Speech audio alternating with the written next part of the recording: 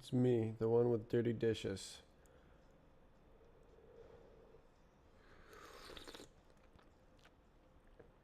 Not my fault. The power circuit broke. I can't use my dishwasher.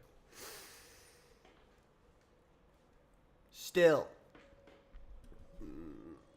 Oh.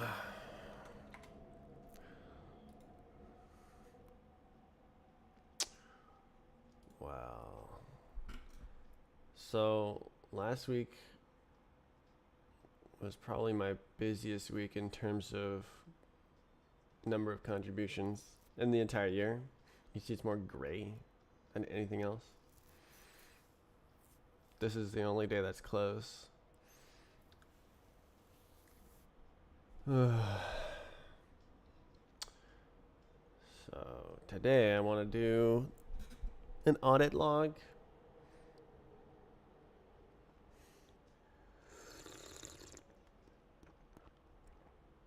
I'll show you what I'm thinking.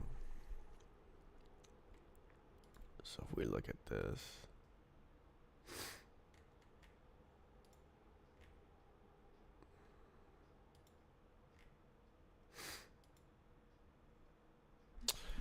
So clicked fast.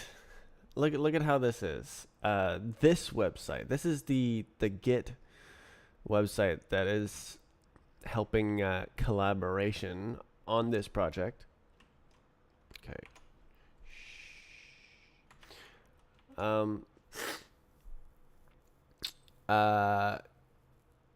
So I'm looking at this thing here. I think I want something that's like exactly like this, where like person A did this, then this happened, comment, then this happened, then this happened, then this happened.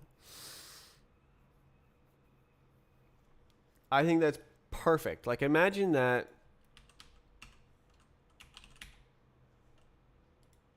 Oh, big error message.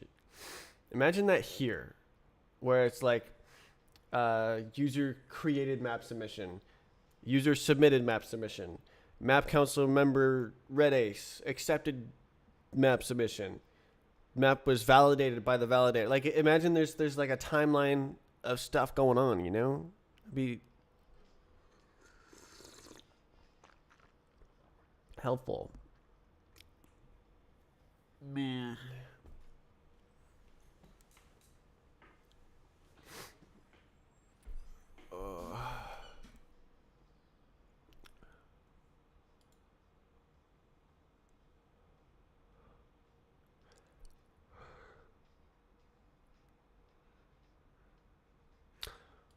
Uh,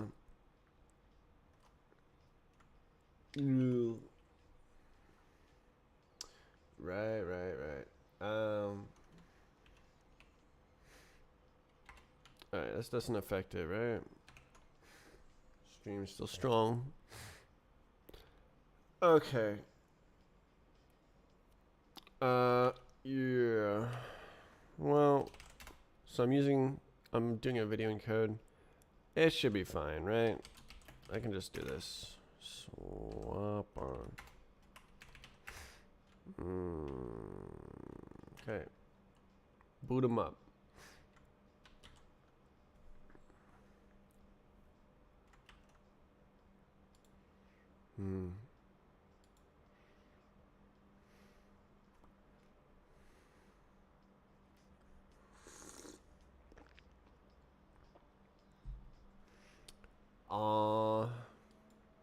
It's a brand new week.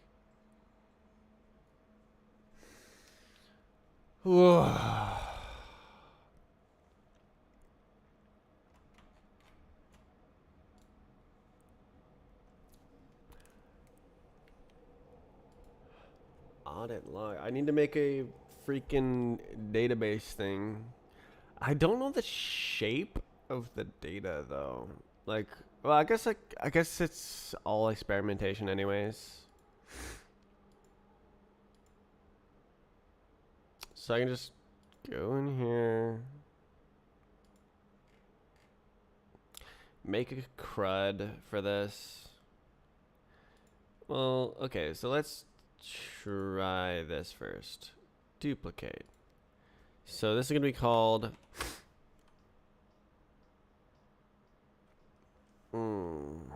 audit message event. Event is a bit.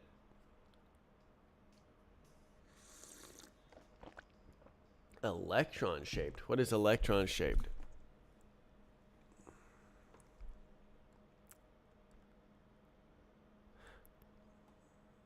Action.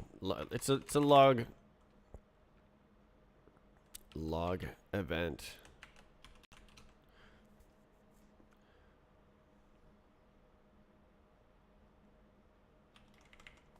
Audit event. Sure. And then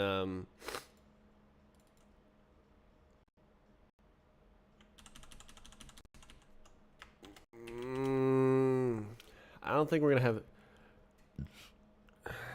So like, we'll go big numbers on this. I don't think you update actions, right? You would just like, it's like boom, it happened, and then like, you don't like data. What, like electricity? The memory in the computer is the shape of electrons, the shape of the data. It's not always the way it is. It's magnet shaped on the hard drive, right? Okay, so let's, okay, so there's like, oh, comment, ooh, a comment, and then there's I don't know,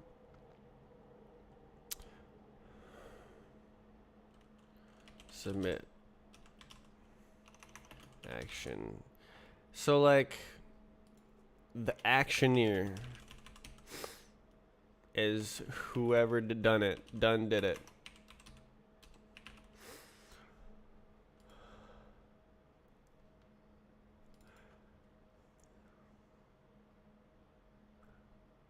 Source of the action, the done doer. Who did it? The triggerer.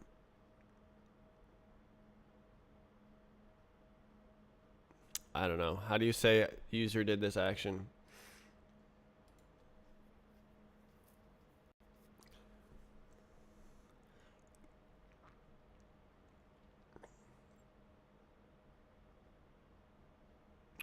Okay, I thought of something. How about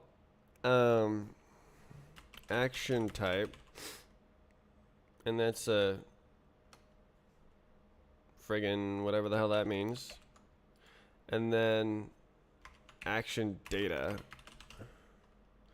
and that's one of those Johns, and then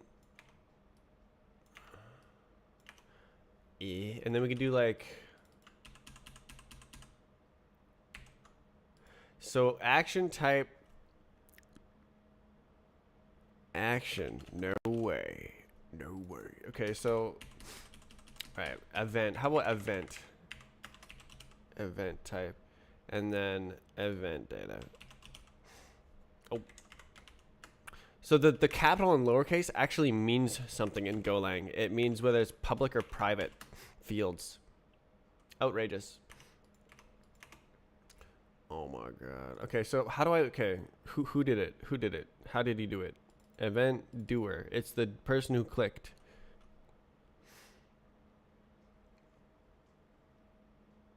Hi, you clicked. Thank you. Okay, so event type action. So this is like submit, revoke, etc. And then this is event type comment. Comment with comment ID.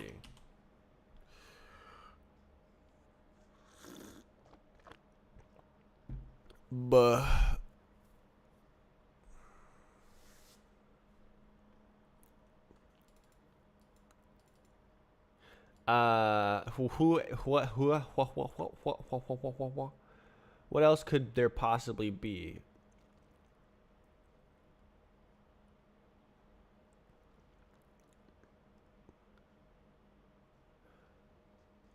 So it's like, okay, yeah, target. So it's like target. Oh my god, I have to freaking do this garbage as well. Wait, where did the resource type thing go?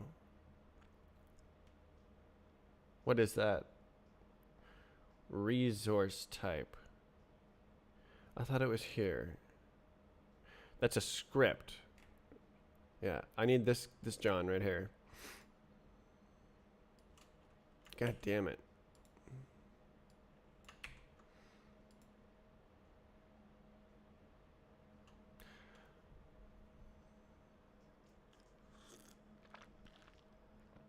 Can I go like this? Whew, jeez.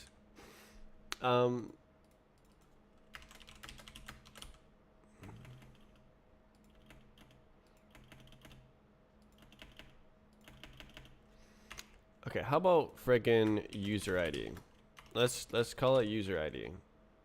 We can even call it user.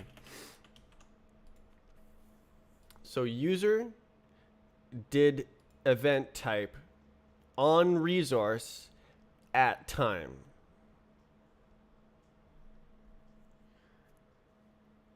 Did a on a just like that. Is there any other type of goobs here? Let's look at our example. So it's like, oh, I did a ooh. Oh, I did a ooh. Change title from. Okay, so like.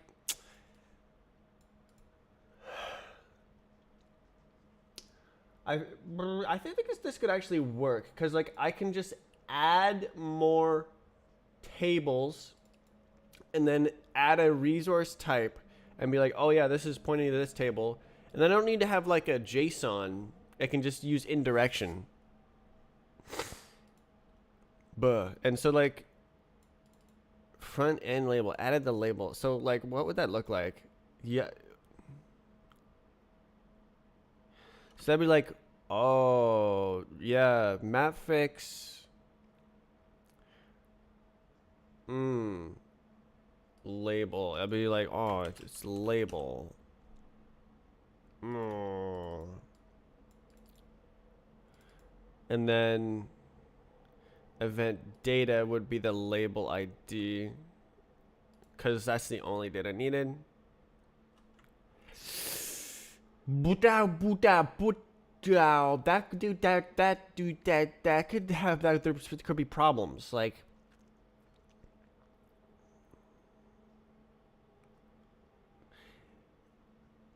The indirection is important.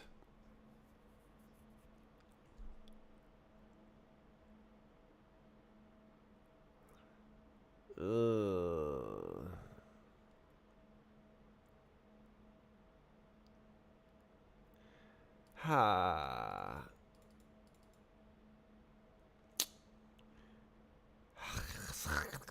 I have no idea what the best way to do this is.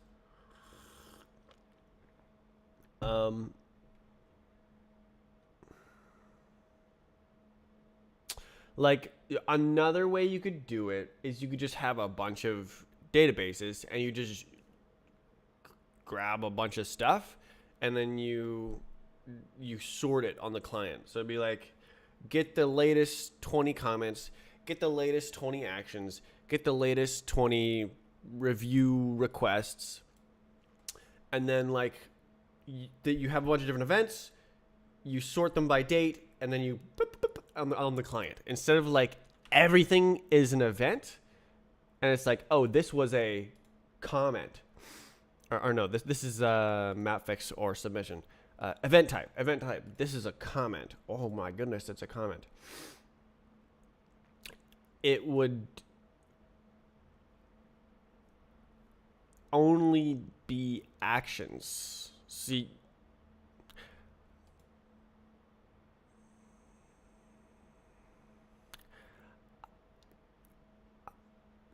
I don't know. I don't know.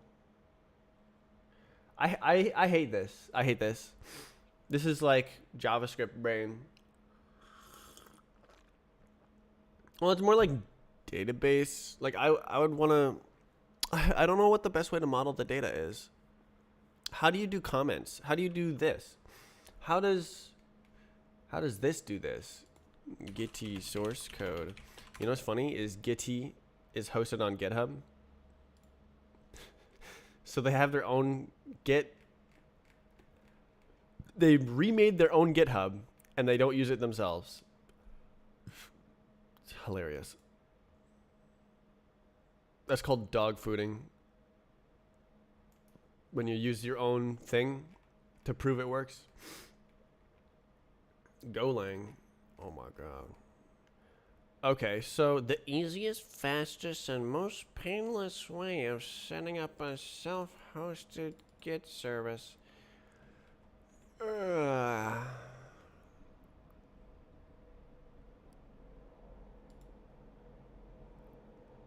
Actions.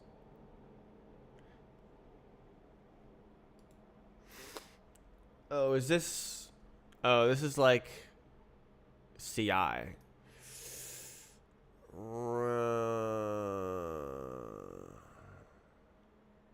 Mailer.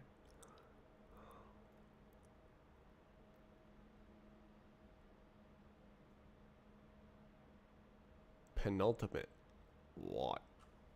Alright, it's hot already. I'm going to open a window.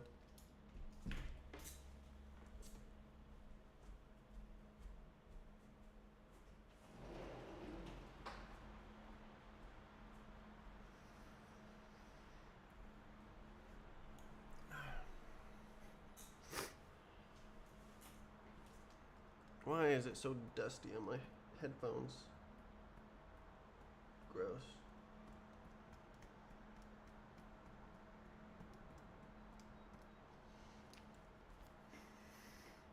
Why does dust collect there? Like, what? That doesn't make any sense. You know, dust literally just collects on my beard right here, nowhere else. Under my ears. Like, even when I'm wearing earbuds. Why? Beard dust. Beard. Okay, where would I find...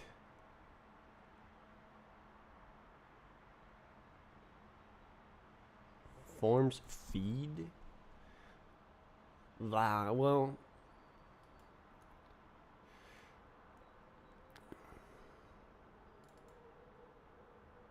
Notify watchers, get feeds. What is going on? Why does that look all weird? GitHub moment. Repo owner is organization and the action act user what? Okay, so this is like somebody did something, tell everyone about it. So act user ID. That is making the sense. Activities model dot action. Okay. Yes.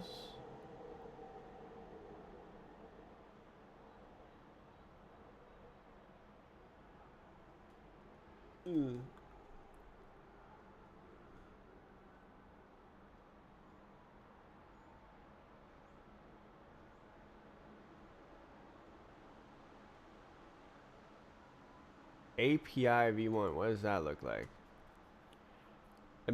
Great.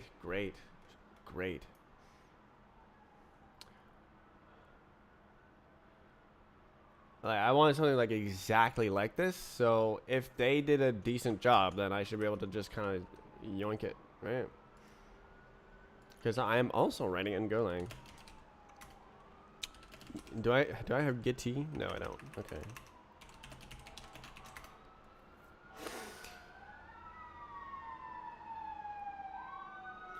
100 megabytes. Why is this a gigabyte? Oh my god, was that like 4 gigabytes?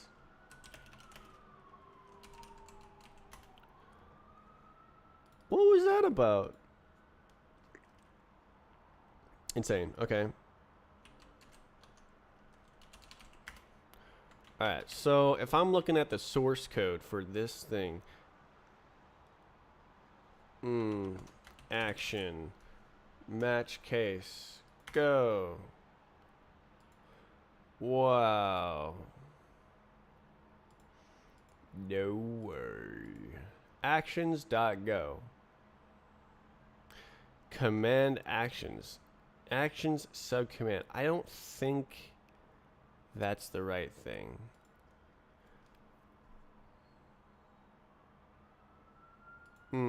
So this is like command line ding dongs.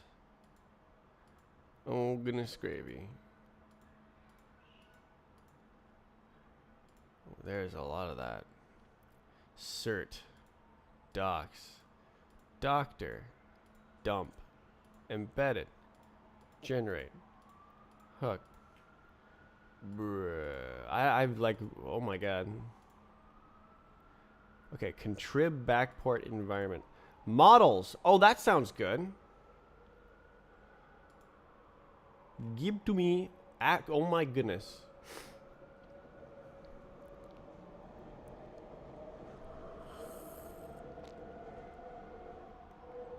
Oh, it's action artifact. Wait, what? Okay, action artifact is a file that is stored in the artifact storage. Okay, so that has nothing to do with what's going on. So this is like, there exists a file somewhere after you did a Git action, which is like an explicit thing. Is its name's website design going to become the face of the Maps website? I don't know. I didn't see any pull requests.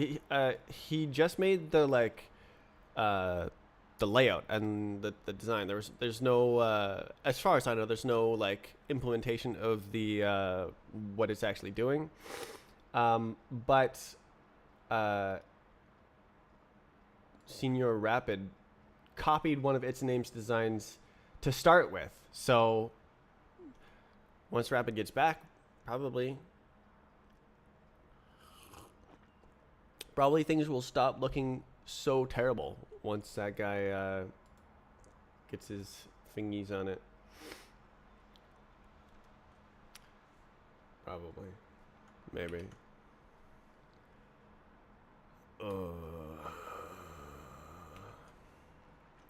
I am trying to figure out what the hell is going on. Okay, so this is not what I'm looking for. I want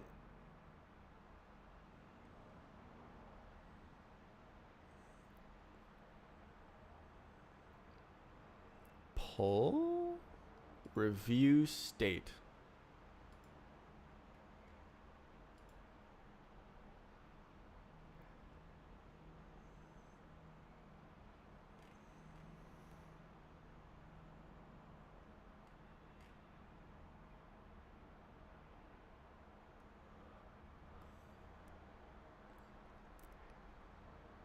There's another one like that. It's like, oh, mention somebody did something somewhere else, and it mentions this one. See, reference this issue for another comment. So that's like, do we care? I don't think that's really that important on maps, so I don't think I have to worry about stuff like that. I'm just trying to like brainstorm what kind of stuff can be shown. I'm like trying to make this. I want something like this, but it's like right here. So like user A clicked button B is basically what I'm going for.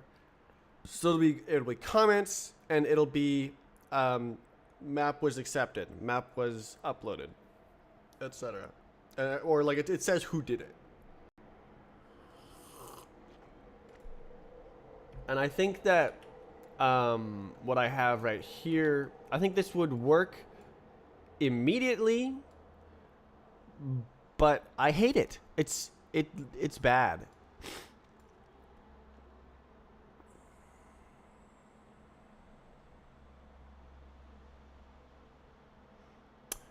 But I don't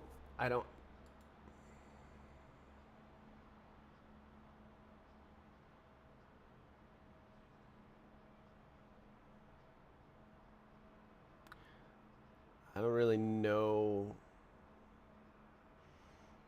what else to do.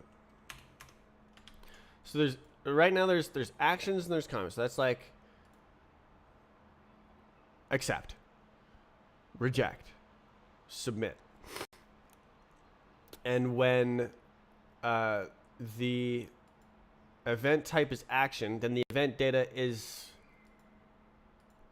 the action ID.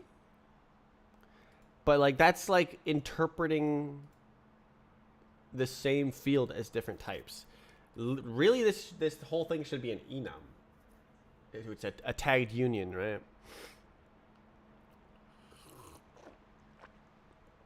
But like, you can't do that with Postgres and stuff. Listen, Golang.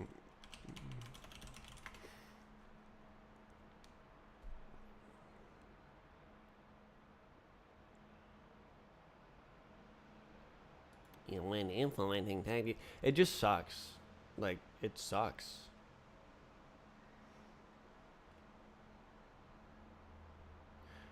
You're asking why. Your solution is already unsafe. It's already unsafe. Awful.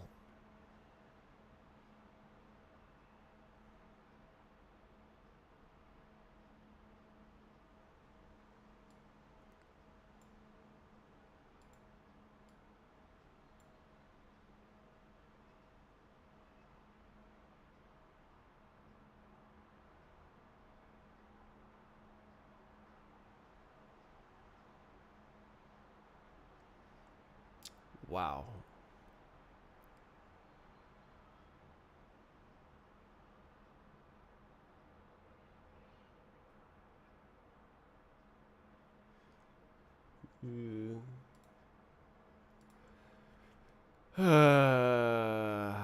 Why can't we all just use Rust? Why can't we just model our data correctly? I want enums of structs and structs of enums. I want algebraic data types. Refuse to review. I refuse. Yeah, okay. Well, actually, that's a good point. So, like, okay, think about this. So you could potentially change the display name of the map on that entry. You could be like, actually, we're gonna rename it to XYZ. So that would have to be like a.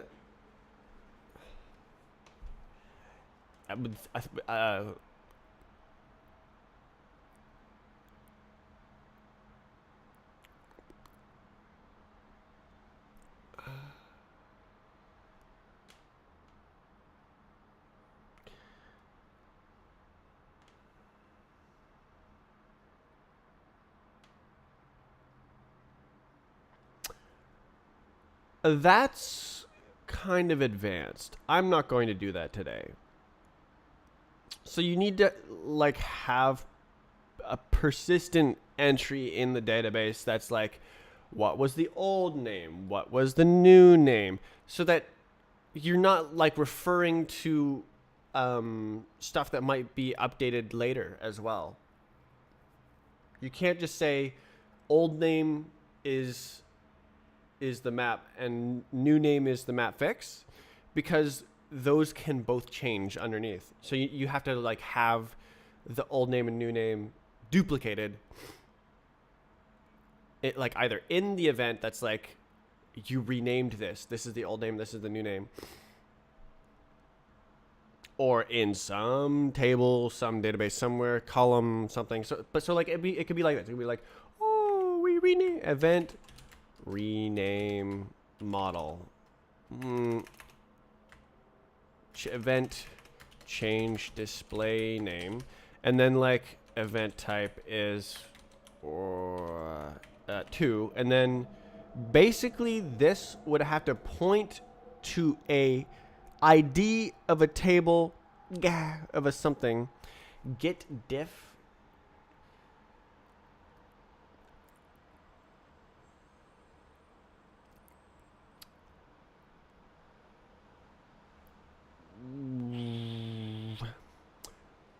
I mean, yeah, you can have a button to do that.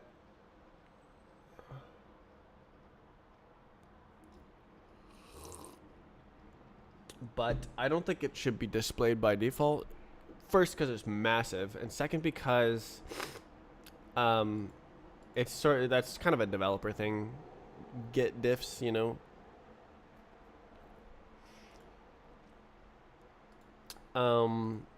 But you would definitely need to sort the XML.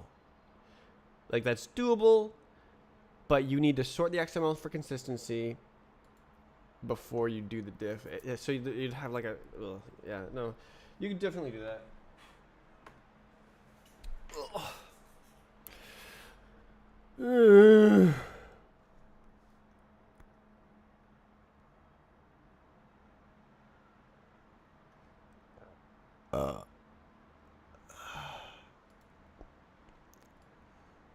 Okay, so this would work, but I hate it.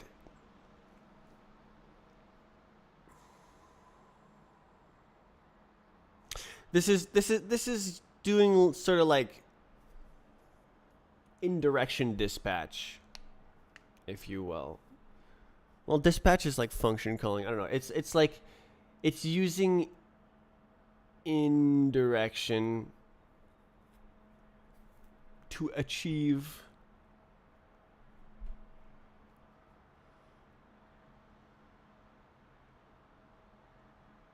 something.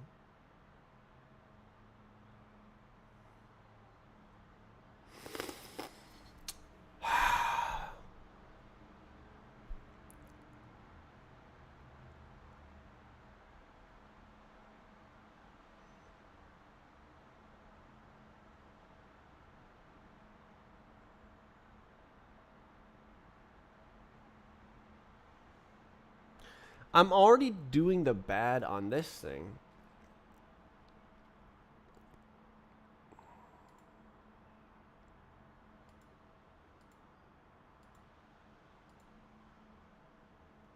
Ugh.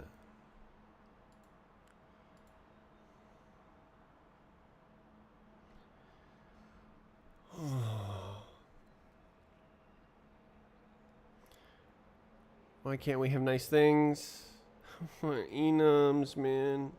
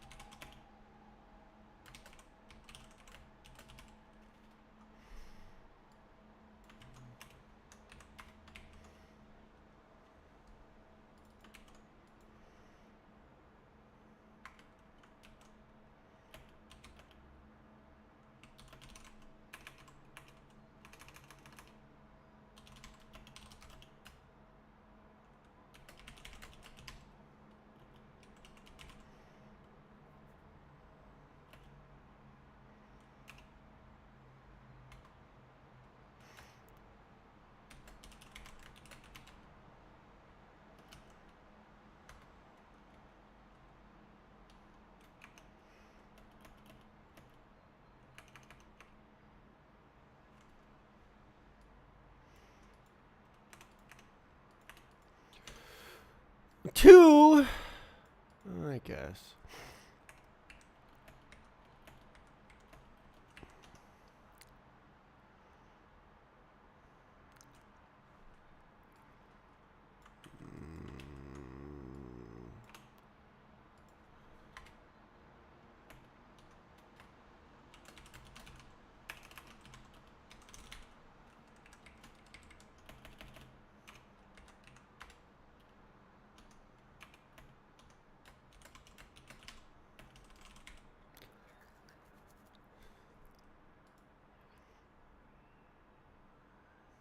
So it'd be something like that. So you would have a different table for each different event type. But not necessarily like comment. Oh my god.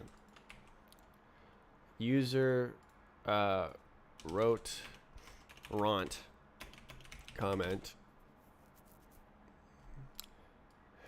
Event data is indexed into comment table. And it's just literally freaking exactly the same but completely different.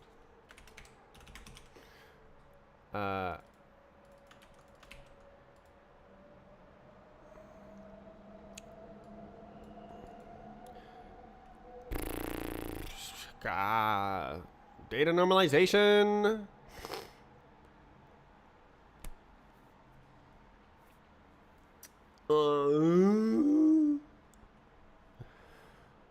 Comment ID, like it, like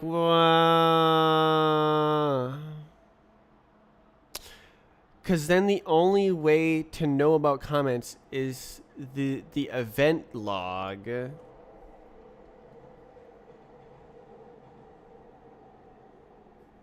And is that good? I don't know.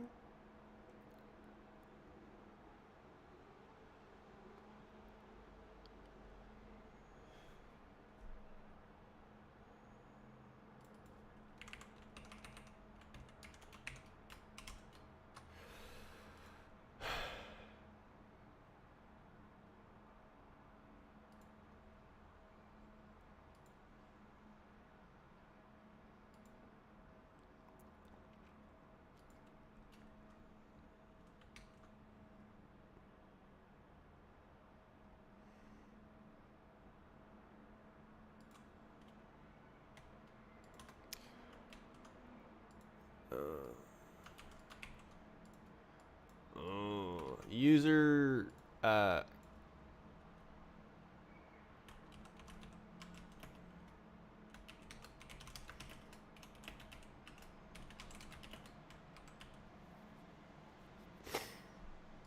event data is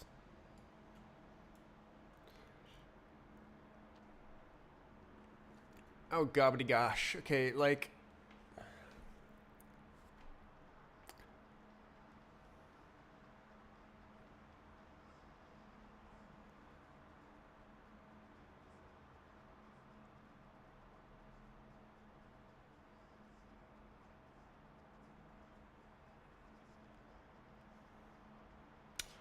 some actions have like arguments attached to them, like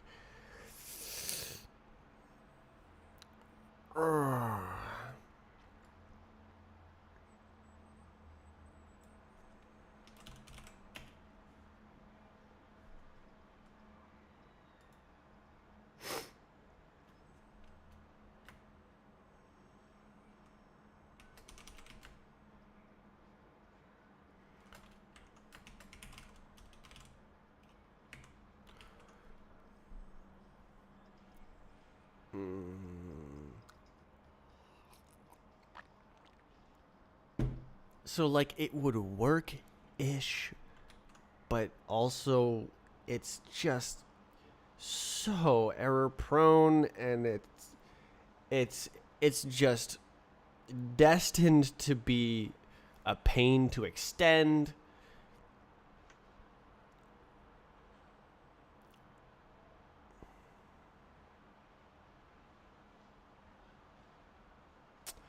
I don't know where the data should live. I don't know how to make sense of this. Maybe I should look at the other code more.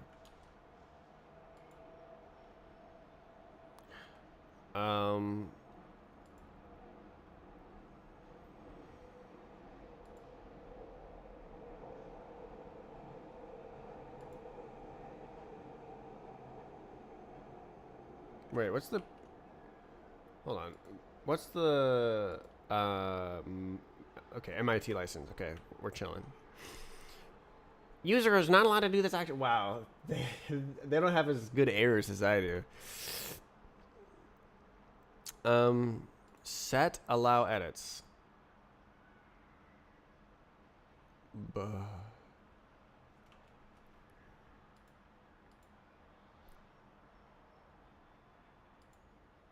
Doer. Oh, hey, they have doer. Haha.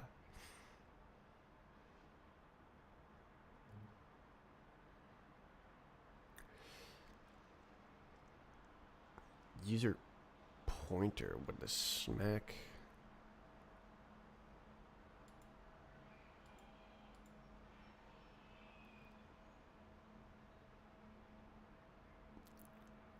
What?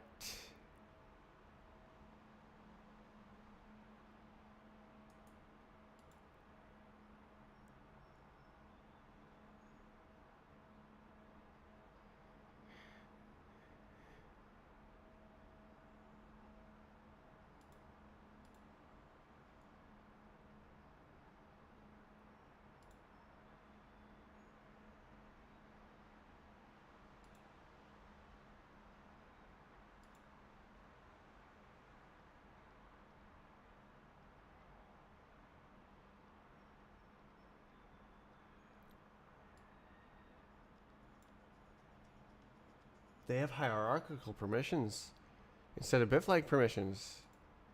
Ouch. That's a mistake.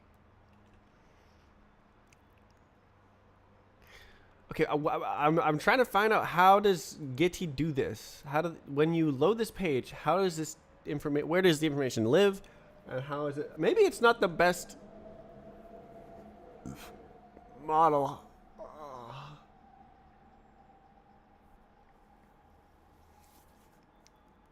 God.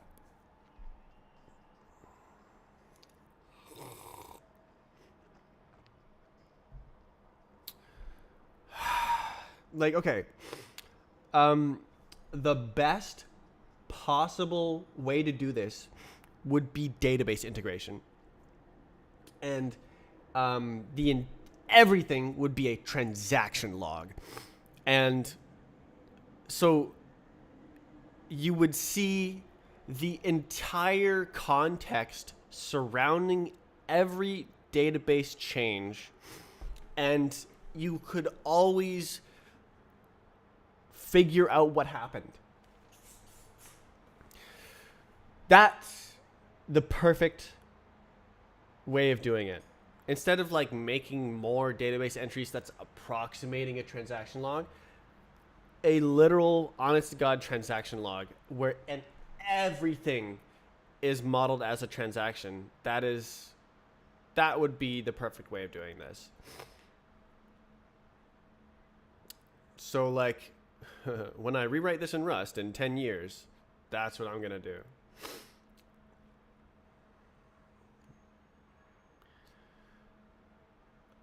It just brings pain. Golang is pain. Doer equals nil. It's just not powerful enough.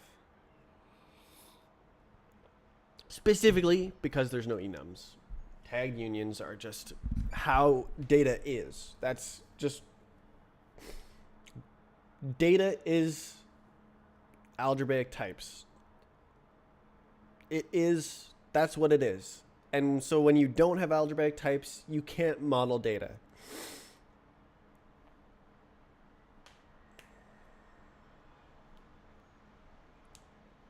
Perfectly.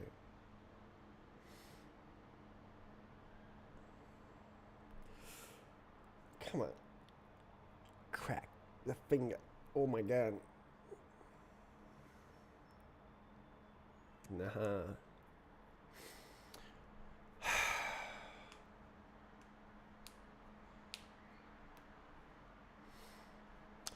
So like what would happen if I wrote it in Rust is I would go to implement it. It would be completely wrong. And I'd be like, oh, it should be like this. And then I would find the correct data model. But like, implementing it in Golang here, I'm just kind of like, it'll just kind of sort of work, and then I'll like add a bit onto it, and it'll be good enough. It's like, oh, I can do it, and it just, you never end up with the correct solution. It's always just good enough. Unless you know what you're doing from the very beginning. Which, like, good luck with that. Unless you're its name, good luck with that.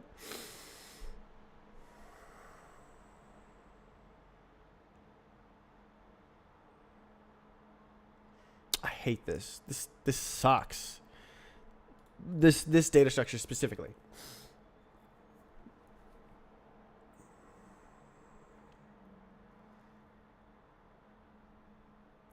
Because I want the specificity.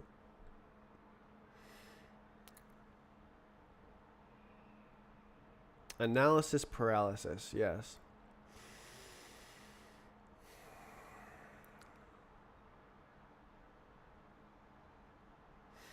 So like I already have band-aids on this project. The operation thing is a band-aid because it's using microservice architecture. And then the event log here is a band-aid because I'm not using transaction logs.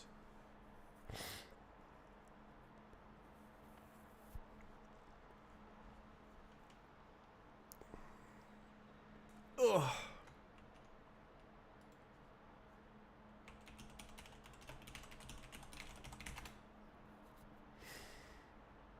Query transaction log.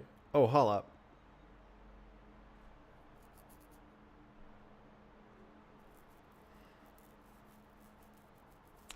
That sounds like a major pain, though.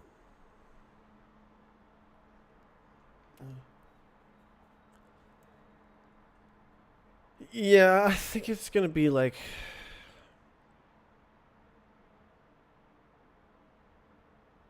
I don't think this is a good solution. Like, okay, so Postgres probably ended up on the correct implementation of transaction logs after many years and stuff. I don't know. I'm guessing. Like, it's not like side by side with the data where like you can see the data and the data history in a simple way.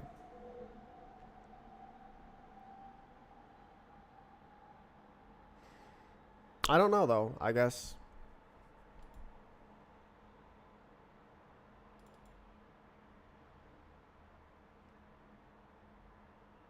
Write ahead log? No. Ugh.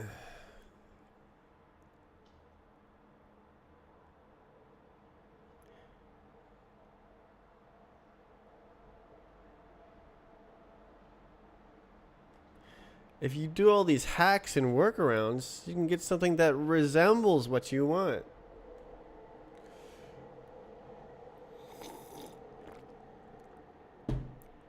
Ugh. How is Postgres not good enough? How do they not have unsigned integers?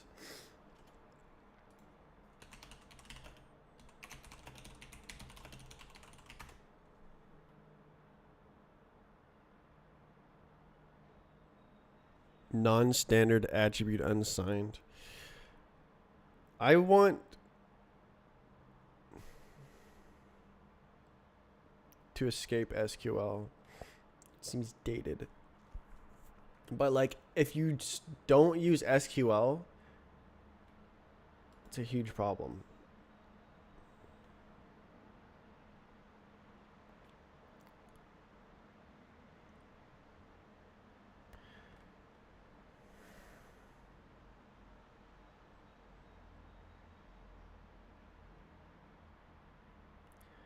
Okay, I'm crying. I need to stop crying and make something that works now. And then we can watch it fail and I can think of something better later in the rewrite. I've got lots of time.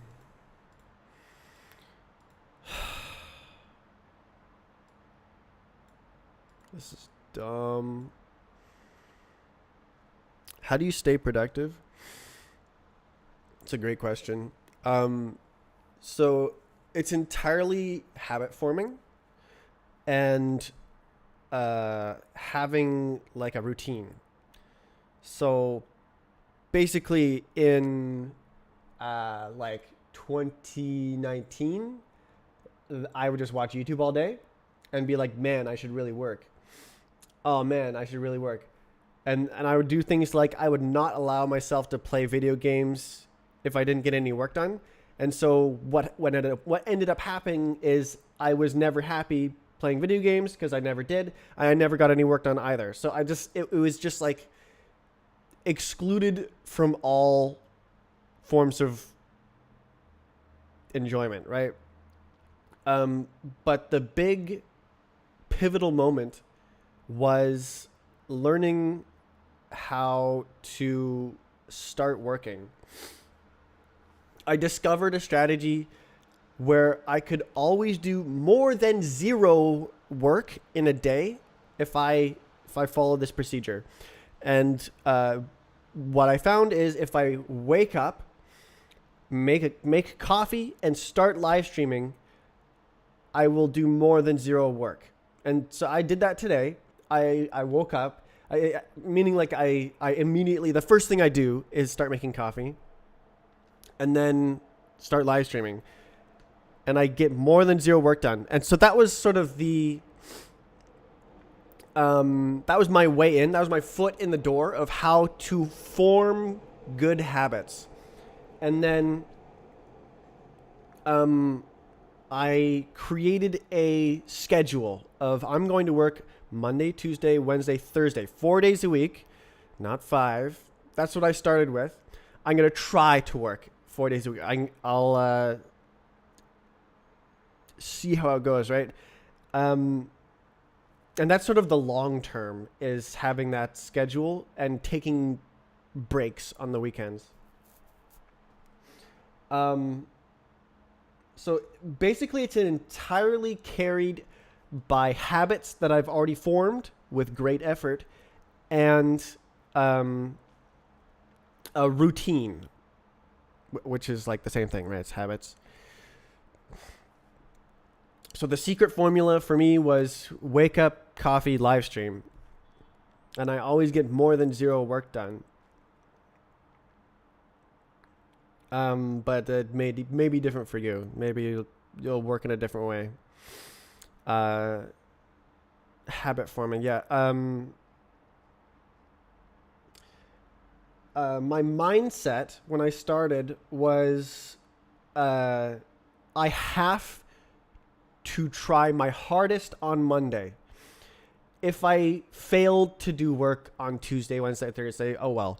Monday, I must put in maximum effort to at least try to form that habit.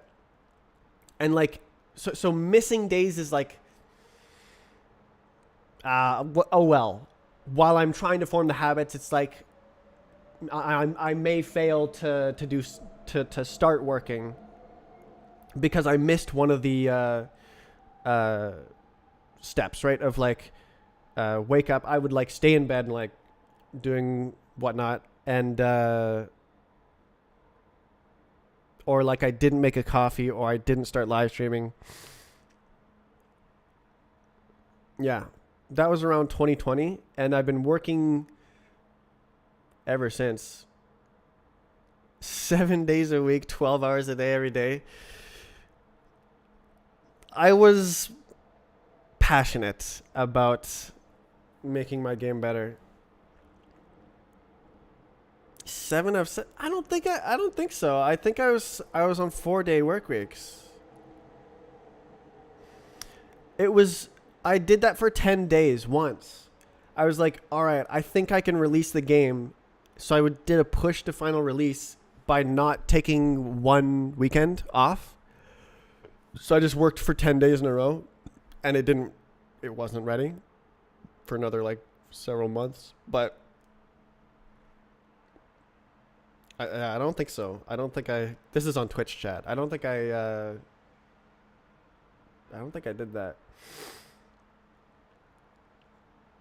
But yeah. So some days this year, I've woken up like delirious, and I'm like, it's incredible that I'm going to do work today. I have amazing habits, because like I was just lethargic, and but then I go through the motions, do my routine, and I'm working, and I get productive work done. Incredible.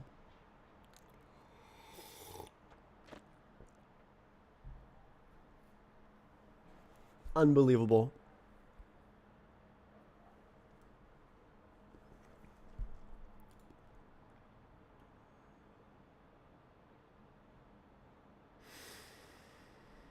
I want somebody to tell me why, what to do instead of this. I think this is a bad idea,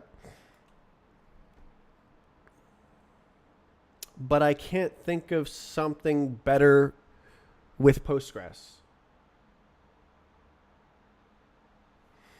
Let's see. What about maybe I avoided doing this earlier, but like, how can I make an audit log with Postgres?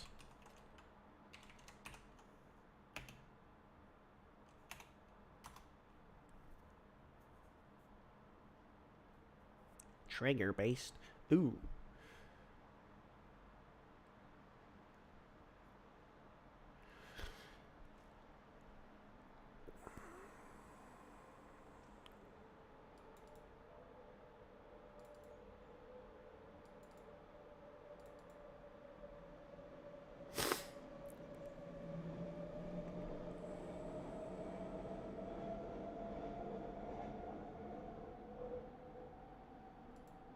JSON. So yeah, I was thinking about this as well. Like I could have some arbitrary data, but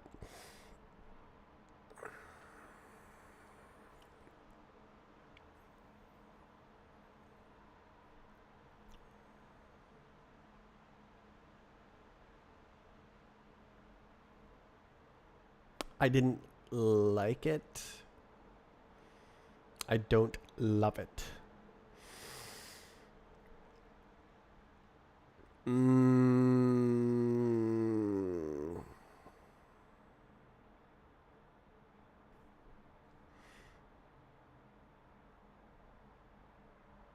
Oh, disgusting. This is a remote procedure.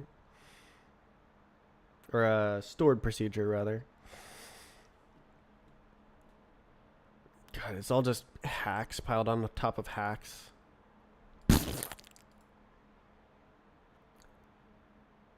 For all tables.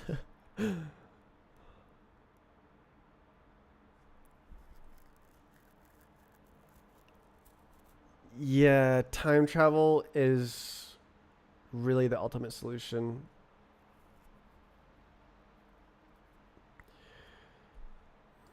Community solutions like PG Audit.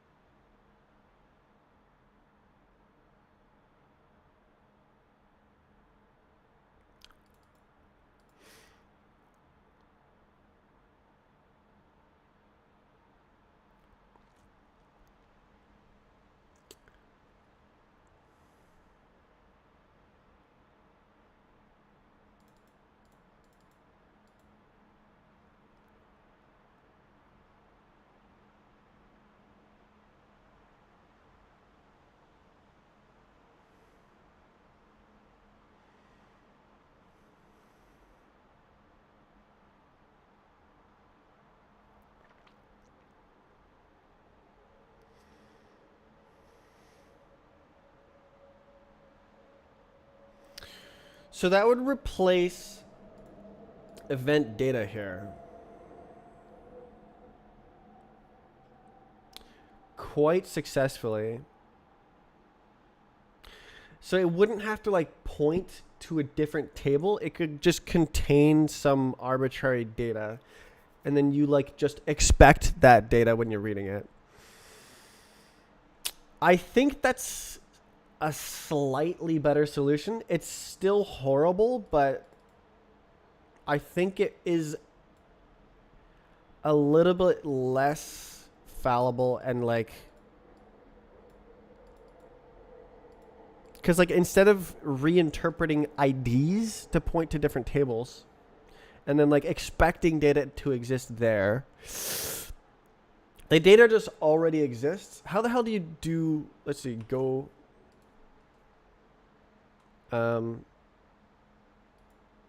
let's see, how do I,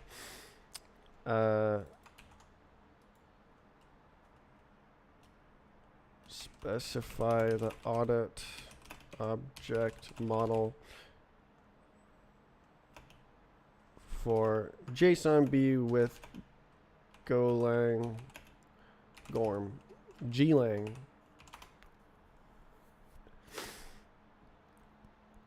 JSON raw message or map string interface. Let's go. If you want Gorm to auto handle it, yeah.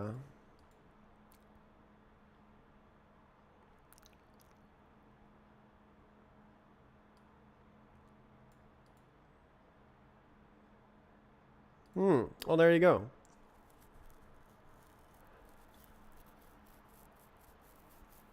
Okay.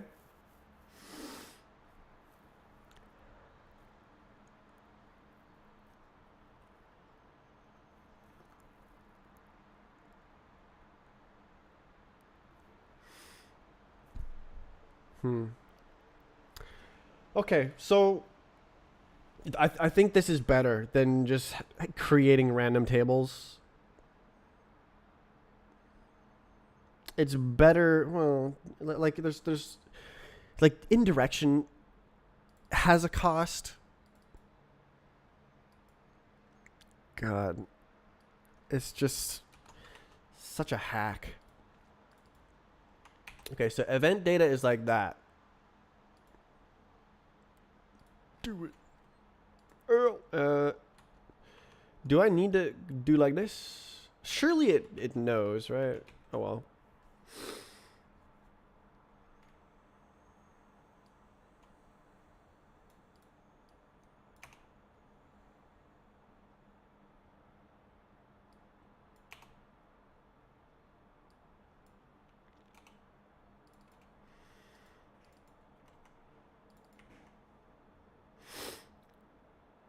Yeah, so like instead of being some index into some table,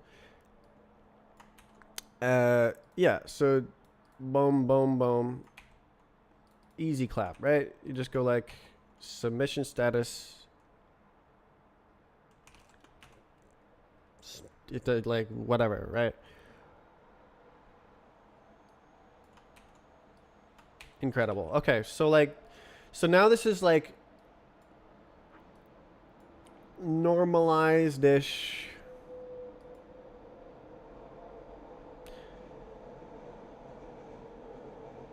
That's way better. This already exists elsewhere. It will extend to maps.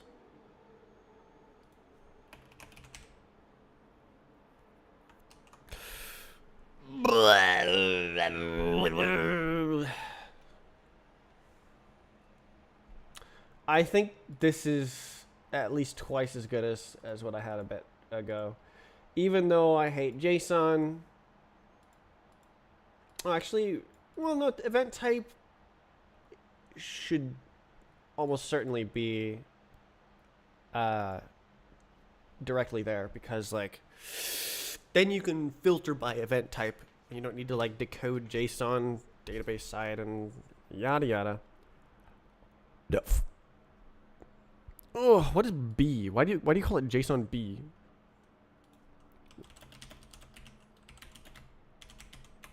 All right. You know what? Why is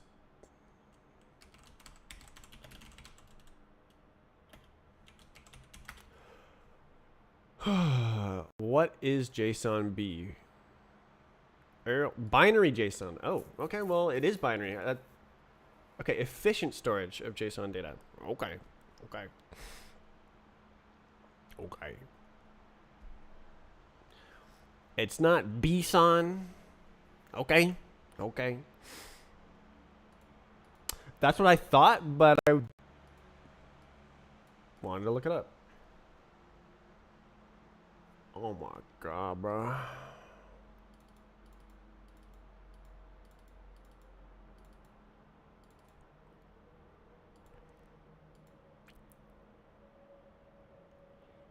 So I can do like so yeah, this is actually good, I think. Good enough. So like you could have delete comment. You could have yeah, no, like I think this works. Change display name. Oh my gosh.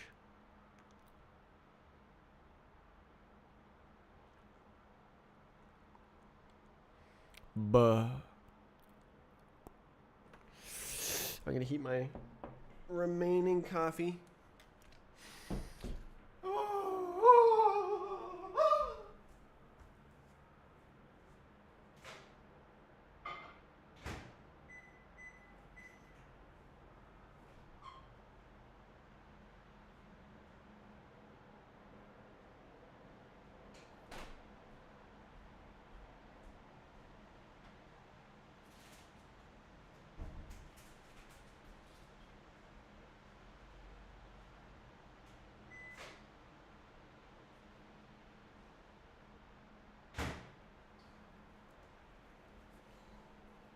I'm back with a little snack. Do you know Rogue Lineage? Nope. Is that an anime game or something? Not my type of stuff.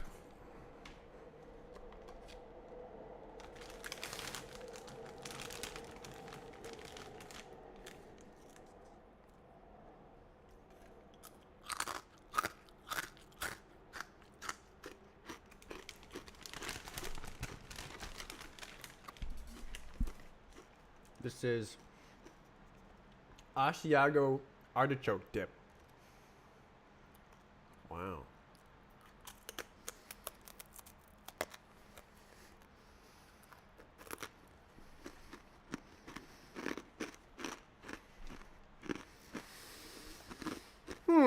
Okay.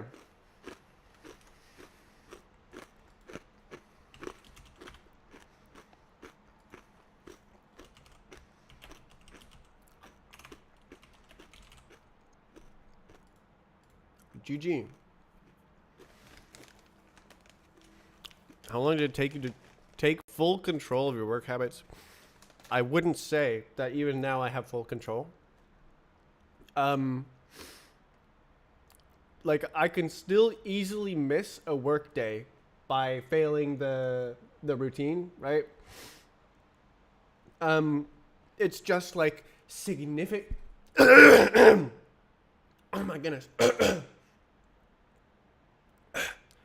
It's like sliding down a slide where like there's a like direct path to success that's greased and ready to go. That's kind of what it is. Like you can choose not to go on the slide, right?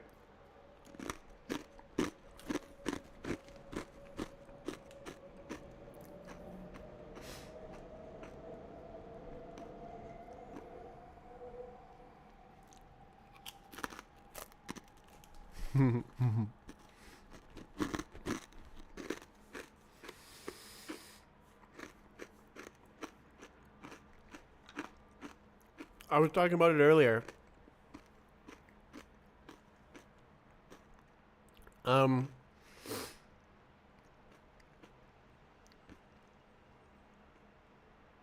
So like the mental games I played with myself to do habit forming was I need a schedule. So I planned to work Monday, Tuesday, Wednesday, Thursday. And then Friday, Saturday, Sunday, days off. Um, and how I treated that was Monday, I have to really try. I have to really put in effort. Monday is the day I start working. I gotta try. Tuesday, I hope I work, but like if I miss it, there's next week. So I have a scheduled time that I focus my effort into habit forming, right? And then whatever else happens, oh well. And that sort of focusing of effort is good when you have a finite supply, right? And I also found my secret method to do more than nothing, which was wake up, make coffee, start live streaming. I talked about this earlier in the stream. You can like K9 Sparks. If there's a time on that comment, I guess you would have to calculate. But like earlier in the stream, I was talking about this, and I explained it in more detail. I don't think I did that good a job, honestly.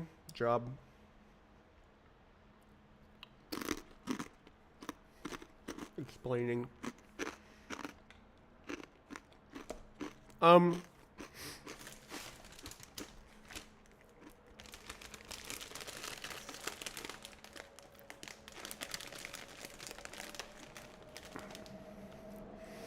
I think some people use my streams as like background while working. Because like I'm working, maybe you should be working. So it's kind of like a hitchhiking on my effort. Which is fine.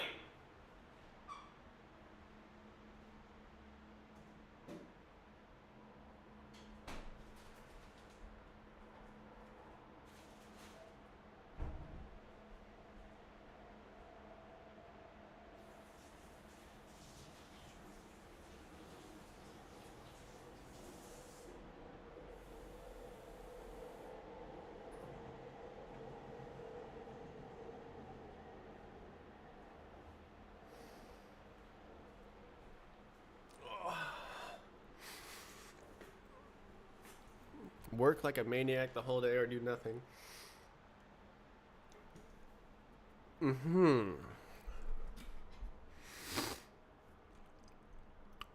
But 80% of the time it's nothing.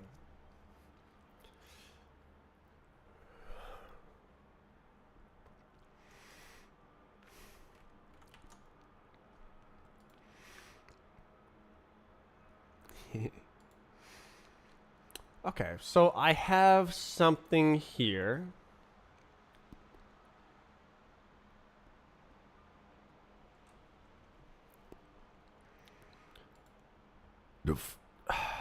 Should I call it audit event? Yeah.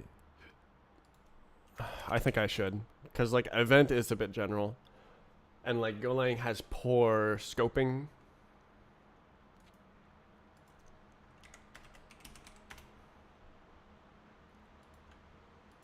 Oh. Buh. Message retracted.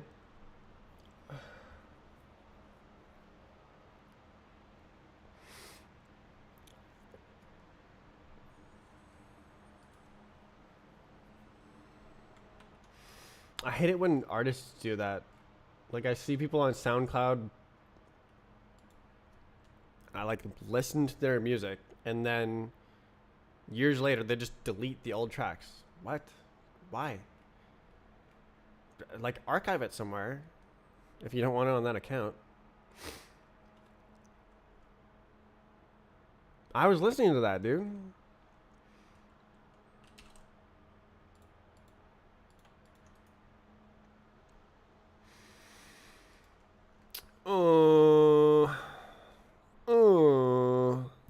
Okay, am I ready to go? Doer.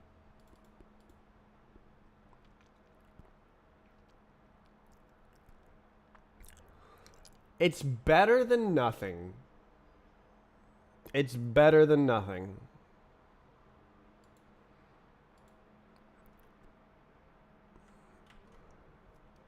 I do that. Buh.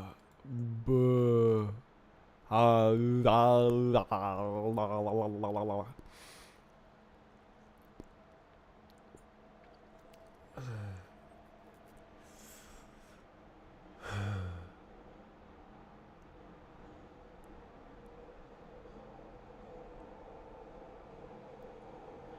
Maybe probably now is a good time to add submitting.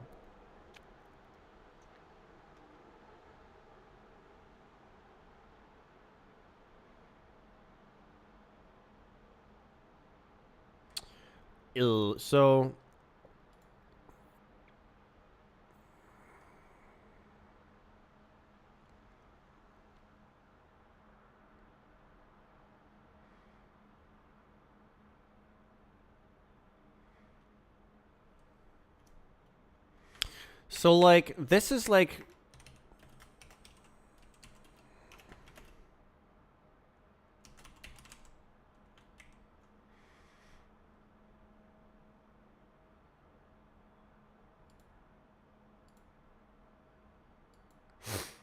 buh.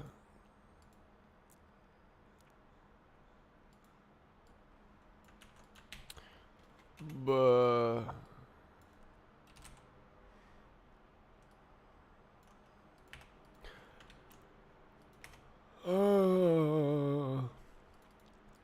So I think I want to reserve this.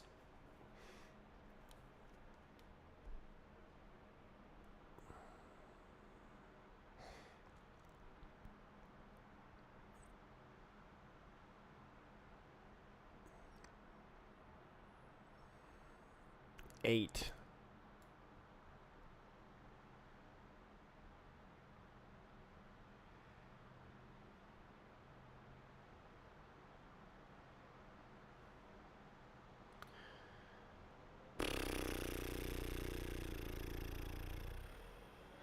Because like there's gonna be there's gonna be a submission validation process at some point. It doesn't matter what the IDs are. I care so deeply though. Buh. You know what I should do is like add another digit. Buh. Well, it's not gonna do like +1. Review testing.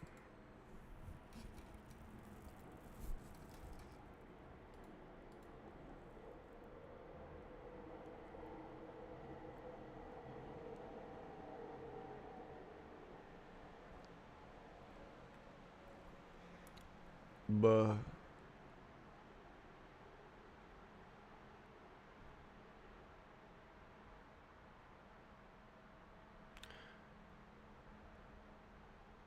Okay.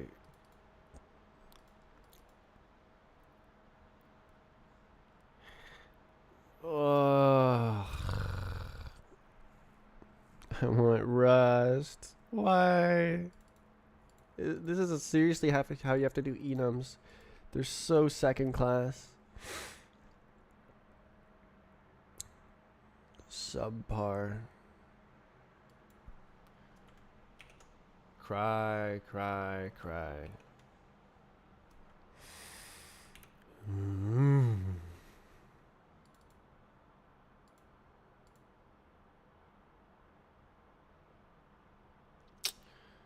Yeah.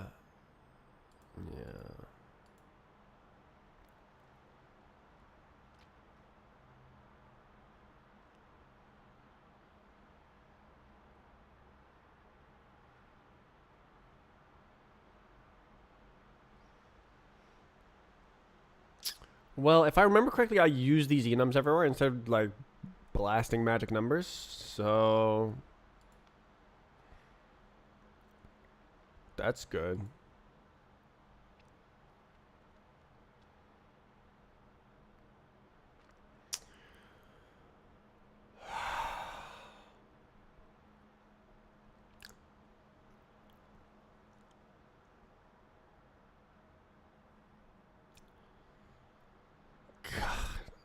Just it just sucks so much. I want to change the numbers. I want to go like 0, 1, 2, 3, 4, 5, 6, 7, 8, 9, 10. But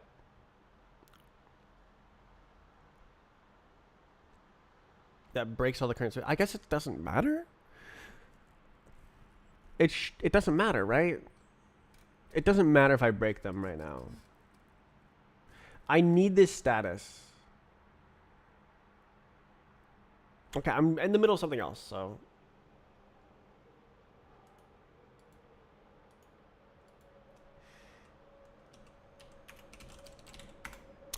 I should totally do this right now, though, because I am going to add this later. Yeah.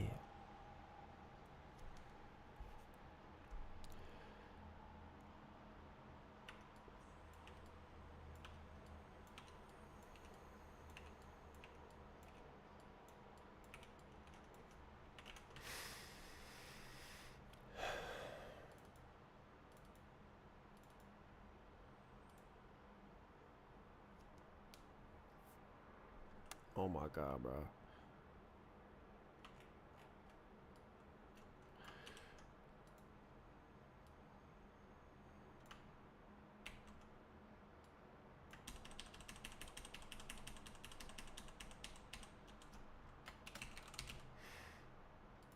So this is not real.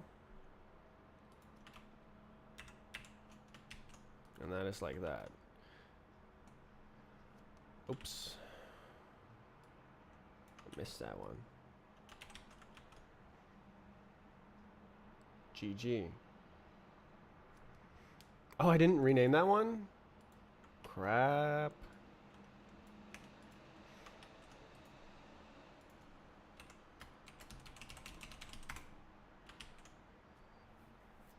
Did I? Ooh, wait. Oh, no.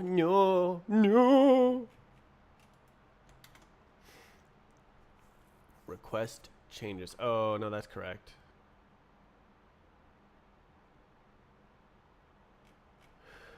No.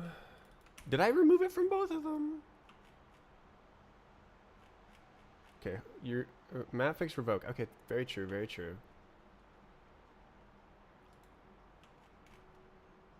Submit. True.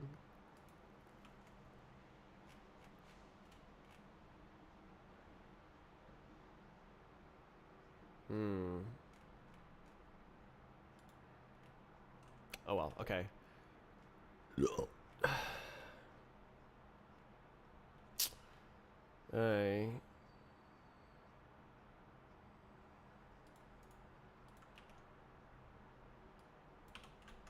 Okay, so we're gonna start with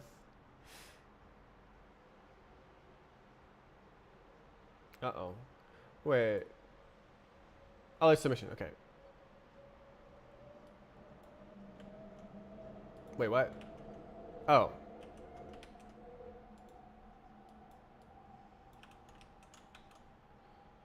So we'll start with this.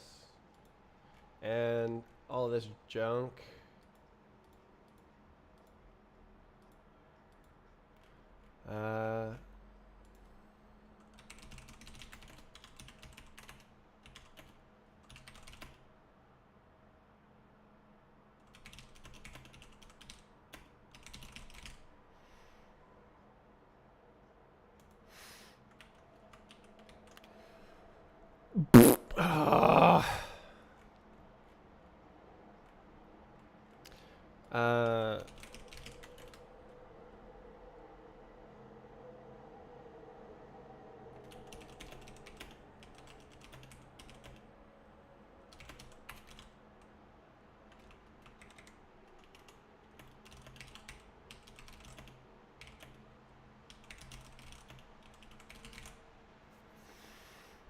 Okay, so this is going to break everything in a classic Quaternions move.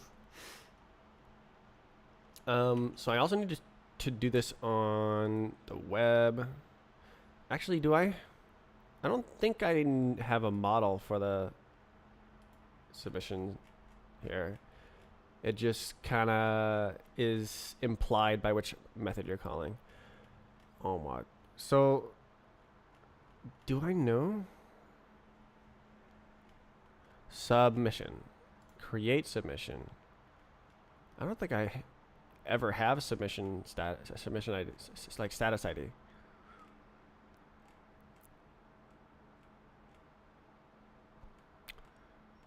That's convenient.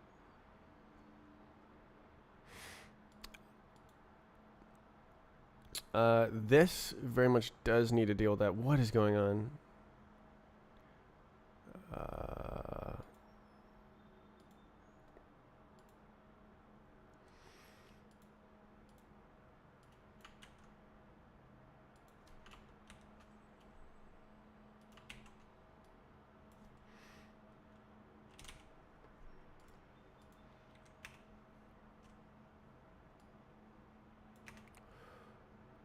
Please.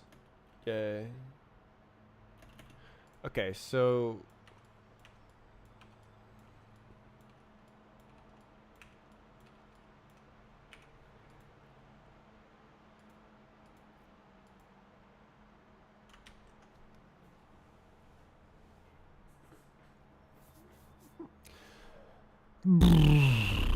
should be dooby doo.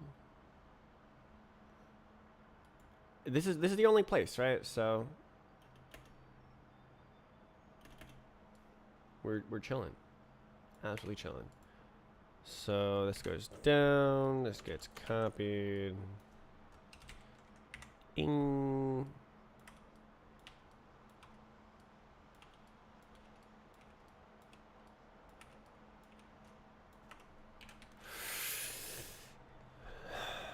So everything is gonna have the wrong status, but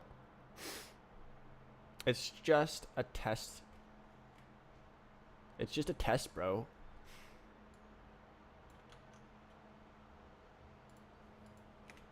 What?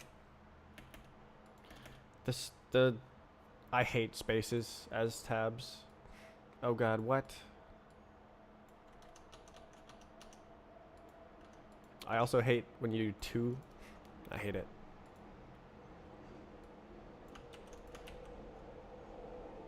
Why?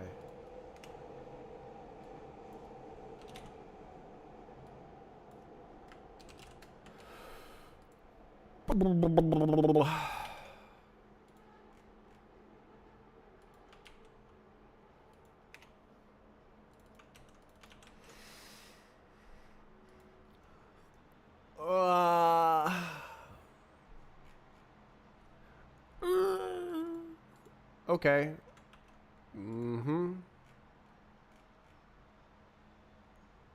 Oh, did I do it here as well? Yeah.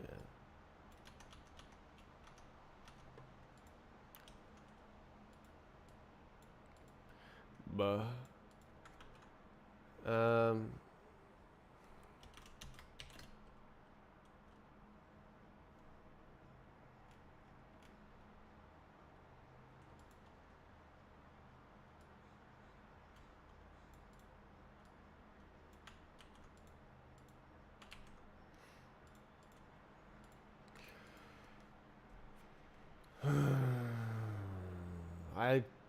One definition is very nice. Oh. So I was thinking earlier. I could totally omit the like in processing IDs of like submitting, validating, uploading. Those ones are like, it's in the validator is doing something and we're waiting for the validator. And like in that case, there should always be an operation ID. And so you could instead like transactionally check the operation or something.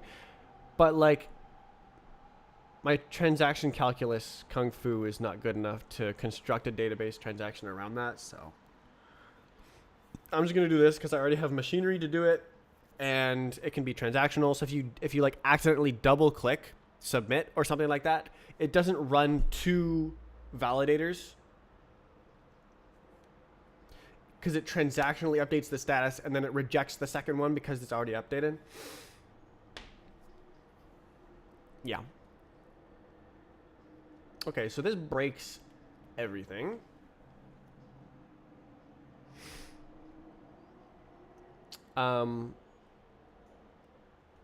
There's definitely going to be some stuff that's bad now.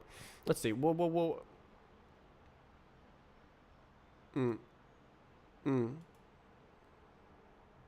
Let's see these.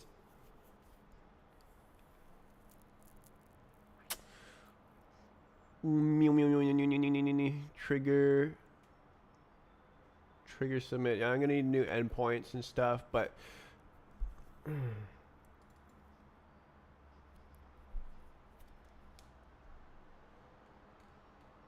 that's right. I also wanted to like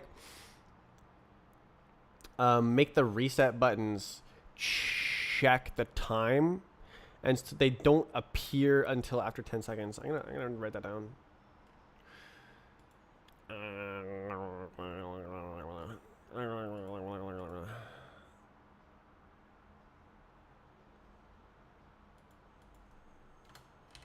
To do hide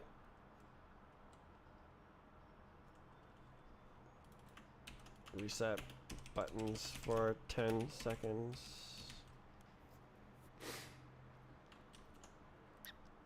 Yeah.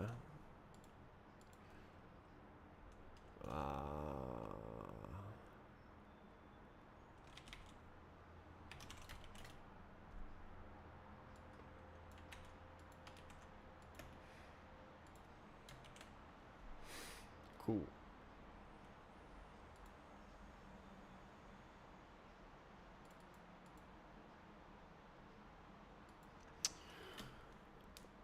Okay. How badly have I broken it by doing this? Buh.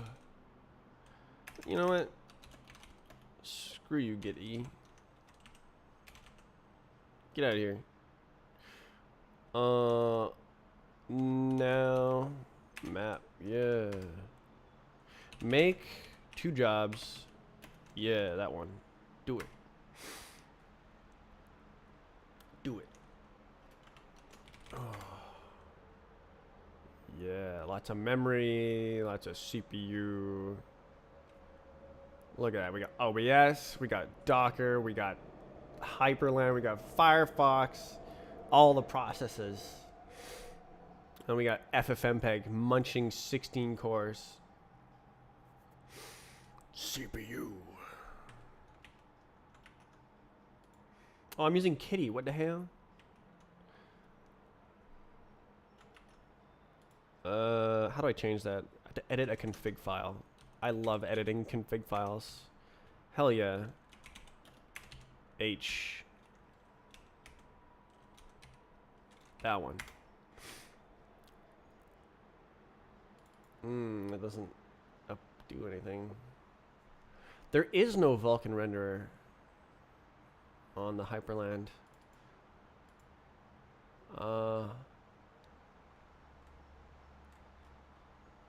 Kitty. Oh, I wonder if WesTerm works. That's not right. Nope. Cool. Great.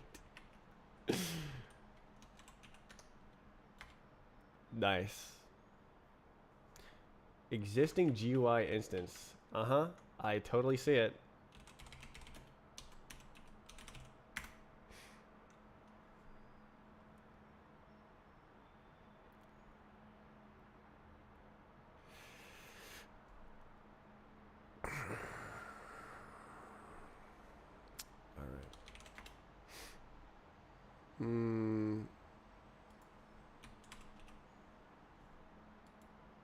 Die.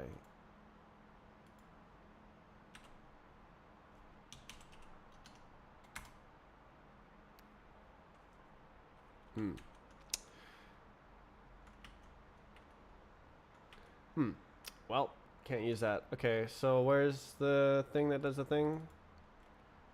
When I press this button, do this. There it is. XFCE terminal, I believe. Oh, 4 terminal. Yeah, okay. I believe the config auto reloads. Let's try it. Yeah, nice. Alright, you done? Alright, so yeah. We got the good one. Okay.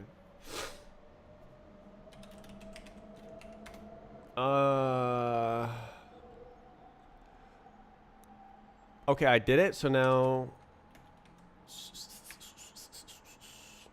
Docker. Yay. So now we go here. What is JSON-B? Localhost. Okay, so what am I doing? So I'm checking to make sure there's no errors, basically. Submissions. Oh. No way. So I go here.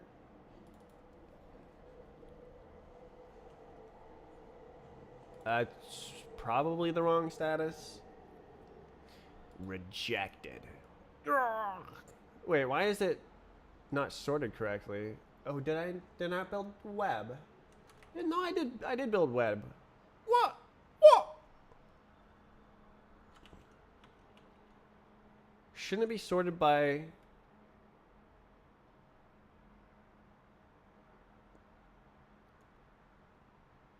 Did I start by create or update? I don't know. You tell me.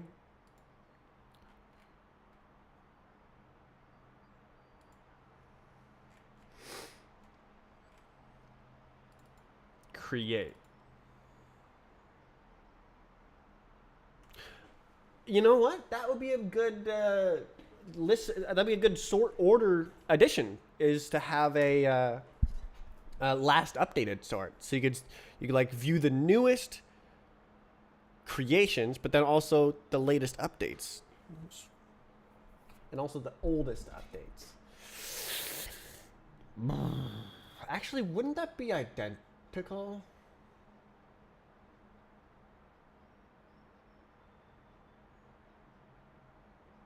Not necessarily. If every single entry has been updated, then the oldest created ones won't matter. Interesting. Okay. Yeah. Okay, so it didn't break, he said confidently.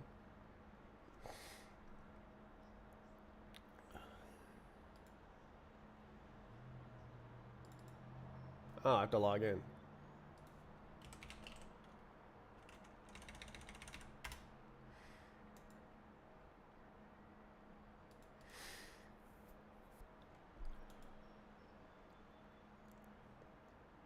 I hate that.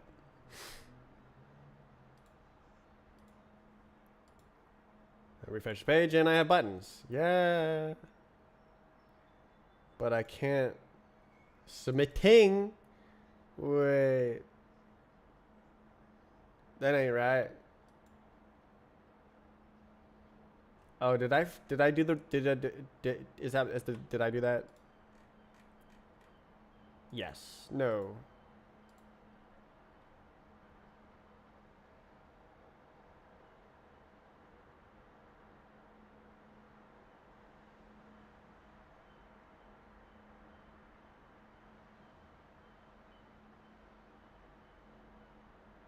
Why did that happen?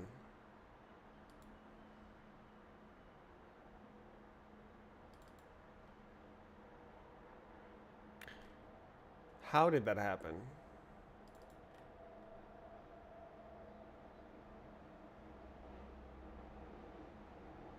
Who did that happen? Like, look. Submissions. No, that's the wrong thing. Submissions. Submitted. If we look at it.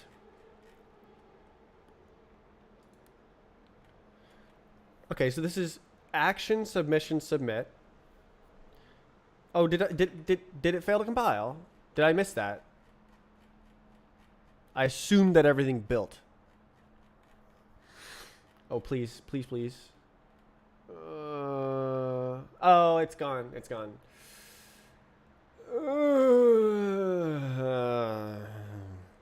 So like submission status submit.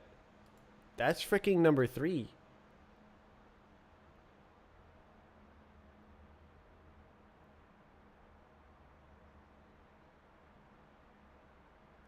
How did it set it to number 2?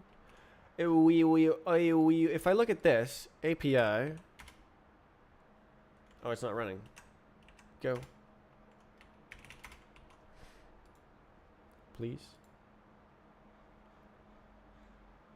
Status ID 3. Huh?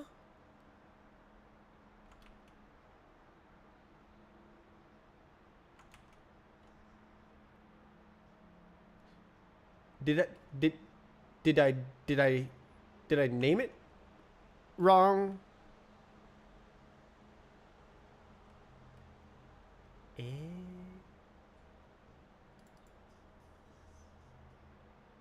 What? Submission. This is a submission, right? Submission status 3. Is this like some sort of cache problem?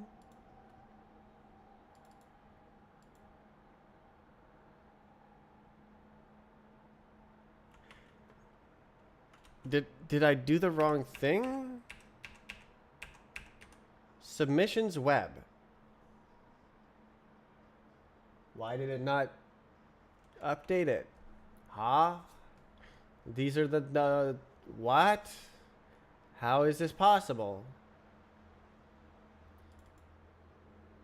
Did I write it backwards? I did. Are you stupid?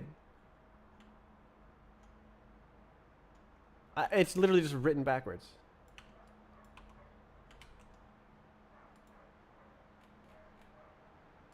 Oh my god, bro. It was just written backwards. Okay.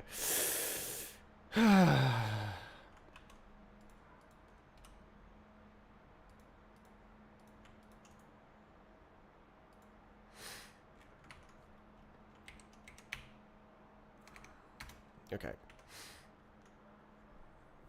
So everything worked perfectly, but it's displaying the wrong thing because I made a mistake. Oh.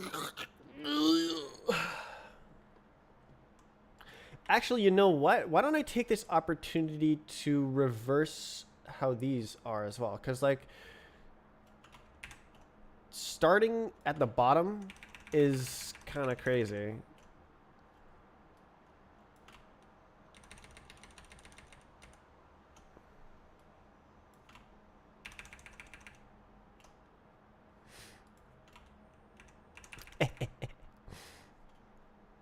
One, 2, 3, 4, 5, 6, 7, 8, 9, 10. Doesn't that make more sense to start from the top and work your way down?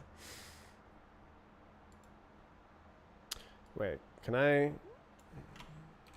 reverse? Oh, genius.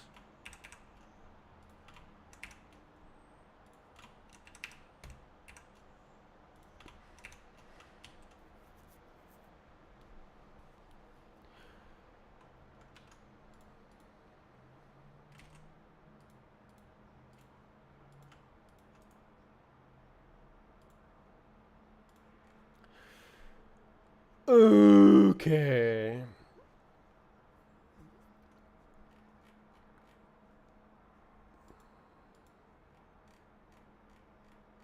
Okay, so that should work. Well, it's gonna break the whole thing, but oh my god, it's still building.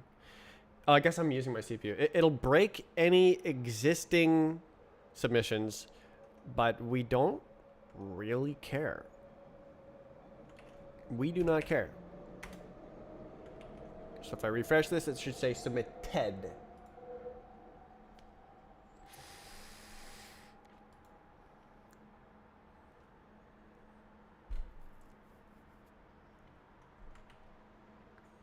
Okay.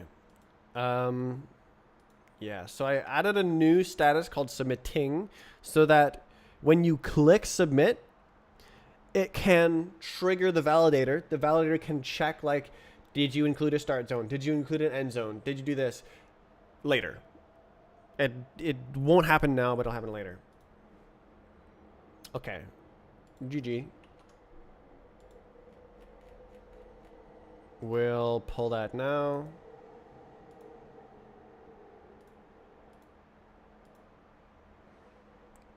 Yes.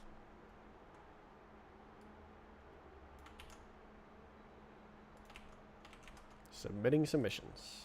Away. Reserve a new status ID for submitting status while running the validator.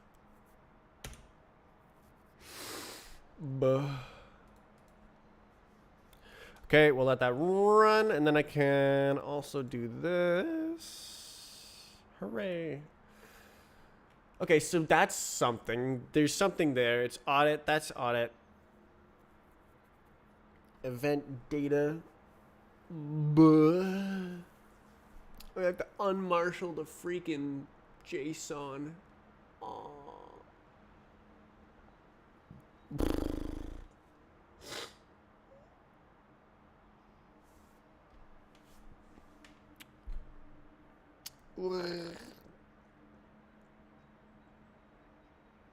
Surely that's good enough, right? I guess we'll see.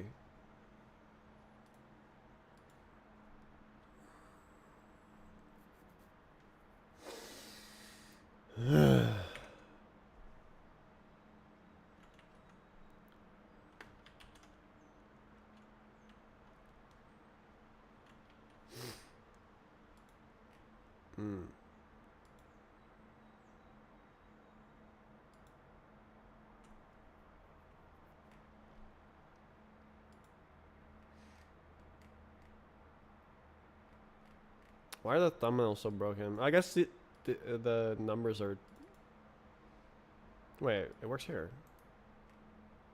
What?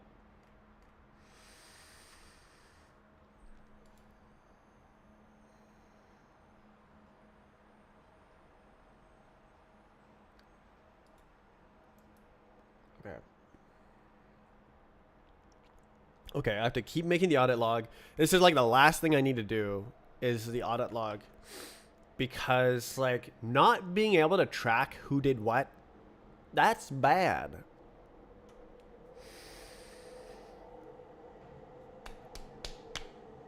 Buh.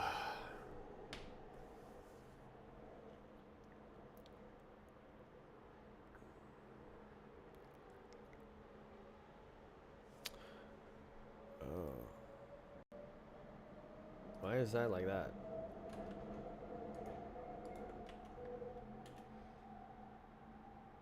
I guess I should also take this opportunity to do this, huh?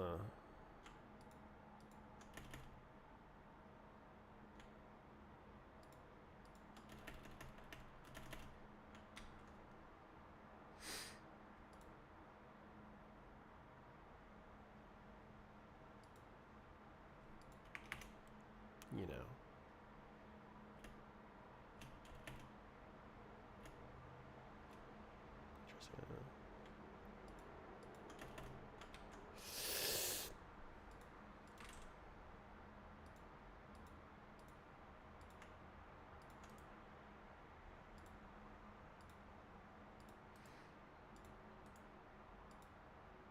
Nice.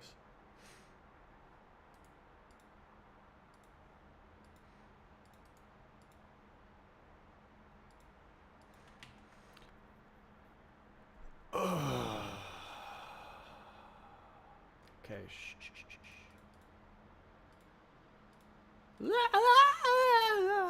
So this, I need to make the back end bits. So that'll be kind of like this doodad. I need CRUD and a list.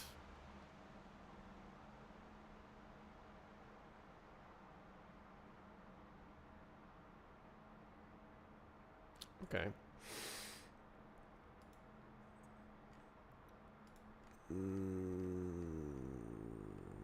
I think I'll copy this one instead. Duplicate. What is it called? Audit. Log. No. Events.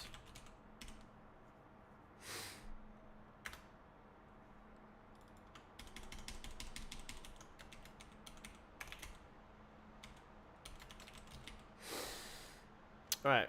CRUD. We don't need this garbage.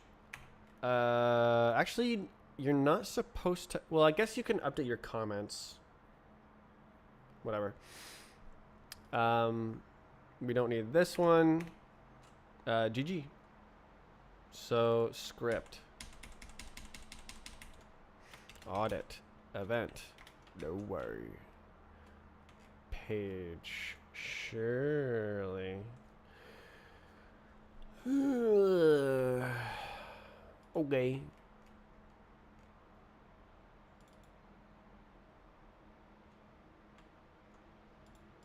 Sure.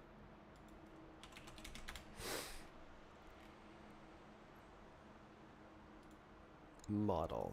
GG. Okay. That was easy.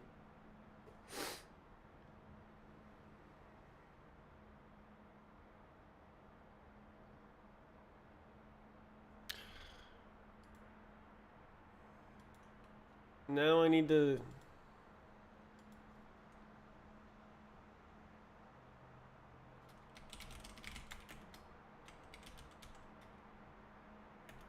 Oh.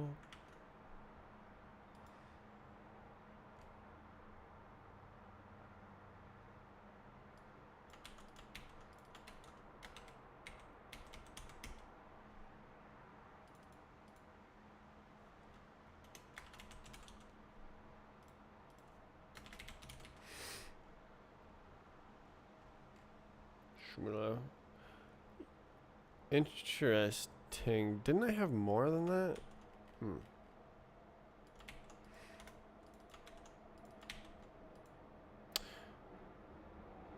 CRUD.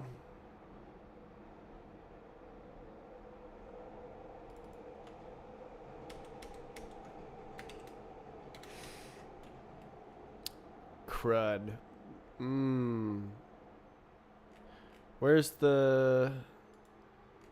There it is. Boom. Insane. Gorming. Missing method. Audit events. Really? Wow.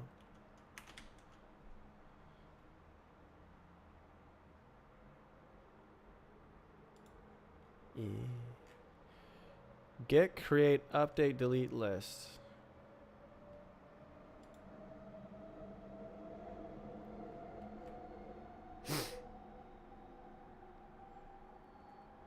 Oh. Here? Yeah. Always with the maze. Yay.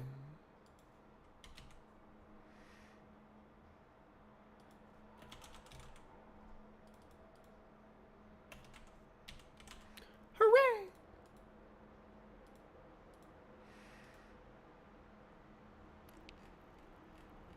So, should I put those together? I mean, there's not that much going on, so they do go together. Oh, I almost died instantly. Okay, so let's see.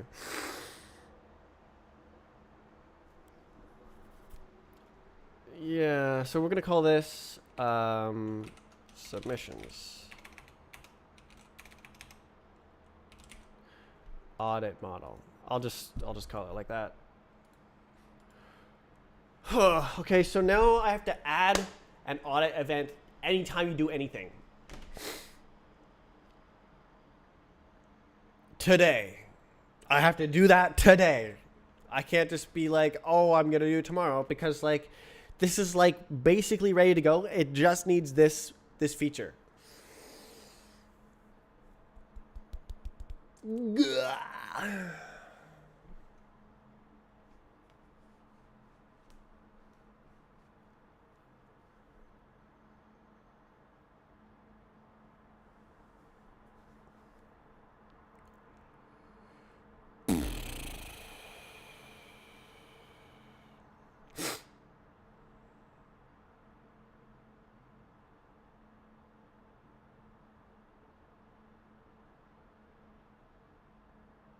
Today.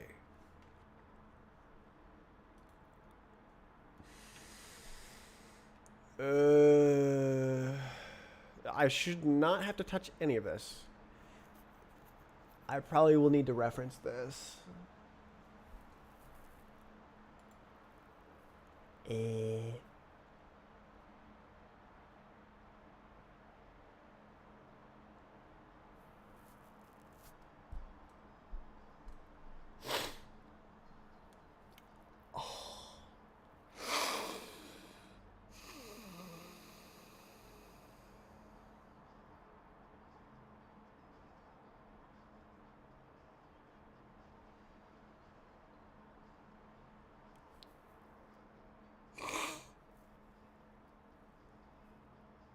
Did I do the coffee? I did not. I just let it cool down.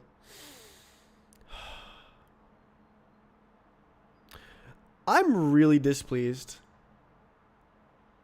It's so loosey-goosey. I want perfect, everything perfect, correct. Rewrite the whole thing if it's wrong. Nothing is telling me that I'm doing it wrong. It's all just like, oh yeah, okay, yeah, no, you can do that. Nothing is telling me I'm doing it wrong. Nothing is telling me I'm doing it right. I need guidance. I want guidance. This is gonna work. But is it the best? No. Okay. Time to start blasting. So, some ambitions. Create some ambition. Obviously, is it? Do you think this should be implied? No, because administrator could do this. So, like, okay, think. Imagine this scenario. So, like, an admin adds someone's map that's not theirs, but it has already been submitted. So that can make sense. But the audit log will then say this was done by the real user, even though the submitter will be from the model asset ID. Asset ID. It'll be like, this is awful. I need to heat this up. I think this is. I think I do need it here. So I'm gonna start here.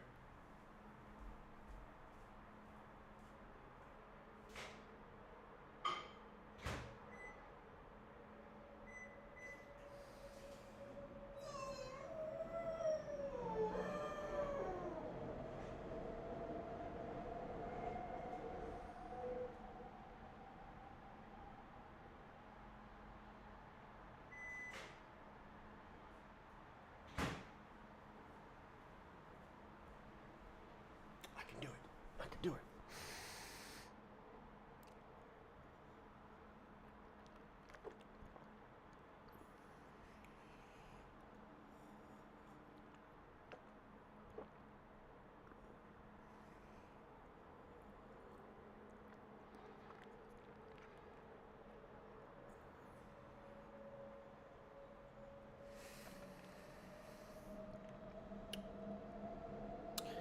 Yeah, this whole thing should be one transaction.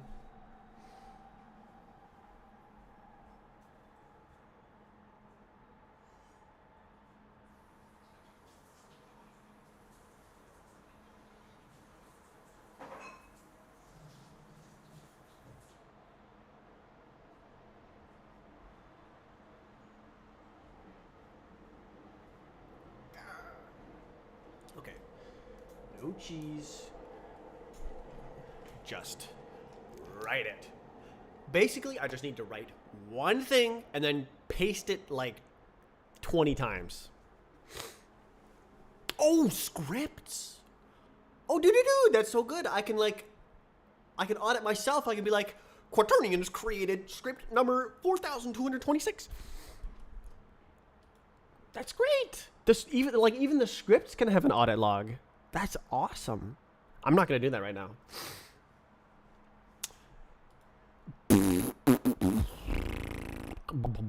Okay, so let's see. So operation, there's something. Oh, operation. Oh, okay, that's great. So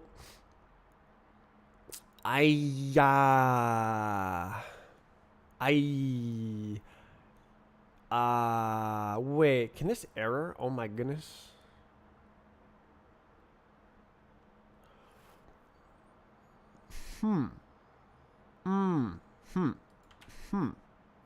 Why does it not make me do that? Is it because, okay. So I don't think we actually care what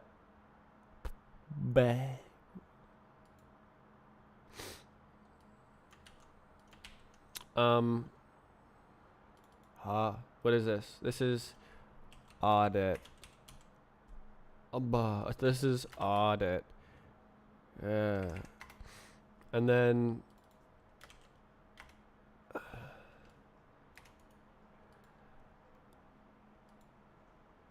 okay, not real.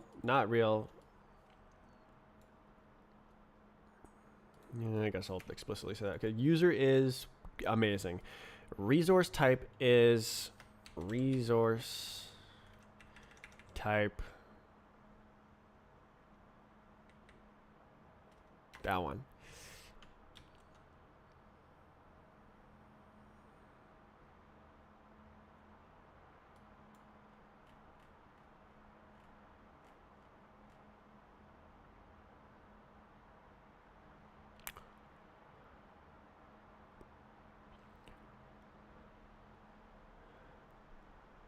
Oh, there is no such thing.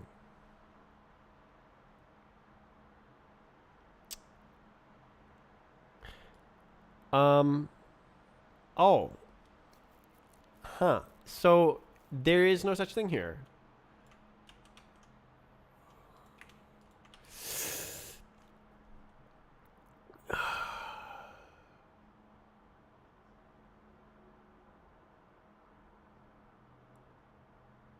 I didn't know that there's an error here. That I don't think it's ever thrown an error. Or maybe it has. Maybe that's a path to glory. Maybe we'll see magical errors that were never there before.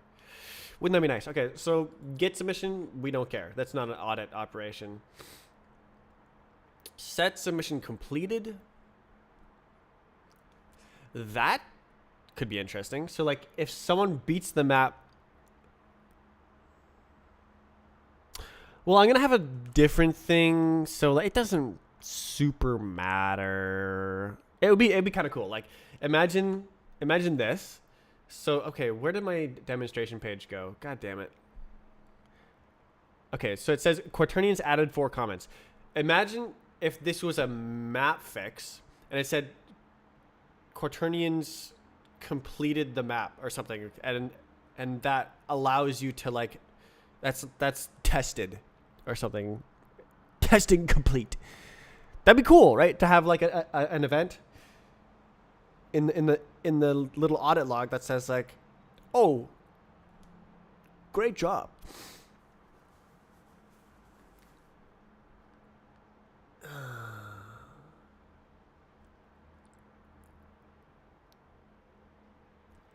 But I plan to have a little database instead.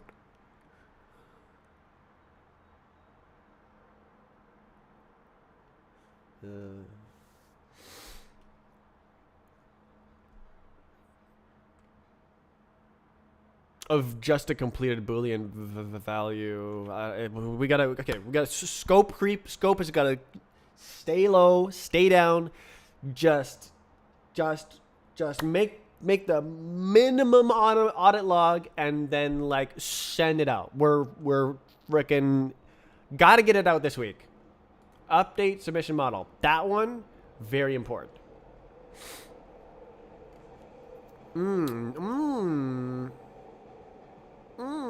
So, yeah, change it. Yeah. Okay. Yeah. No, it's okay. That's okay. It's okay.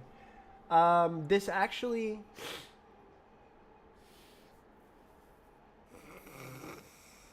There's, yeah. Okay. So this is like.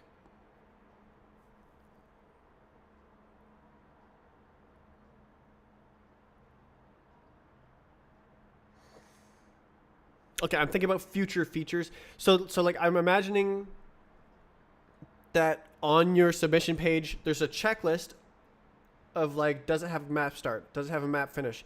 Does it have more? Does it have spawn one? And it like has all the, it has checkboxes, and you can like, you have to meet all the requirements in order to submit it, so that you don't submit an invalid map or something. Oh, excuse me. And that you can have a little button that says recheck, because I don't want to monitor every single model ever, right? That's dumb. So you can have a button that says recheck, or it'll recheck when you update. If you were to like, oh, actually I don't want to use this model, I want to use this model for my submissions. That is this operation right here. This is update submission model.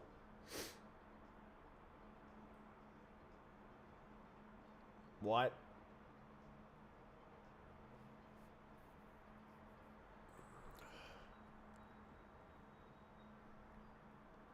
Mm-hmm. Mm. Mm-hmm. Mm-hmm. Mm-hmm. Mm-hmm.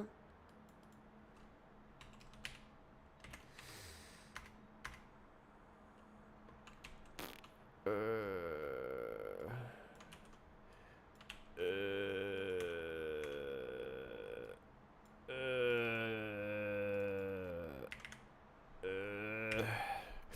create audit event. So we know what map it is. It's that one. No way. Wow. And then event type is event type.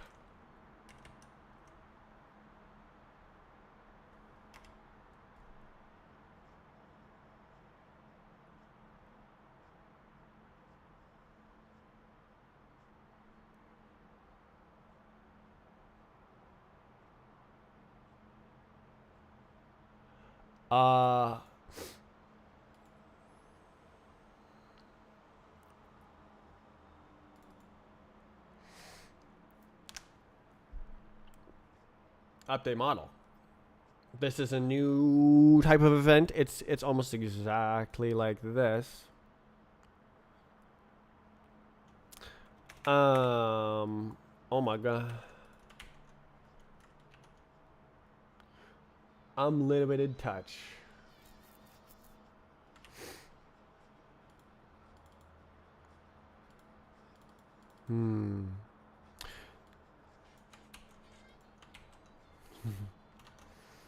I have received illegal files.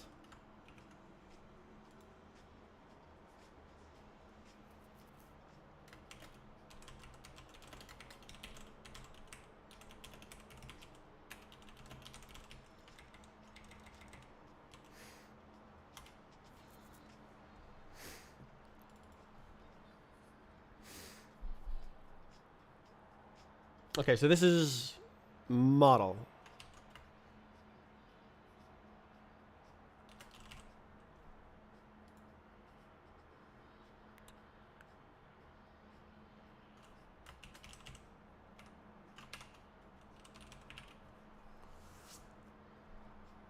Yeah.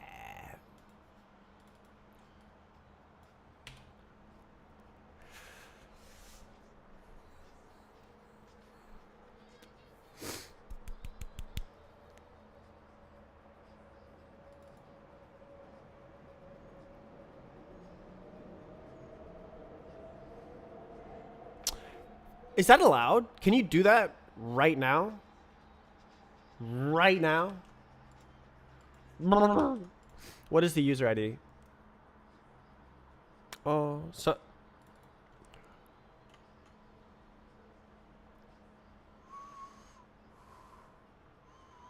has to be this.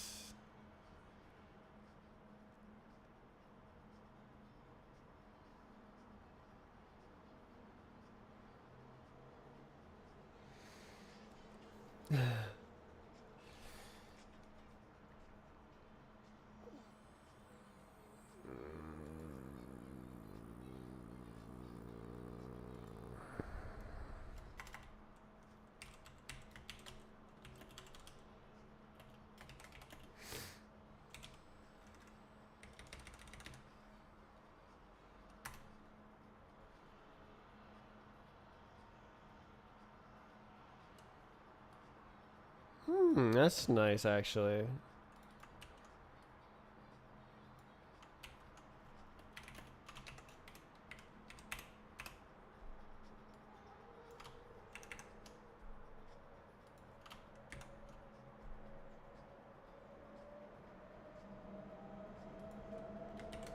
Goob. Okay.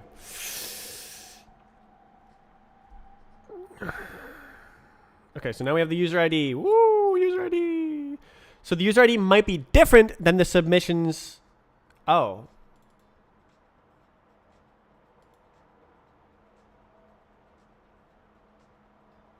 Yeah, so that's kind of a thing that I'll have to add later is like, are you allowed to edit submissions that are not your own? I guess that is actually just straight up no, isn't it? At least in this case. Oi.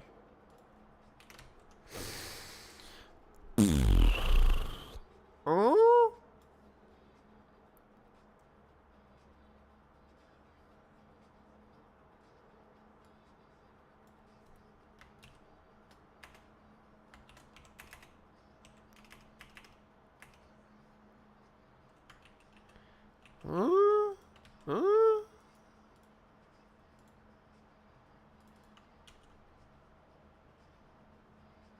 Oh. I see. Audit event type. Okay. Change model. Yeah. So this is like we get No, we have all the data here.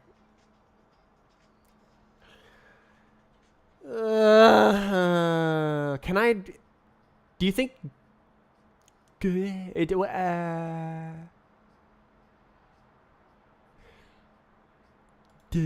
JSON. Whoa.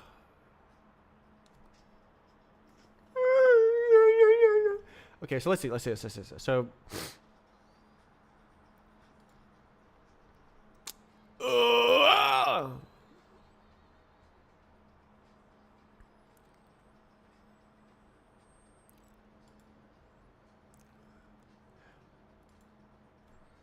I think I do it like this. I'm gonna go about it like this. I'm gonna go like, then I'm gonna go like this, and I'm gonna go like this, and I go like this. And I'm gonna like define them in between. Car. Oh, yeah. So I'm actually gonna use like the comment bits here. And it's gonna be a struct like audit event data comment or something like that. No way.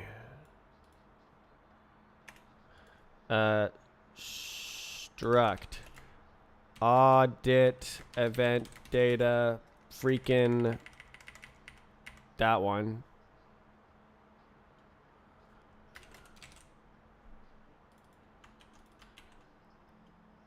What is that? Type. Okay.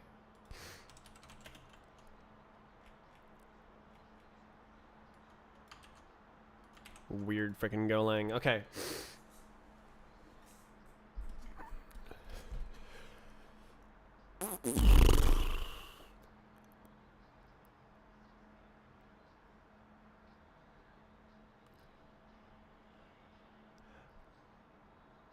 Wait. That's not correct.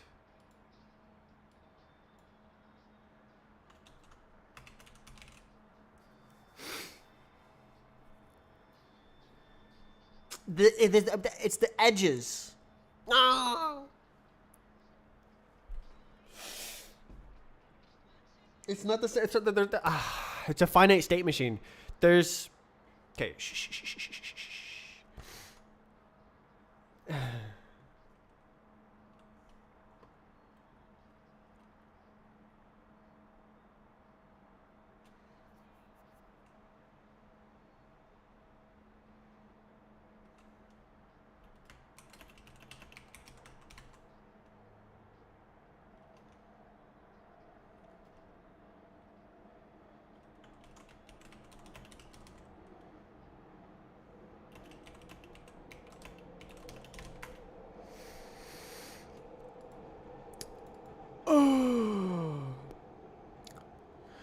Oh, look! I made a cool image. Very cool. Big beans. Big beans. Oh, that's that. I don't have any left. Oh my god! All my things are used. Okay. This. Go. This. Go. This.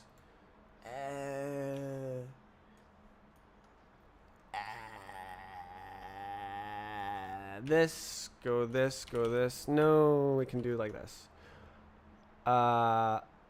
Image. That one. Do it. Yes. Behold. Wait, why is it not fully visible? Behold. This is now incomplete. I can't even point. Oh, I have a mouse. I added a new status in between here.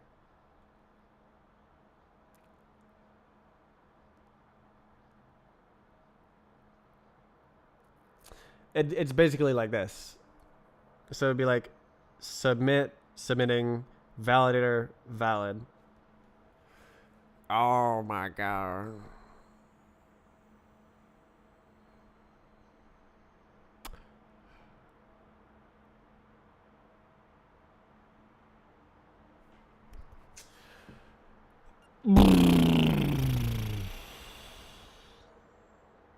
I actually okay.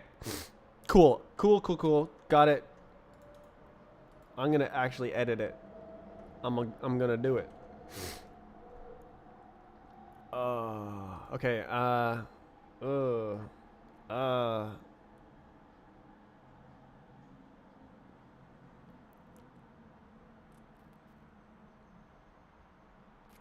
Everything is good. It's all good. Okay. So I want to make it taller at the top. Image. Canvas size. Height. Let's say that many pixels. And we can go like this. And then where? How do I? Oh, there it is. No way. And then I can go like.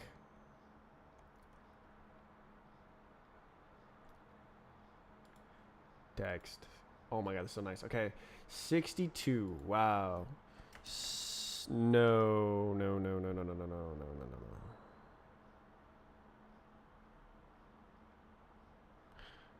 Don't.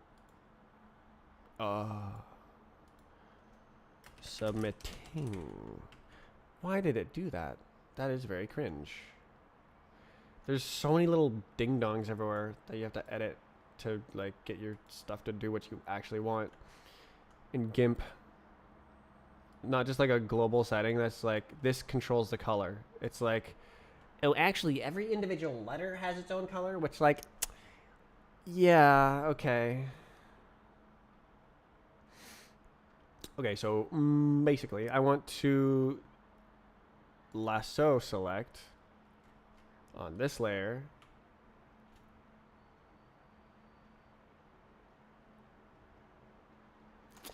Wow, I can do like kind of like this.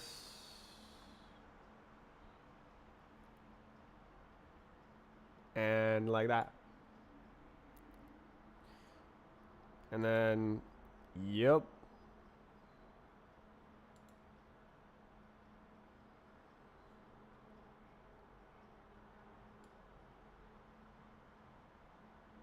That is what I want. GG. And then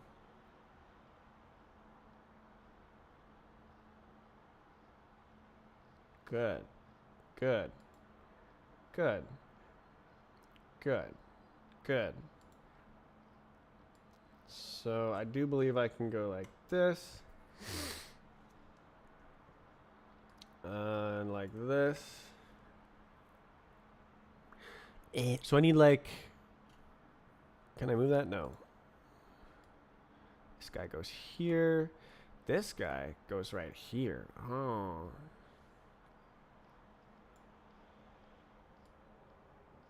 Yeah.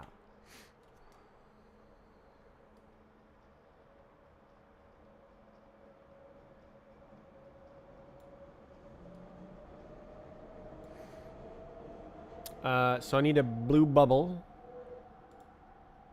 Oh. Yes. Yes. Please.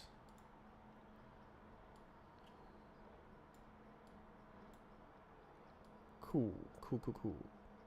I think it's... I don't know what it is. Okay. Submit. Wow. And then revoke.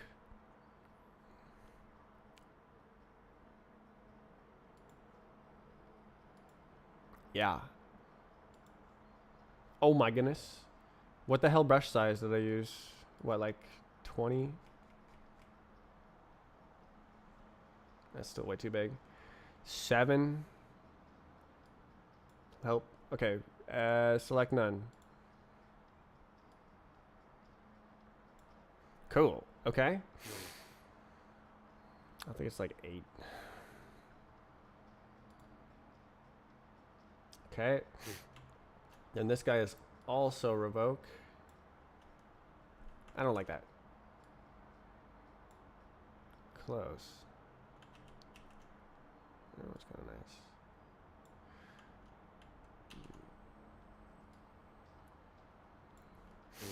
Snake. Yes.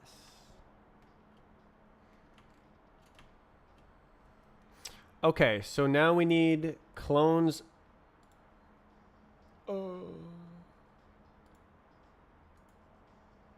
Duplicate. Layers. Am I allowed?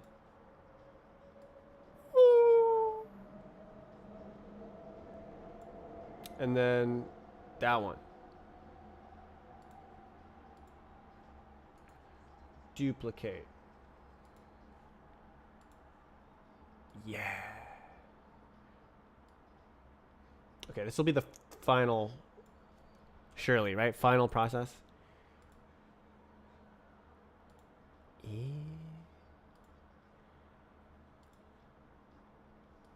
Oh. You're drawing on the wrong layer.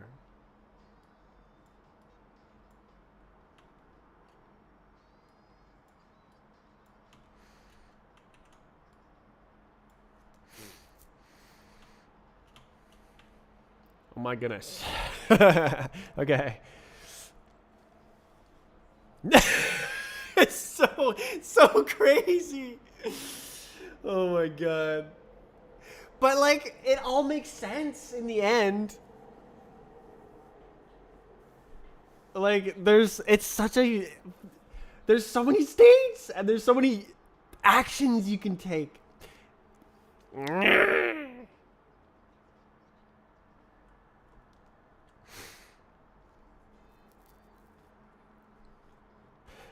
It's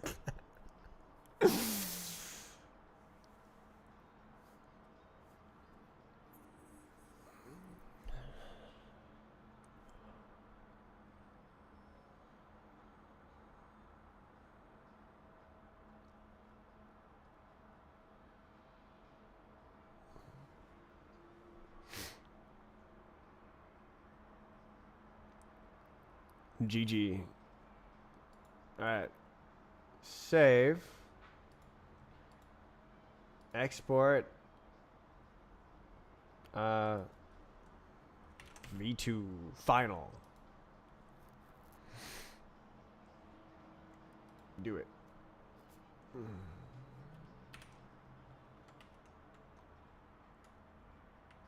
E.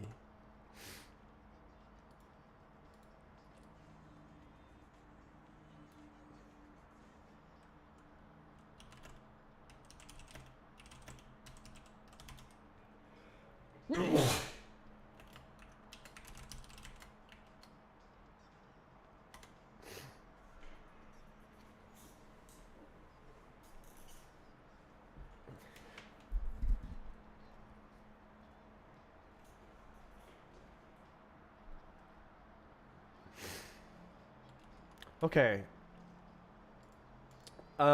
Okay, so basically submission action here is any one of these edges.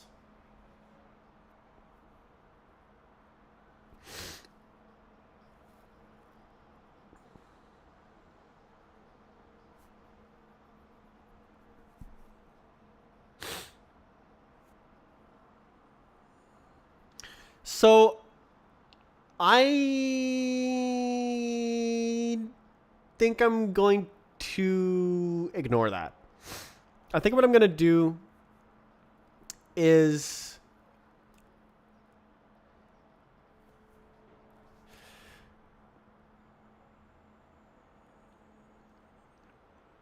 just say what the person set the status to.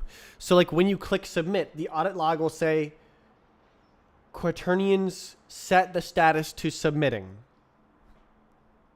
And then when the validator validates it, it'll say validator set the status to submitted. Because that's all you really need to know. You can kind of tell based on the previous thing. So like at the start, at the top, it'll start with like user created map, like beginning of time sort of thing. And then maybe you update the display name. Maybe you set the model. I don't think I need to precisely model all the edges of this finite state machine in the action log. So that'd be like user clicked submit, which changed the status to submitting. That's like kind of duplicate information.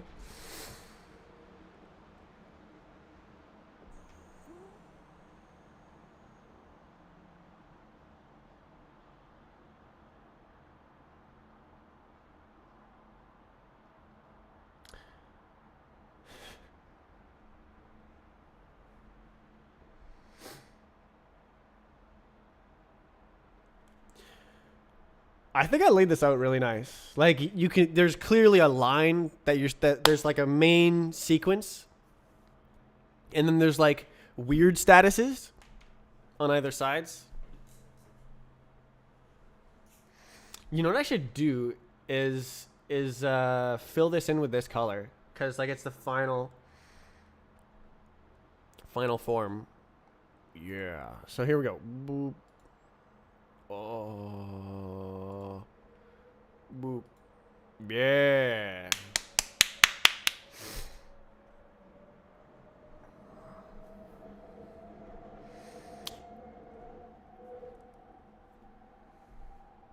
GG. Okay. That's good.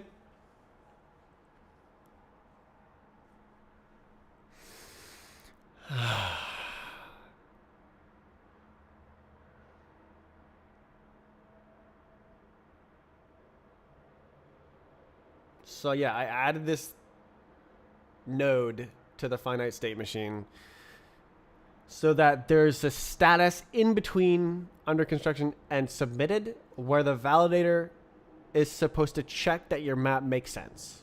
And it'll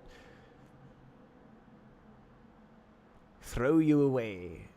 Get lost. It'll notify you if there's problems. So like,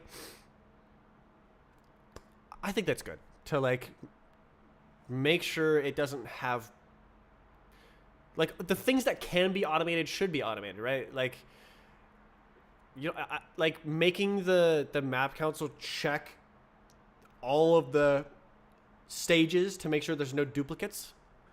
That's for a computer. Dude, let a computer do that. No.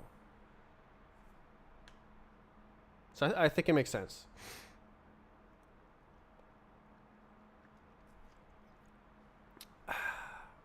So yeah, there's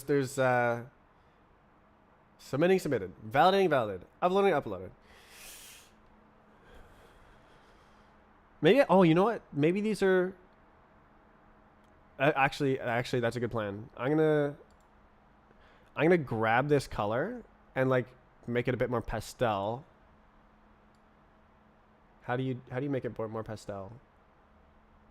There. And then submitting. Oh, validating, uploading.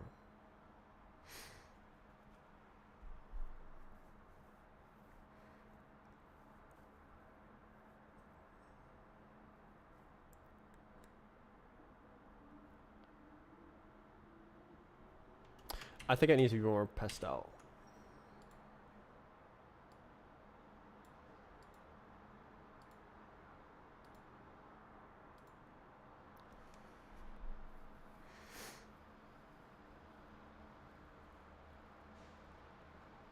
I kind of like how it looked before.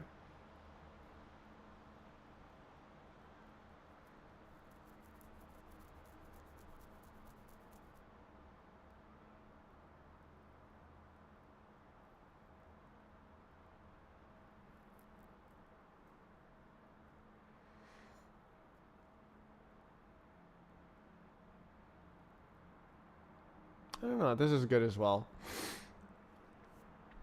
It's undoable. So GG. Okay. Cool. Diagram success. Okay, so event data action. We're just gonna do target submission, whatever, submission status. It doesn't matter. So I'm just gonna say submission status, and that's good enough.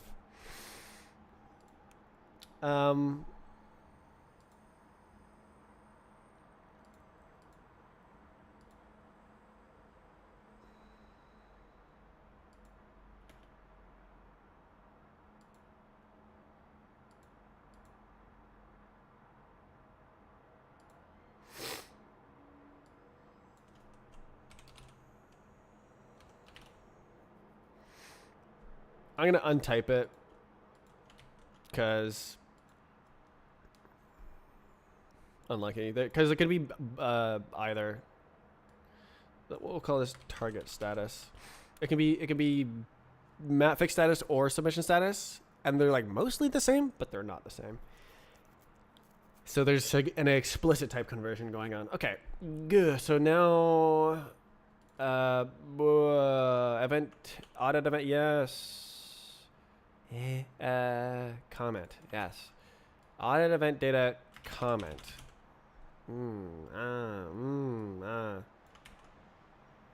Do like this. Comment string. Shocking.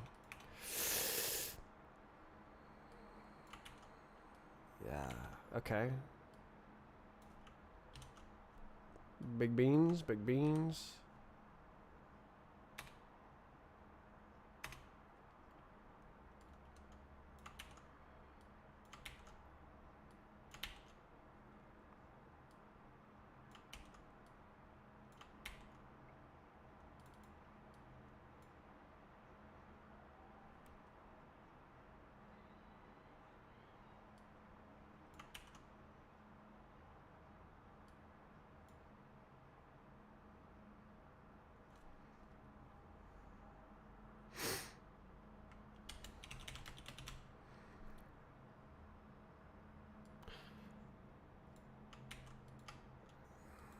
Oh yeah, I can actually do both of these like this. Change creator 4. Both of these. Change string. I don't know.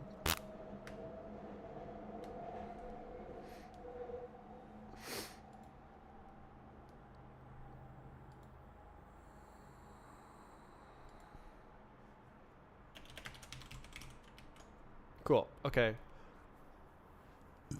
So I have explicit types for these, and I'm going to fill these out and then JSON them. Or something. Something. So it's like event data model dot friggin, what is this? What is going on? Change model. Shock. Old model. Submission dot. Yep. And then new model.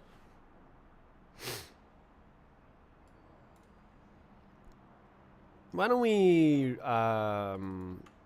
make it explicit? We'll go like, hey, old model. Ooh. And then new model. Yeah.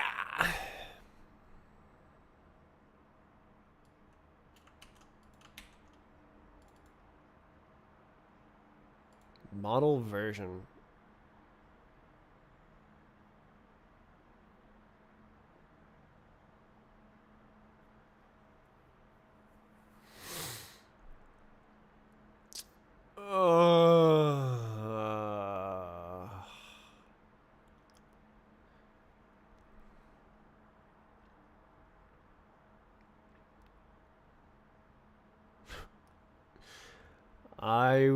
I wish for time travel transactions. This is very sad. Have to do it all manually. Unint. Uninteger. A non-integer.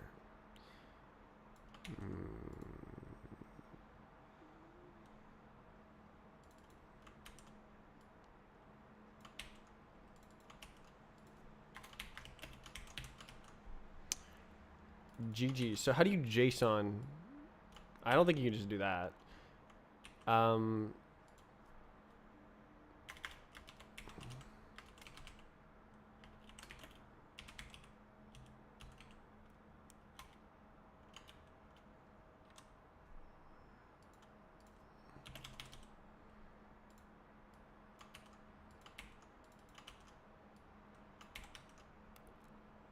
I did it. There it is.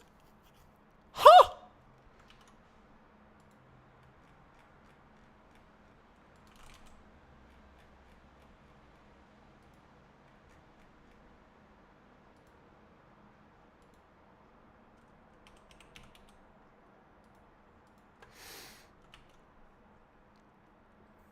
What do you want? We're missing one now.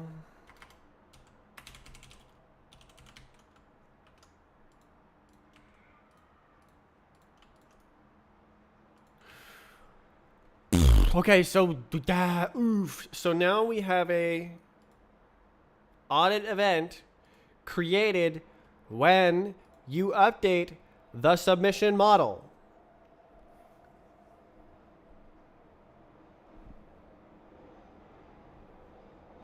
Wow. Wow. Wow.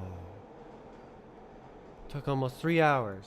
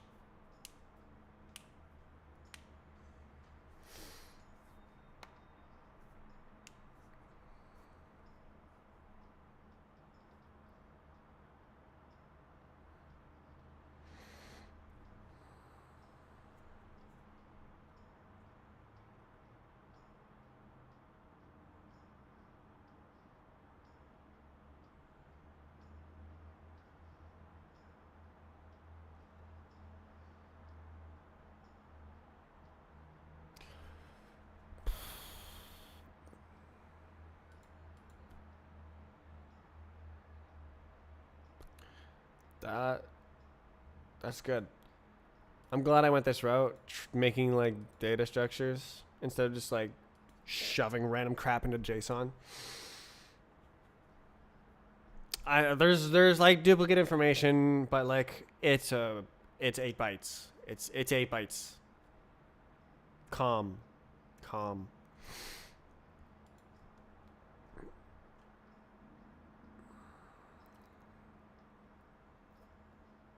Buh. Next, I have to do this 20 more times. Oh my god.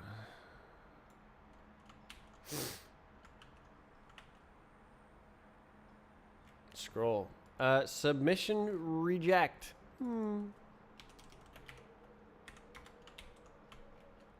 So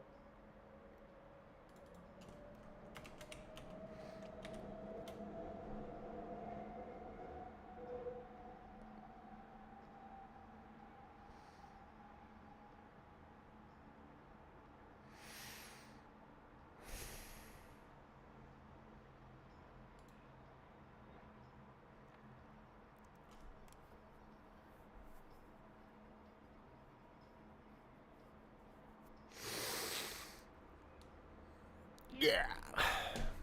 I guess it's a different endpoint actually. Has role is different than user ID.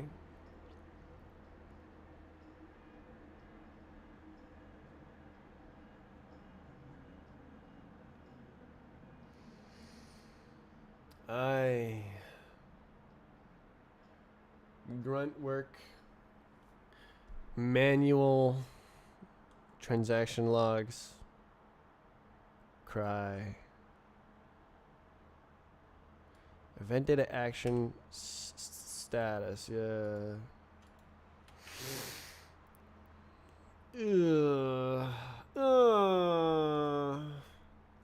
Okay.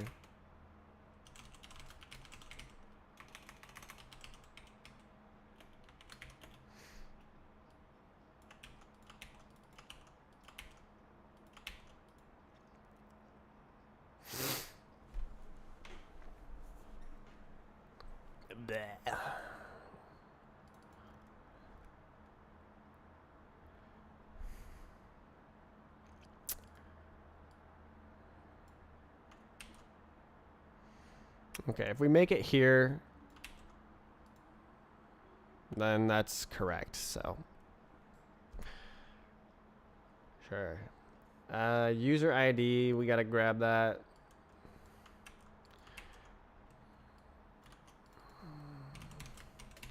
I love inconsistent upper lowercase. Love it. Brilliant. Brilliant. Buh. Okay, so why don't we write down some stuff? So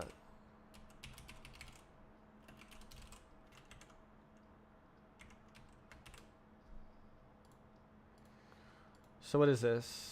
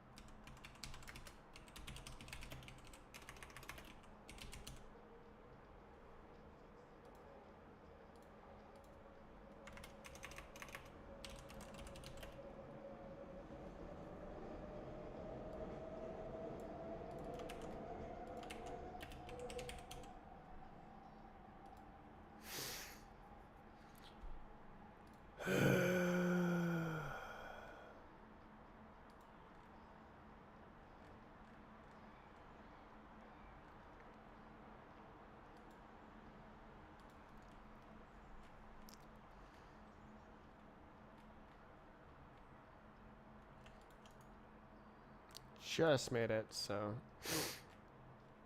Duh.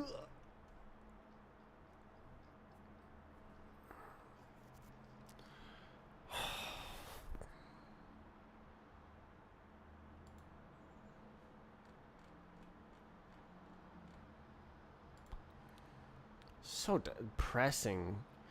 Postgres not having unsigned integers blows my mind.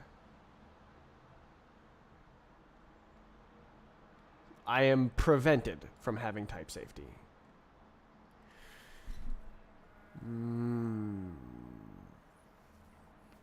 I want something modern. But I also want something stable and working. It doesn't exist.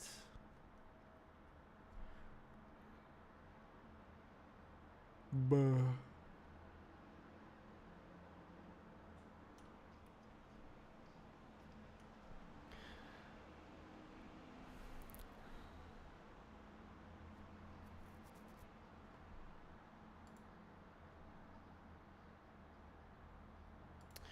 Alright, save it. Save it for later. So, how are we doing here? Let's go here. Huh. Basically, I have to keep scrolling and keep trolling. Why didn't I copy the return? I swear to God I copied that. I know I need it.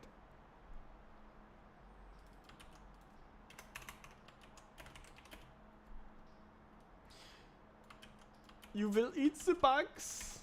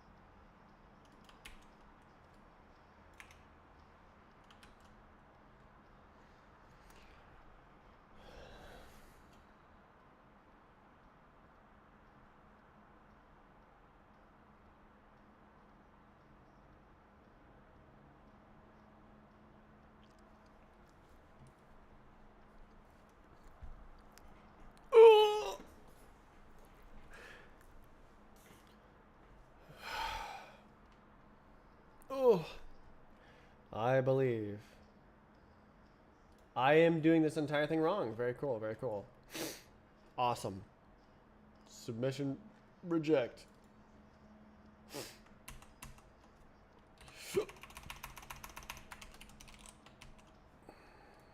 Amazing.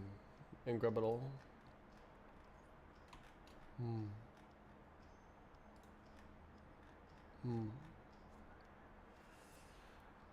This is why it needs to be an enum and tagged union, is because these things are part of the same data.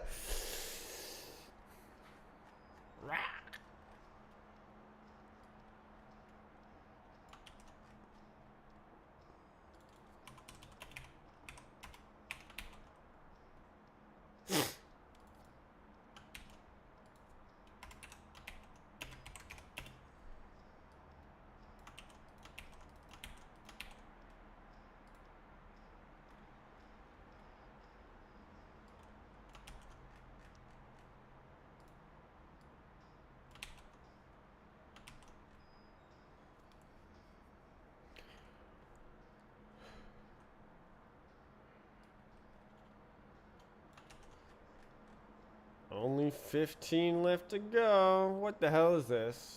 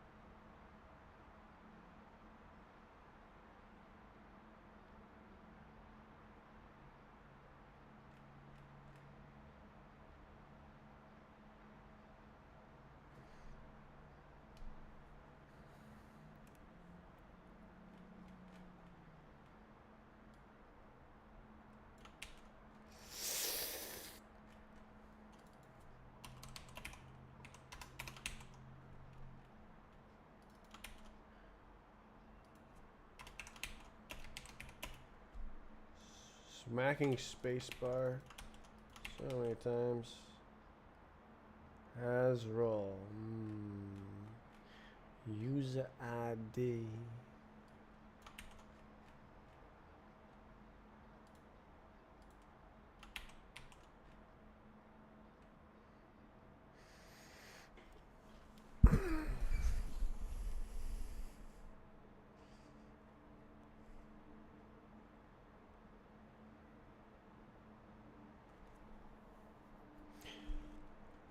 The fact that it's not a transaction is nightmare fuel. Ah.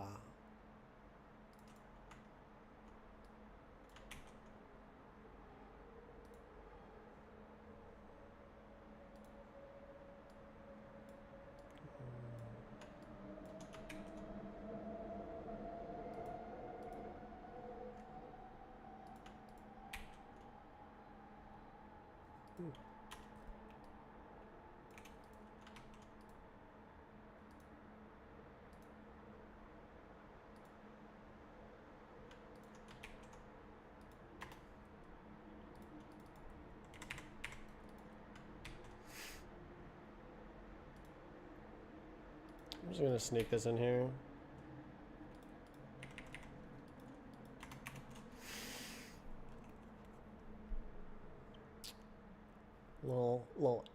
Little bit errors.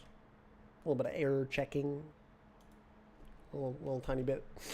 Okay, we need a little code blah. Do we even care what the submission?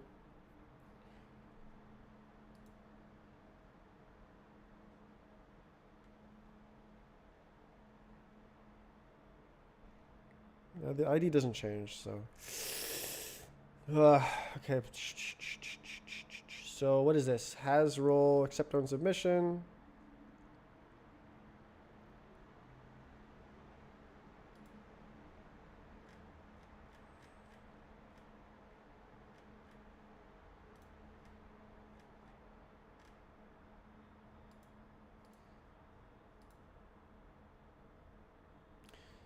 I think we need that.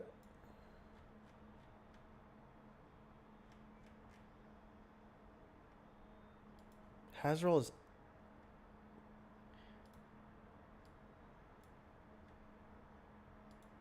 submission review. IZ. User ID.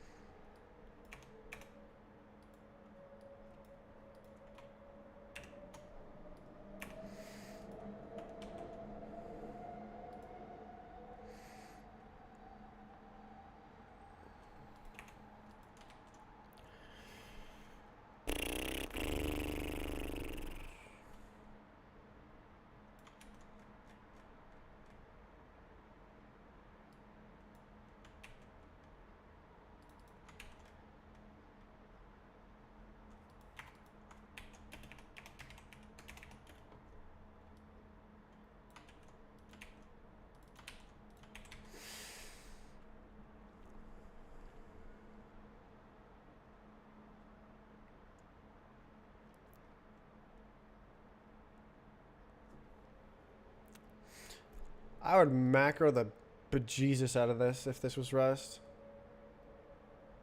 Actually, I probably wouldn't be doing this at all. I'd probably have like an entirely different solution. But I'm doing it, and it's getting done. That's what's going on right now. Howdy, partner. Howdy. Do.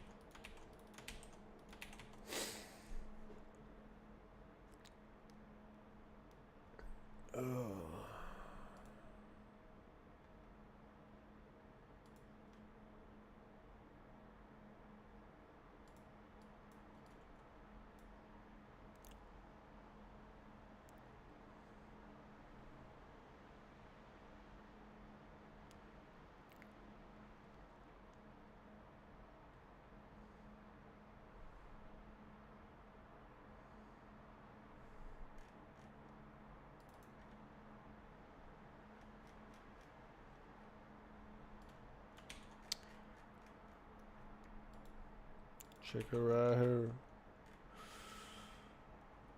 Ugh.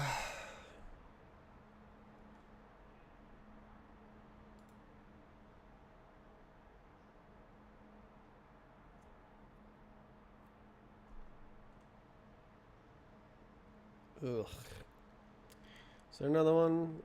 Of course there is.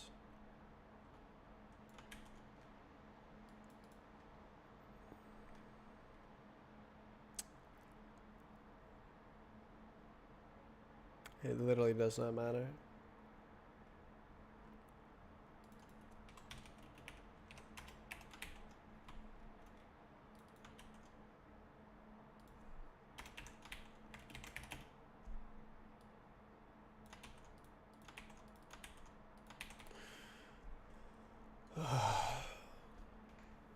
Oh.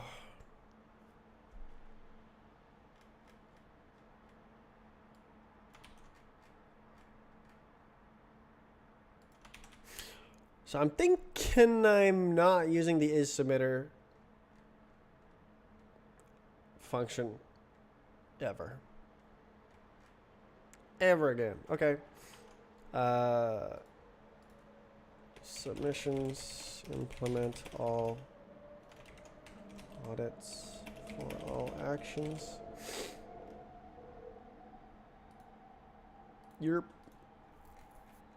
It's only 261 new lines of code that I have to duplicate again.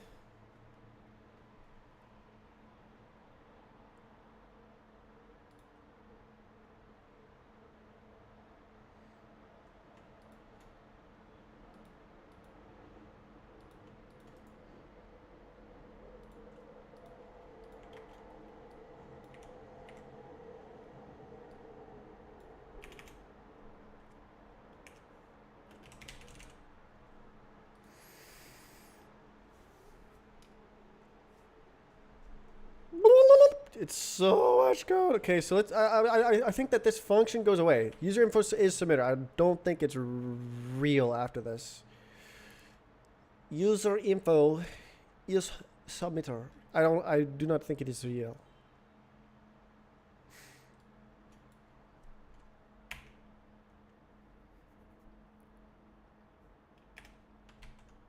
Interesting. So it's used once right here.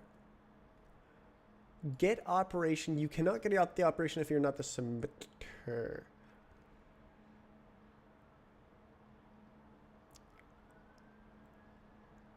Yeah.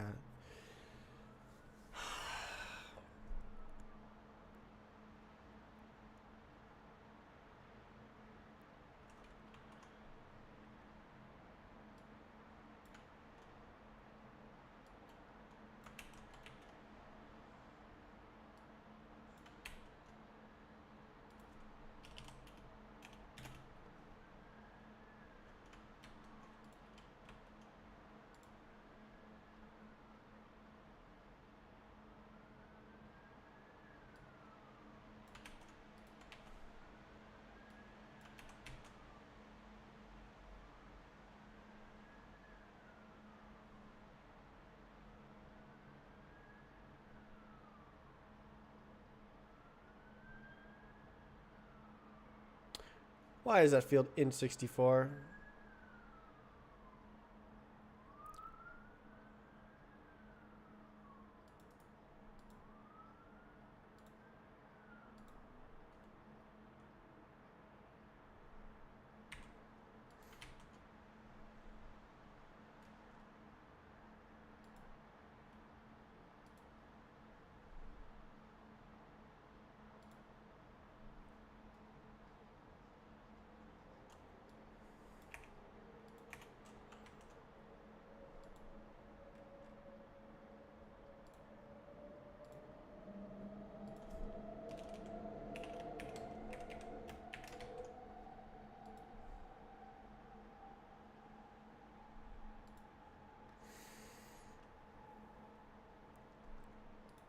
Buh.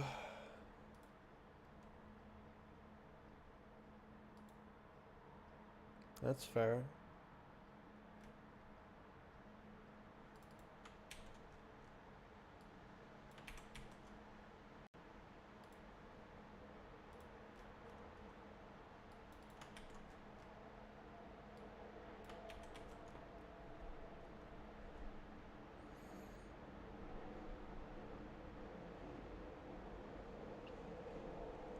I didn't know that was a bad function when I wrote it.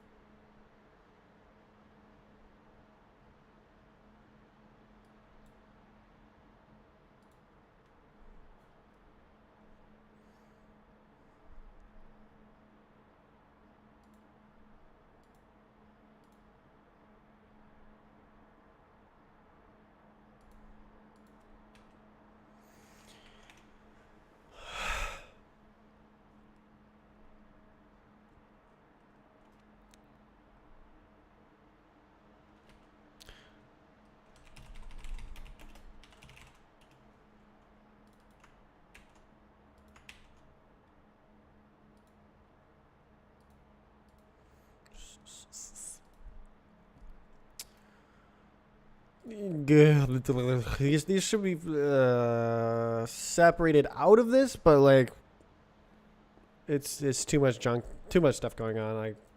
I can't be asked. So here we go. Let's get everything else. What is this? Create submission. Right. This is before the submission exists, so it can't have an audit log because it's just making it happen.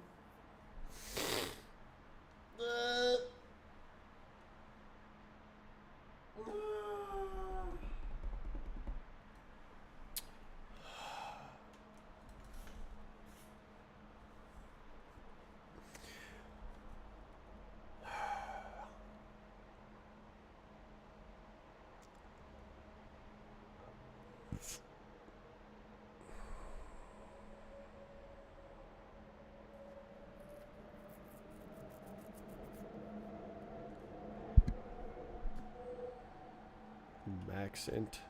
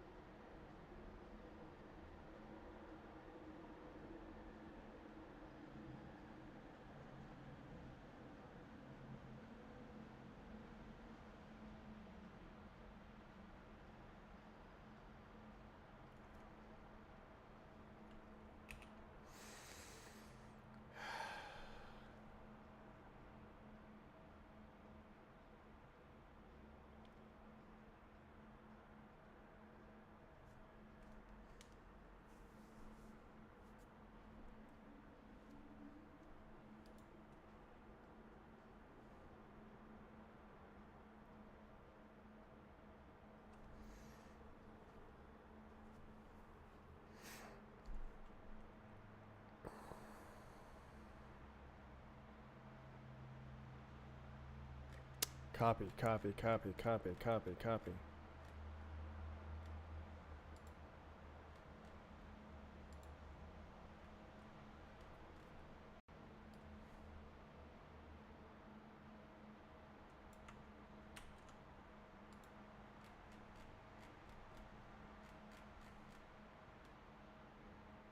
Hmm.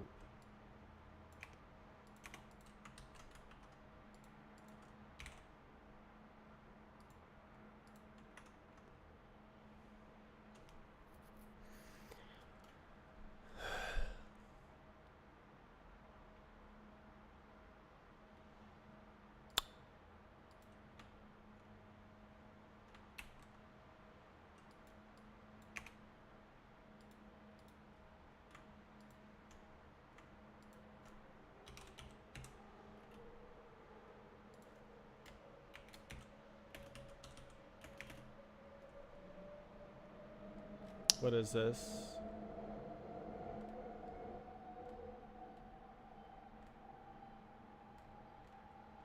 Ah, I've done it wrong.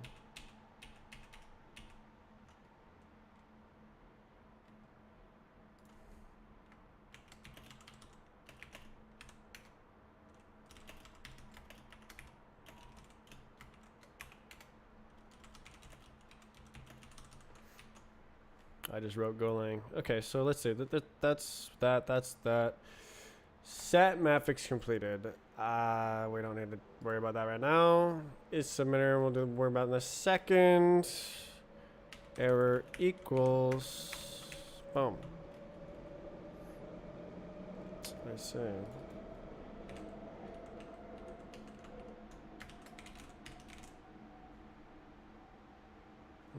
True.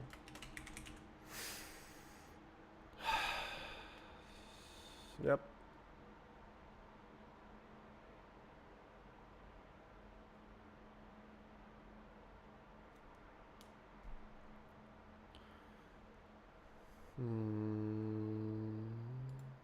Hmm.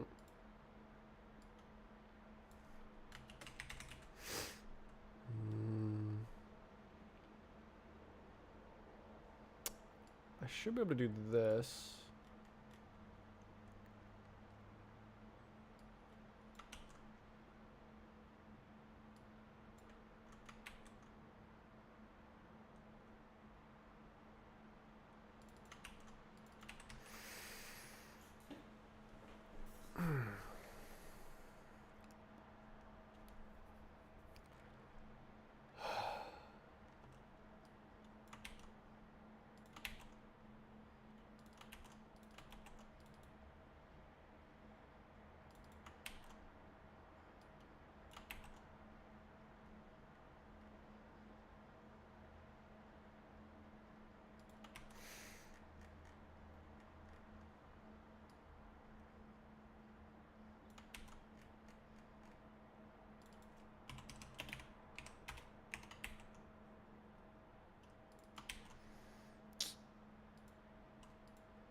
Boilerplate.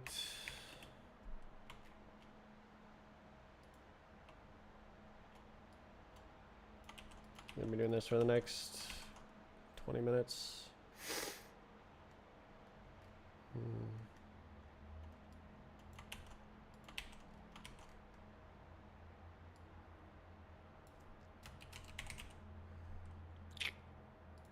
Type action, brilliant.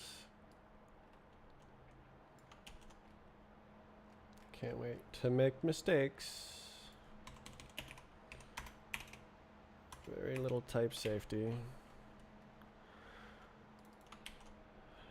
Or I guess lesser type safety. There's lots of type safety.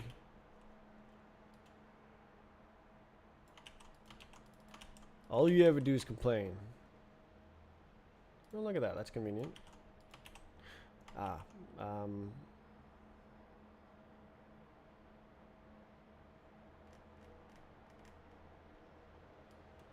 You like this, right?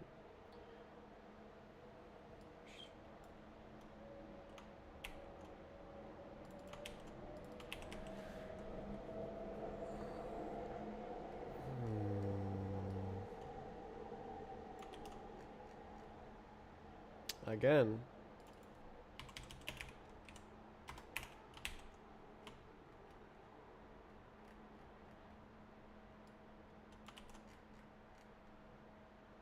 Is submitter.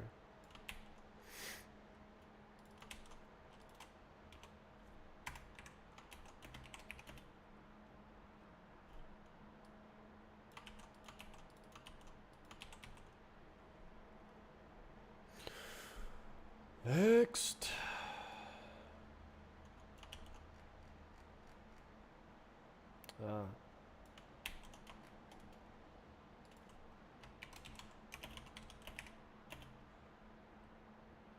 There is no target status. There is a target status. I lied.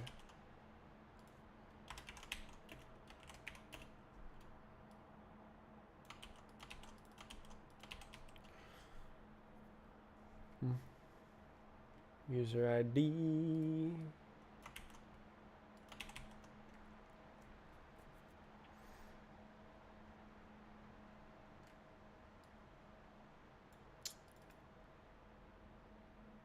Close.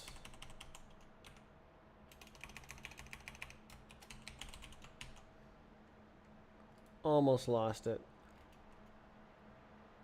That would have been tragic.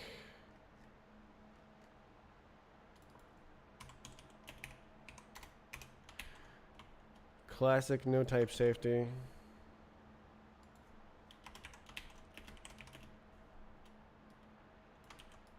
Just get good.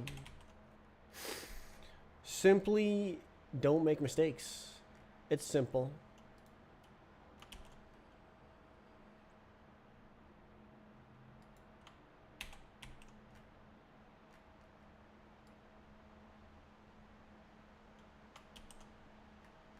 Is that?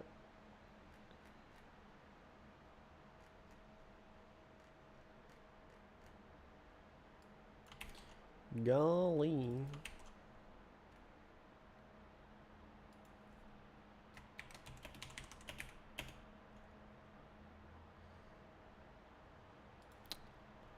What am I doing?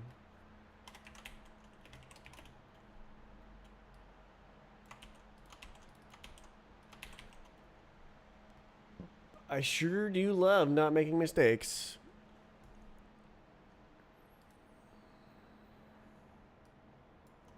Actually, we can F this.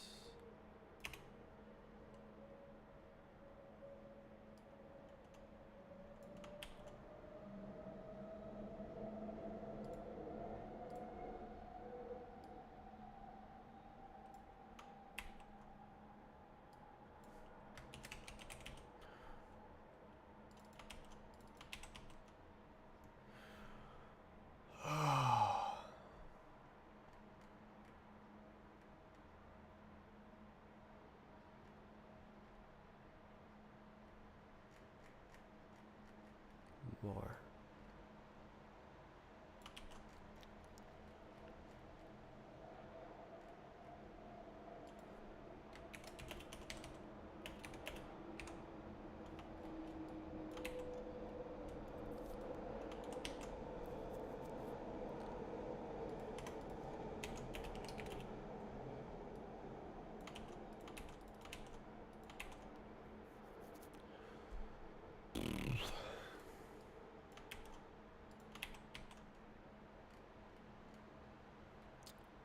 Another one.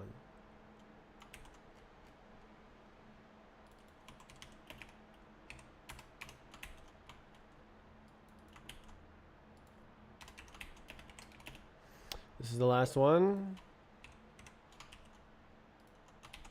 Until I need to add new stuff.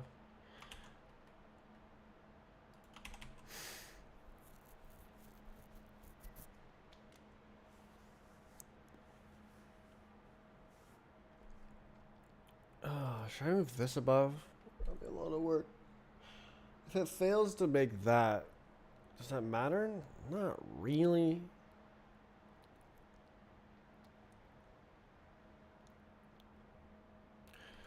Okay. That's supposedly no, there's a bit more.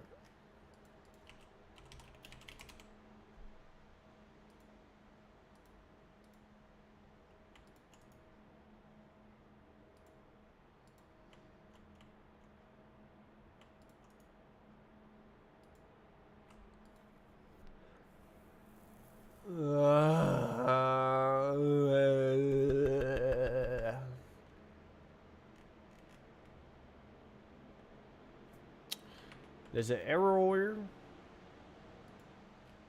No, we're all good. Okay. So now I need to do the internal endpoints. Well, the validator.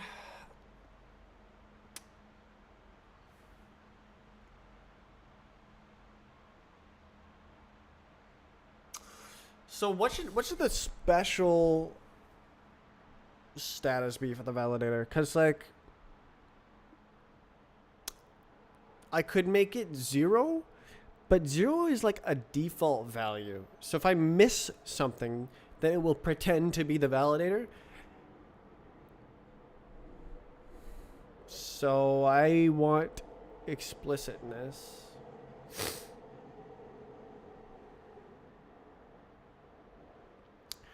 I'm thinking max 64-bit. Actually, is it? Yeah. So this is unsigned, but like the database doesn't support unsigned. So maximum signed int 64. I'm thinking is the validator user. A number that will never be reached. Well,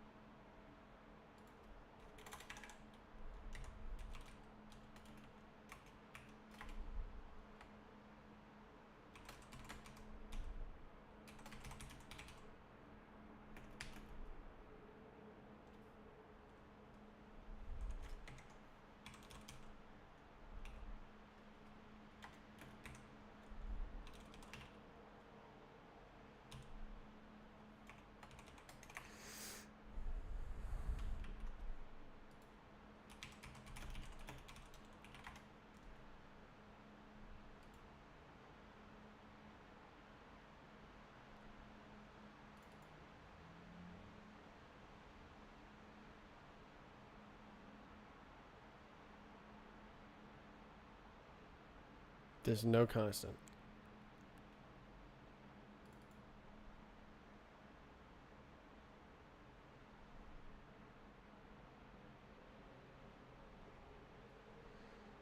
Okay.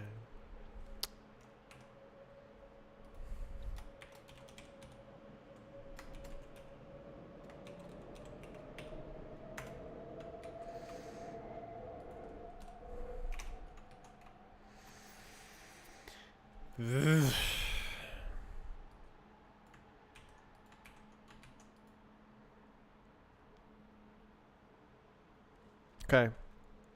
Um. Cool. Awful.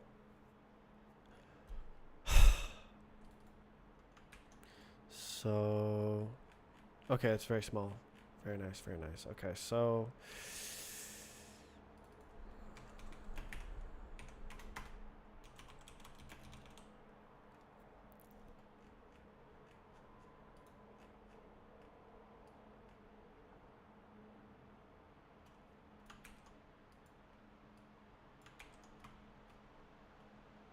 Mm-hmm.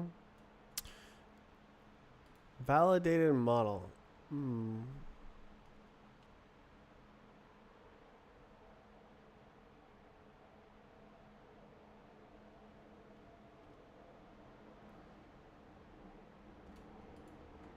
I think I'll hold off on that.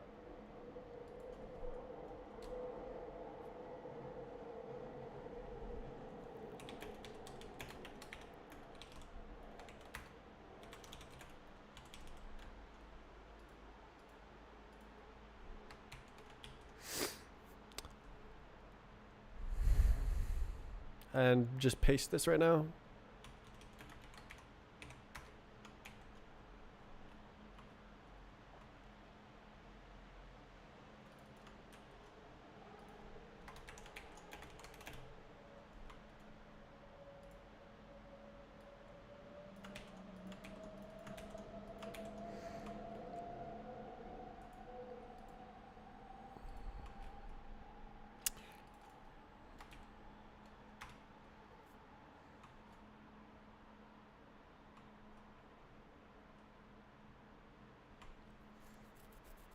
Yeah. Okay, so this is like the validator set the status to XYZ.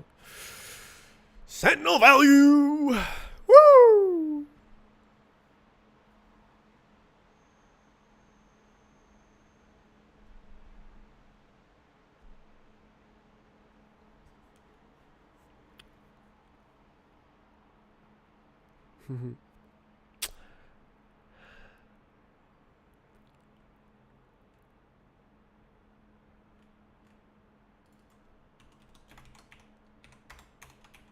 um,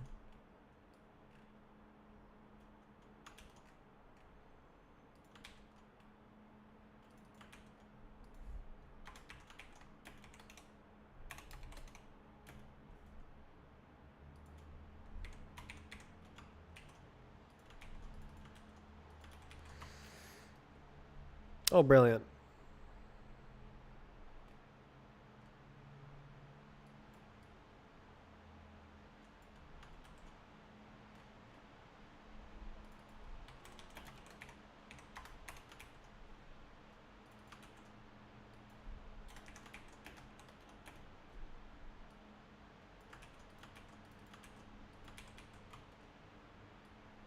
That's so nice.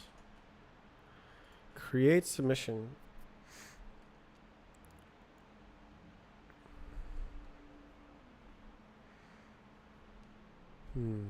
Yo, have you seen the website lately? Oh, model operation status completed. Operations update. Oh. What website? I mean, strafes.net. Have you seen this one? This one is basically the roadmap. I think I've showed you this before. So I'm working on this one. And so here it is. Woo! And then there's submissions. Brilliant. And then this is a submission that's under construction.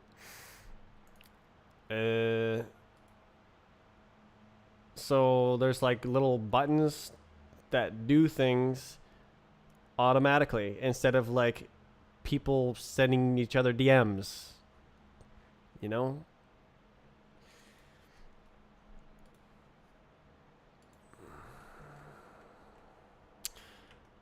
And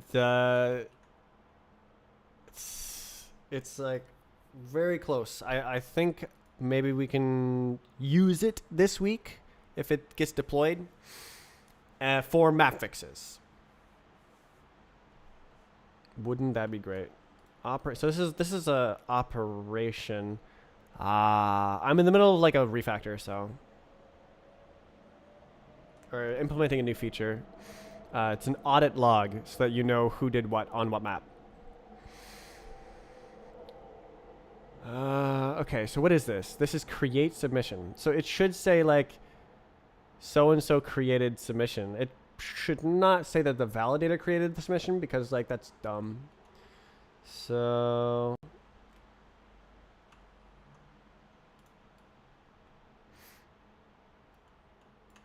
So operation.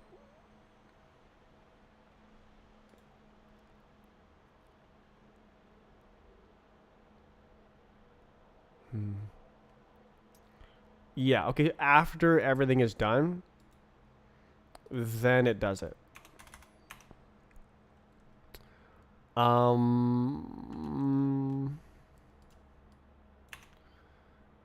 So target status is not real. Uh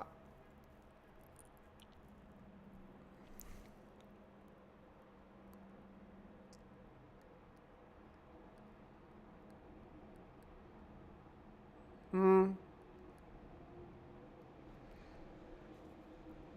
It's kind of implied, isn't it? Like, you don't see over here. So this is a pull request. I'm modeling my stuff after this, where like you have this like timeline of stuff. You don't see Quaternium's created pull request up here. That's implied. So I guess I'll do the same thing here, and I just won't have this. It'll just be implied that you created a submission by the fact that it exists. There's no birth certificate. Why do I need a certificate? I'm right here. Okay. So then at the top, update, validated model. So this will be like another one. Oh my god. Another one. Where is it? Change model. Yeah. So we'll have like freaking change validated model. 3, 4, 5. I cannot change these numbers later.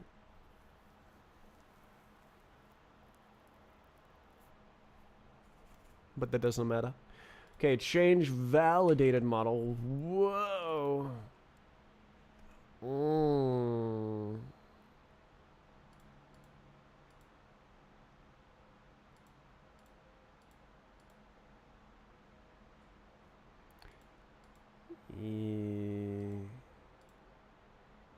Yeah. Okay, so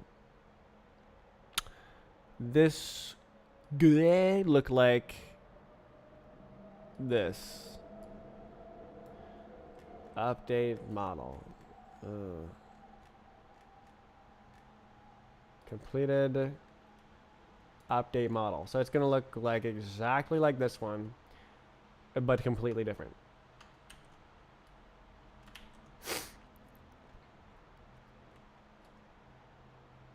Change validated model. Whoa, resource. Oh, resource. Params dot submission ID. So who is user? That guy. Okay.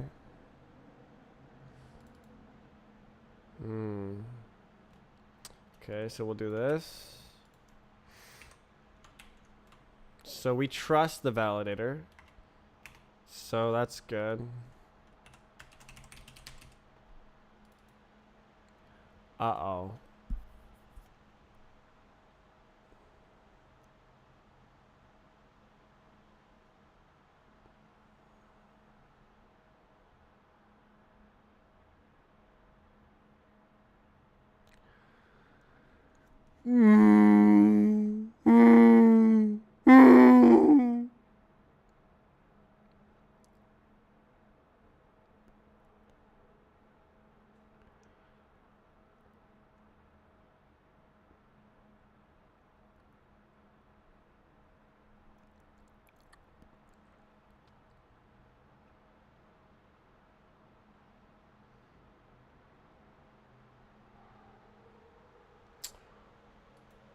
It doesn't matter what the old model is, I think.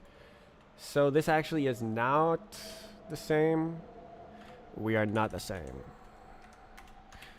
Oh.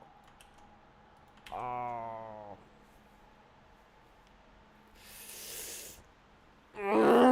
Should I put the version there?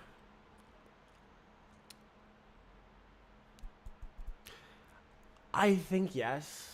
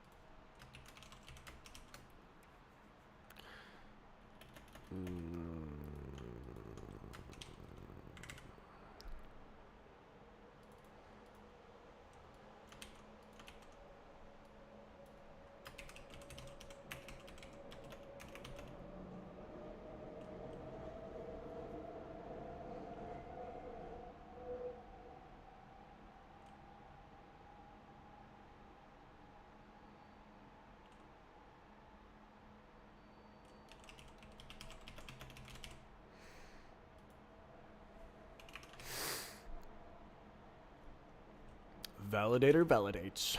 No way.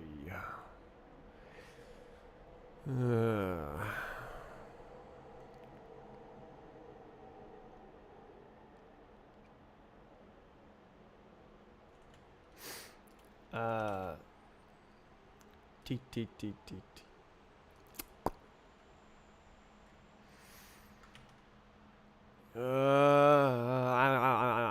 Okay, so we're doing it. We're doing it. We're doing it. It's right here. There it is. Okay, so it's not real.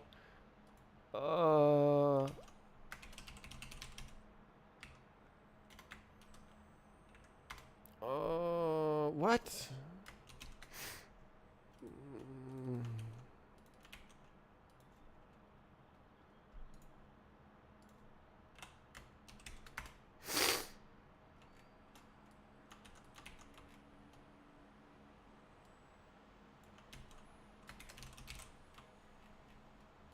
Oh my god, bro. Okay, so that is just so great. Yeah. Okay. Change validated model. That's correct. And then it's a submission. That's correct. And the validator is doing it. That's the event data. There's the event data. That's it. Yay. Okay. Oh.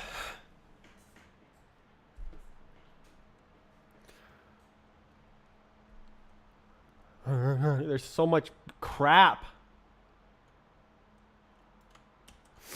Is that it? Oh my god. Okay, I gotta do the map fixes as well. Update validated model. Error. Yeah. Blah, blah, blah. Blah, blah, blah. Submission. Blah, blah, blah. Map fix.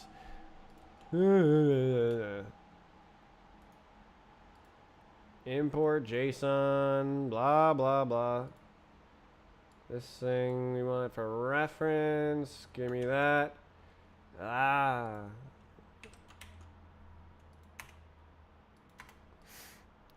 We can call this. It's not sanitization. We're just kind of just assuming it's gonna work, which is totally fine, cause it's from a trusted source. But it's also validated. Okay, resource map fix. Okay, that should be good.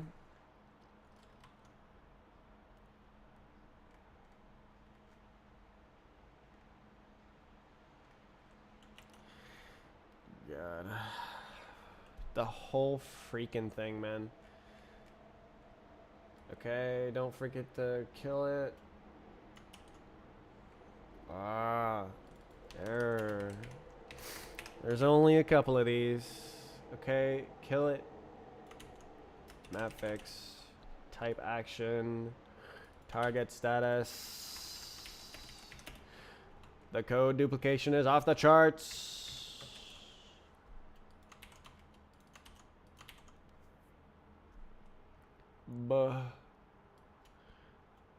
Oh, another one.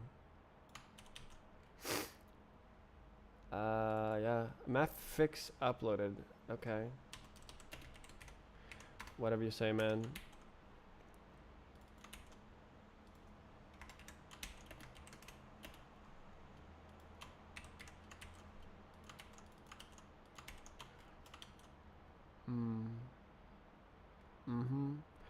create mam finks. So I think I opted to not say anything in that. Yeah, because reasons. Amazing.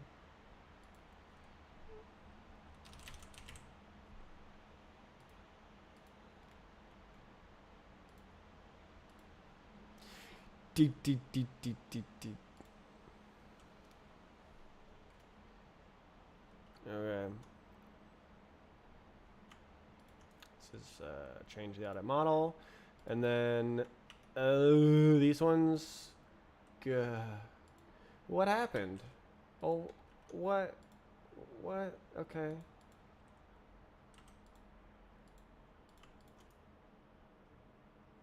Don't drop it. Okay.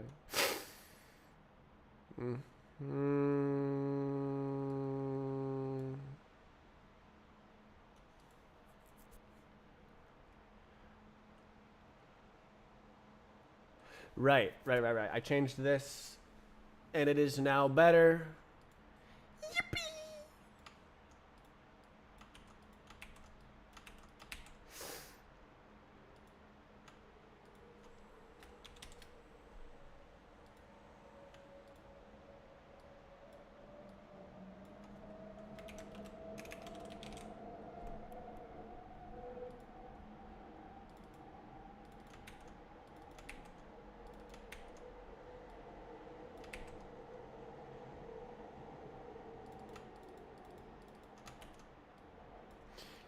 Big beans. Big beans.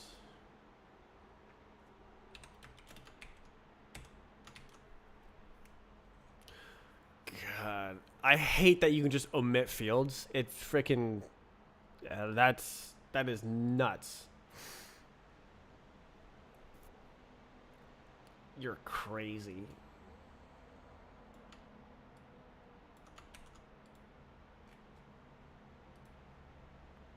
At least I changed the names. Gah. Yeah. Bruh.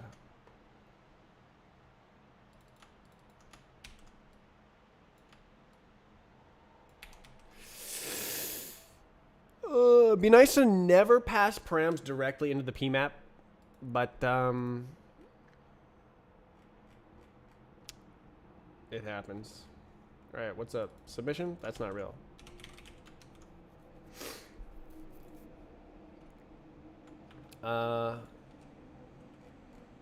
Yeah. So this is like, ooh, you did it. Yeah.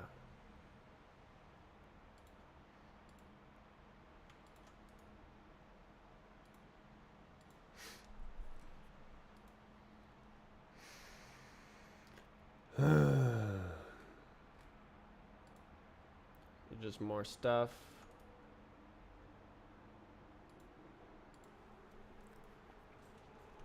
That should do it. Only took 800 lines of code.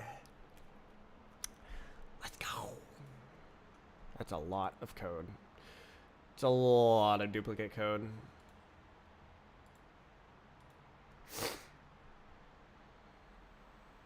Well, the feature is complete, but there's no web interface for it or endpoints to know it exists. Which means that I definitely made a mistake and will never know about it unless I write it and unless there's an interface written. So like 800 lines of Golang, the chances of making a mistake, what is it like? Normal programming is like, what is it? The rate per 100 lines of code? Like 5 bugs per 100 lines of code or something hilarious.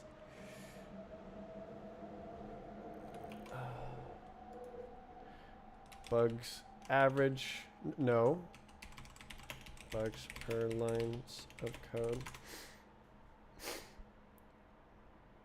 Number of bugs per line of code is constant regardless of the language used. Actually, this is not applicable to Rust. 1 to 25 per 1,000. Okay, that's way less. 2.5%. So 2 bugs per 100 lines of code. And I wrote 800 lines of code. So that means I wrote 16 bugs. I'm a bug writing machine. I write bugs for breakfast. Boo! Okay, so let's see. I'm gonna make a pull request. Oh. Yeah, you go ahead. You go right ahead.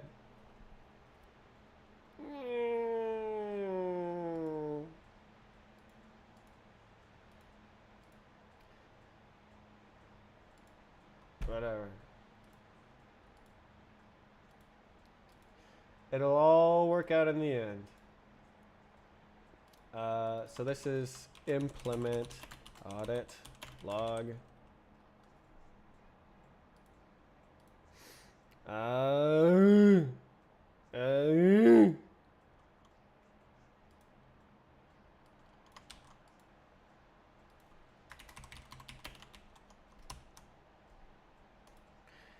And that's just great.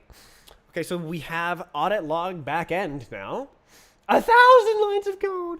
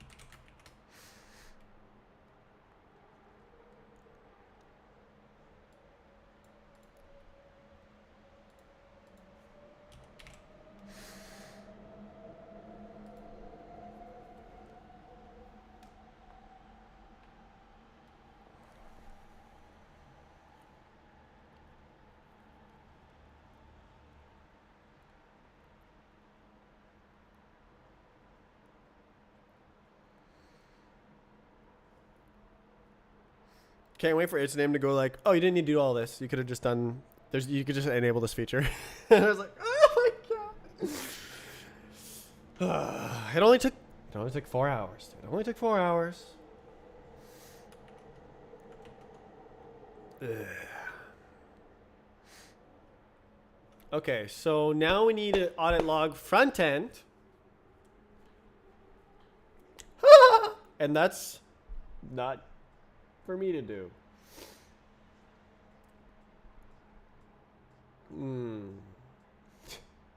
Insane. Hashtag insane. But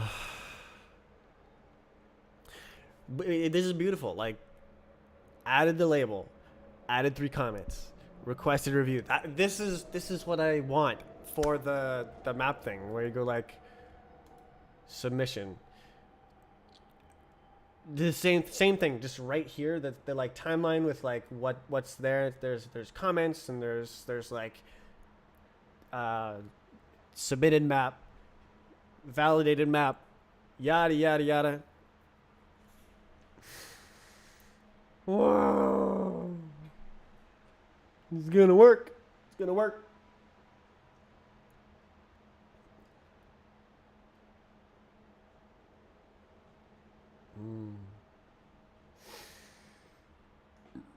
Oh, okay, next problem. All right, so I think that was the only milestone I had open was action log. GG. So I said that it contained comments, and I was like, oh no, never mind, it can't. But now it can, because it's got the JSON binary format. There should be some kind of paper trail for every action taken.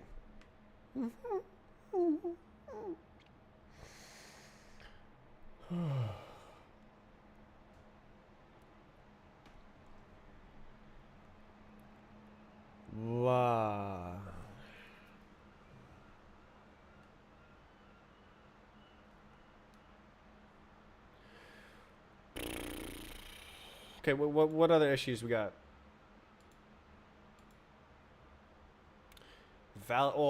This one would be super fun to write. Super fun, I say. Just because I'm writing Rust. No error message. Nobody cares. Create any submission. That's annoying. But okay, the audit log. Oh, I didn't do that. That's right. God. You know what? I could have it. I could have a special audit log for that specifically, where like if not the creator created the submission, then it's like this guy made the submission, but it would look like it's submitted by someone else. So, but the audit log would be there. I'm gonna write that down. Write that down. Use audit log to show that submission was created by someone other than the creator. Wow.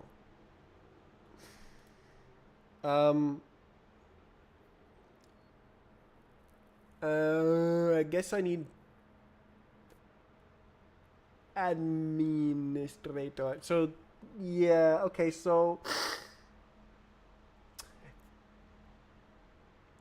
okay, so problem.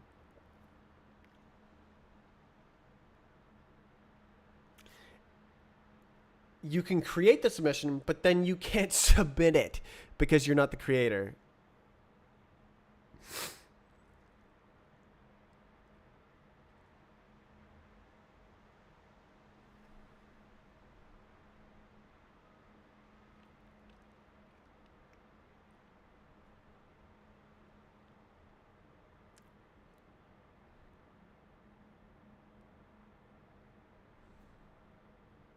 I don't know what to do about that. So I could create the submission in submitted status or something.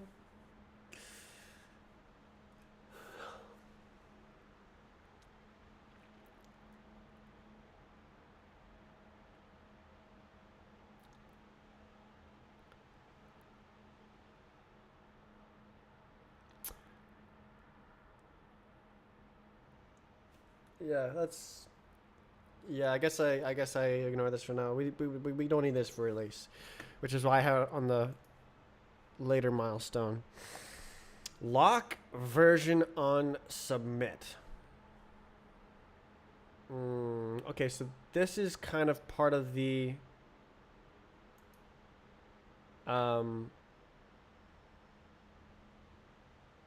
this thing. But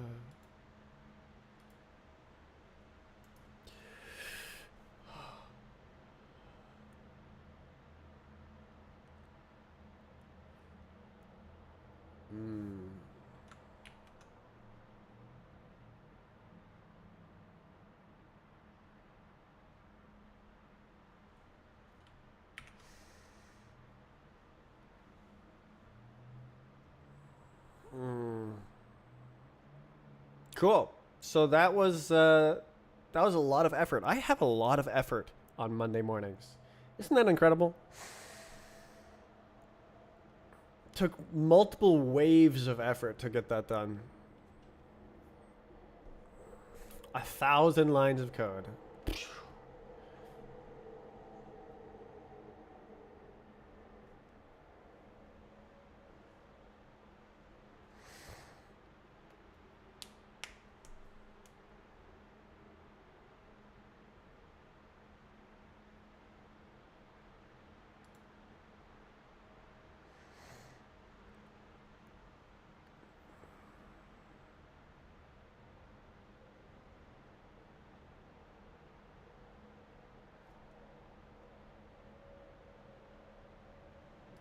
Wrong.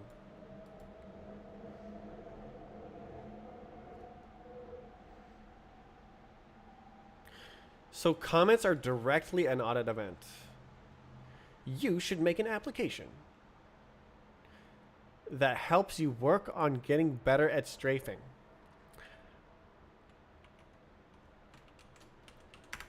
Does anybody know?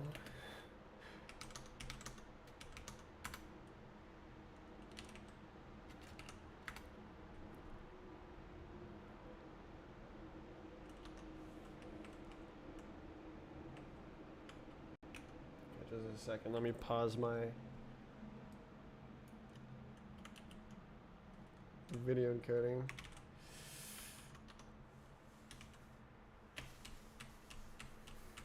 So this is my not in Roblox application for practicing strafing.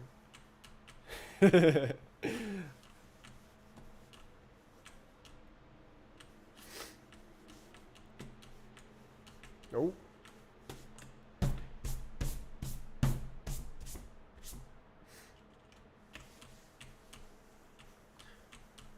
This is called Strafe Client. It's my next generation strafing simulator. No way.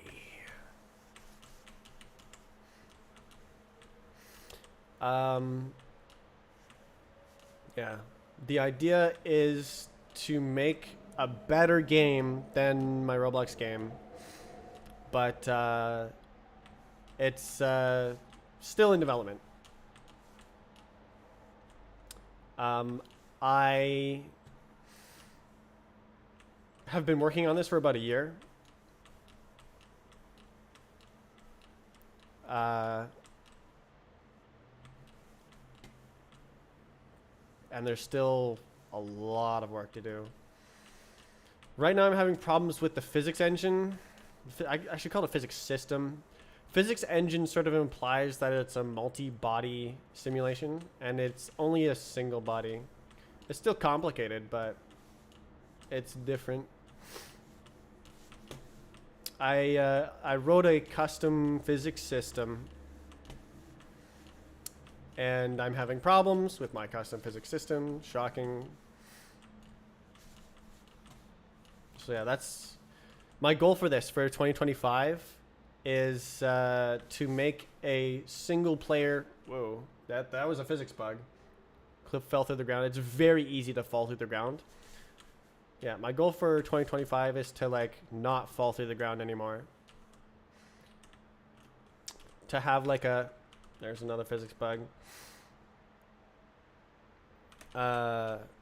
Workable demonstration where like you can load maps, get times locally just on your computer. Oh dear. And then watch back your recordings. That is what I want to do in 2025. And I've already done all those things, but like it's buggy. So gonna try and make a polished single player B-Hop experience. And then I can work off of that and make like leaderboards and multiplayer and stuff later, which will be an insane amount of work. But like, there's no point in having those when there's no game. So I'm making the game first. Yeah. So this is like my 5-year project, and I'm 1 year in. It's my answer to all of the problems in Roblox B-Hop. I've already done a lot of game design work, making the internal mechanisms very powerful. Like watch this. If I press B, I now have a replay of my inputs. So this is not like the Roblox bots, where it's just like a line of like where you went. This is a re-simulation of the physics. So it did not save where I went. It only saved which buttons I was pressing. and it's replaying the button presses in a deterministic way, which is completely different from how the Roblox game works and is way more powerful in terms of what you can do with that. You can do things like recalculate a leaderboard after a map update. So let's say someone found an oob and you can go through a wall like right here or something. And then the top 50 times go through the oob, and then the rest of the 300 times don't exploit the out of bounds bug. So what you do is you upload the new version of the map, and then you rerun all of the replays. And each one plays through the map, and if they reach the finish, then the time is valid, and it stays on the leaderboard. But if the replay doesn't get to the finish, they must have exploited something that was just fixed in the map update. And so the time is removed from the leaderboard. So you can have calculated leaderboards that are automatically cleaned based on map updates. And then you can also like watch the old version if you want and stuff, potentially. Another thing is TAS leaderboards. And my idea for that is that the replay for the TAS bot, you can be playing that back like this, but then you can jump in. Watch this. So this is a replay. Boom, I'm playing now. So I am adding on to the bot inputs and doing my own gameplay on top of it. So it was feeding in the replay inputs, but now it's feeding in my inputs. So you can combine them together, splice them together to create a Frankenstein bot of the TAS inputs plus your new inputs. So you could have collaborative TAS leaderboards where if someone can take the top time and complete the very end of the map better, then they get a portion of the like credit for that world record for how much of the playback that they contributed. So it'll be the top time, but like partial credit for everyone that contributed inputs.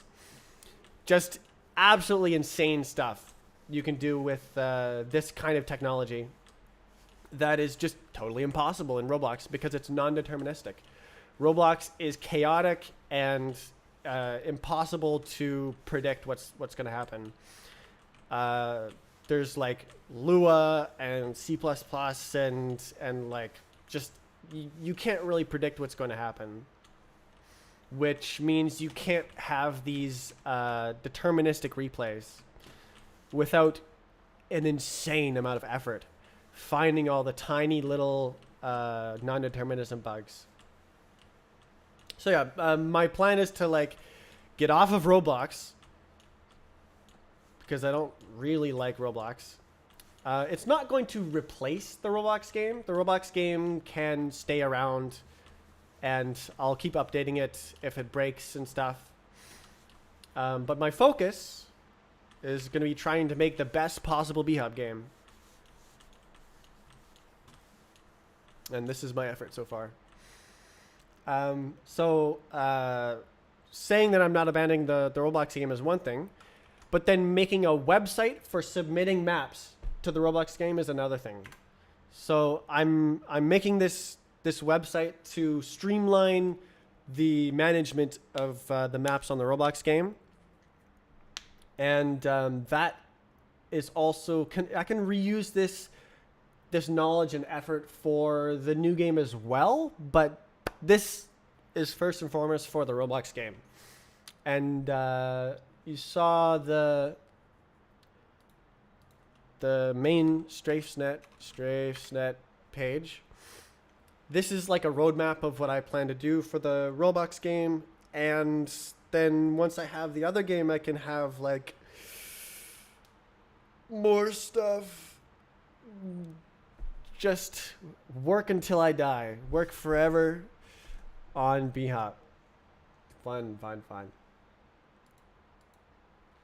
Yeah. Buh. Where is this? So this is not real.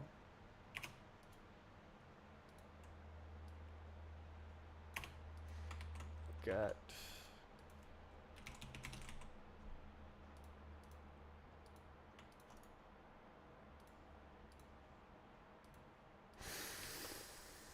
So I believe this passed. Because, like, why would it not? Yep. Amazing.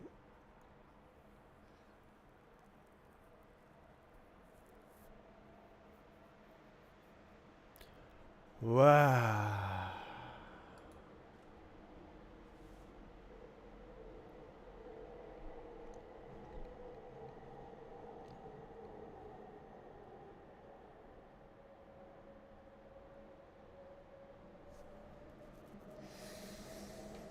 Oh.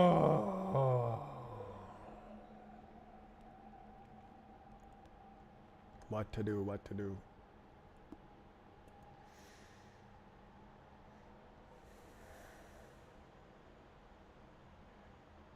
I don't know how to make a web thing.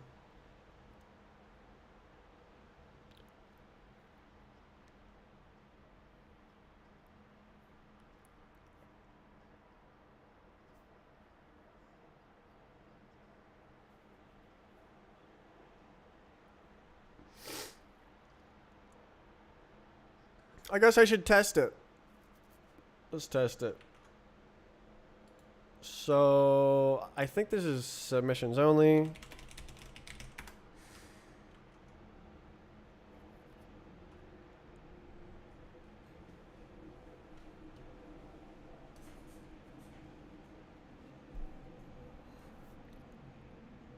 But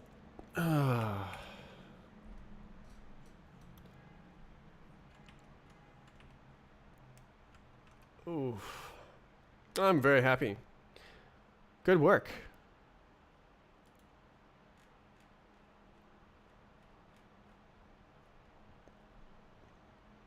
Great job, team. I'm the team.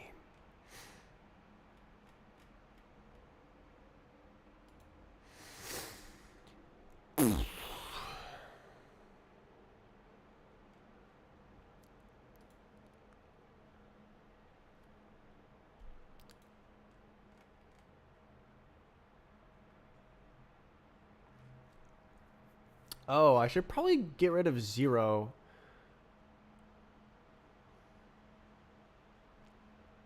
Yeah. That's like preventative Golang fear. Default values and such. Oh, I'll just use a sentinel value. That.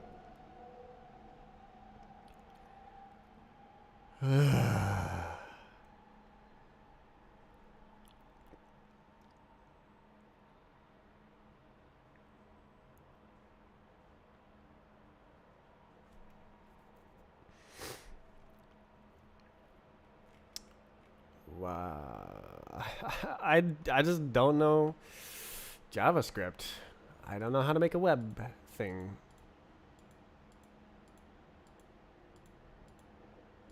I could not do it from scratch. And there's no close example.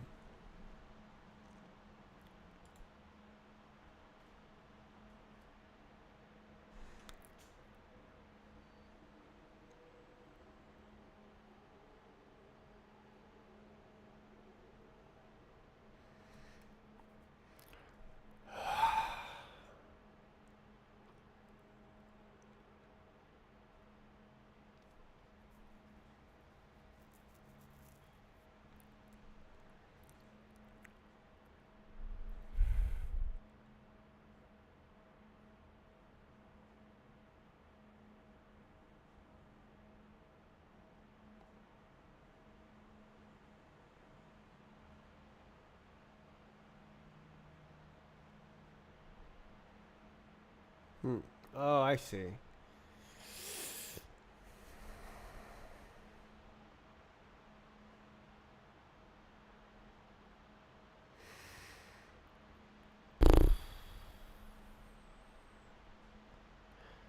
It's so hard to keep the scope small, and like, there's because it's the place to do everything.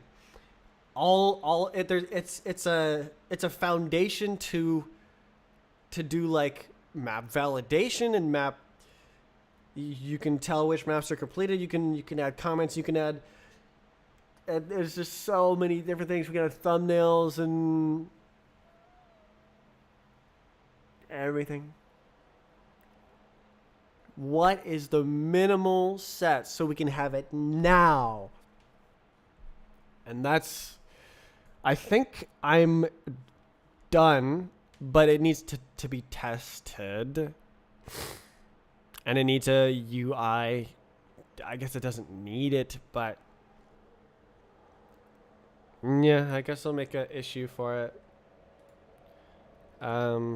Audit log.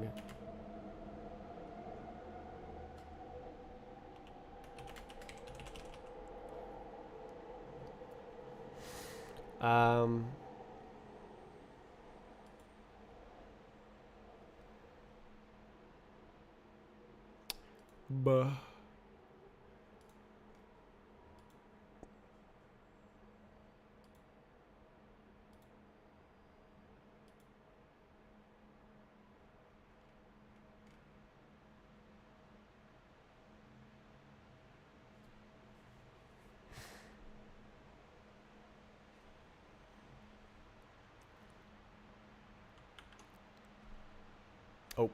Oh, how do you? Huh? I cannot screenshot. Hmm. Hmm. Hmm.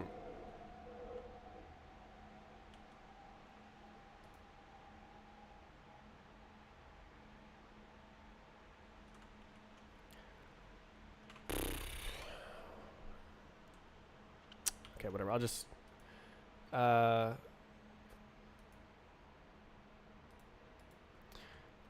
Oh, I need freaking endpoints. Right. Uh.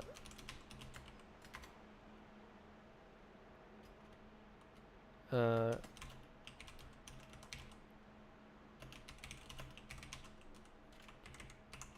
Function.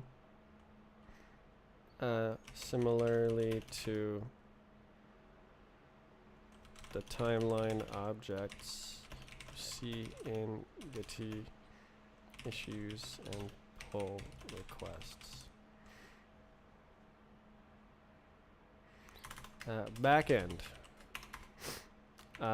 Get freaking API audit.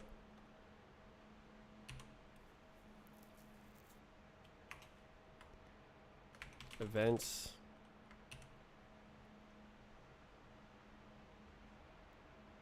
I've done it. No. Resource.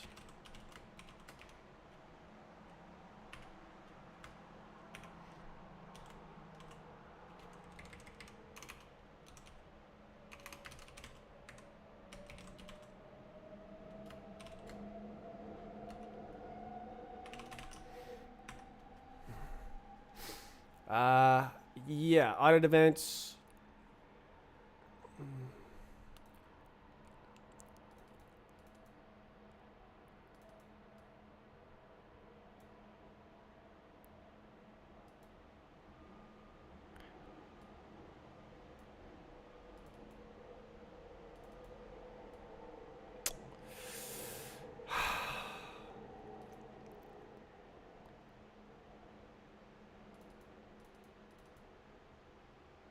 Something like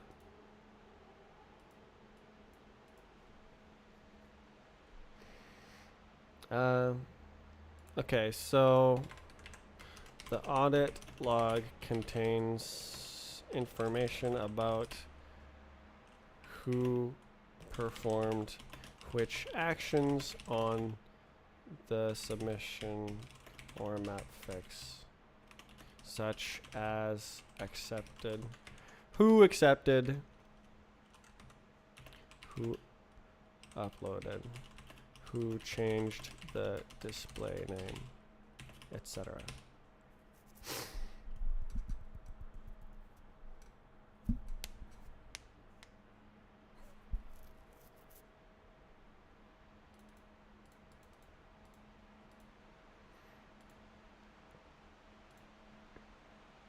GG. Okay.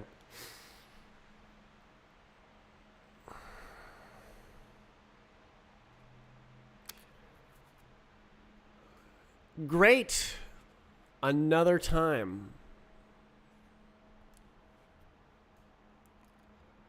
The problem with this is this is a rich history of it's the audit log. It's supposed to log who did what. So if I did that wrong, we should know about that and I should fix it. But there's no way to know without back end and front end, endpoints and UI and and then just the entire audit log is wrong before it's fixed. Yeah.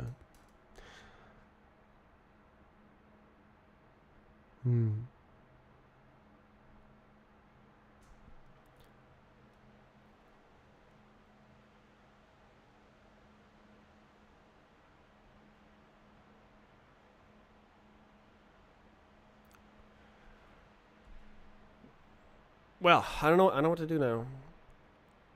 It's only been 4 hours. I did the thing I wanted to do.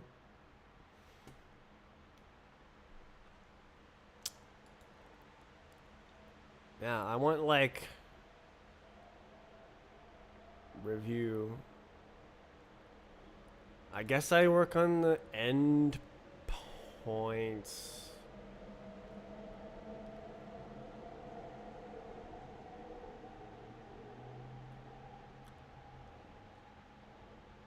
Is it public? It is public.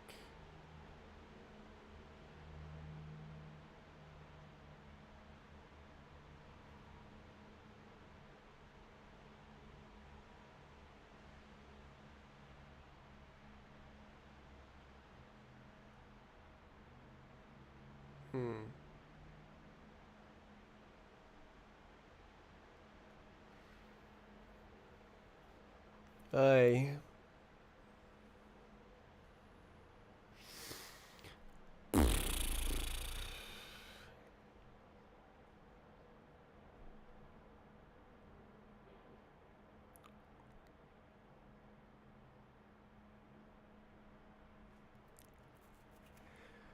Oh, dude.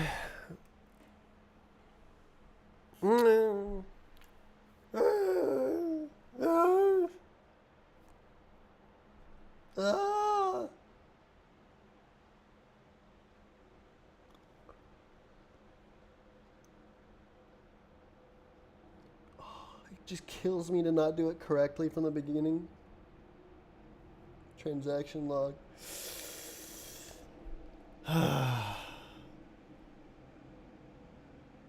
I should eat the pasta. I got the pasta. I'm gonna go make the pasta. I'll be back in 3 minutes.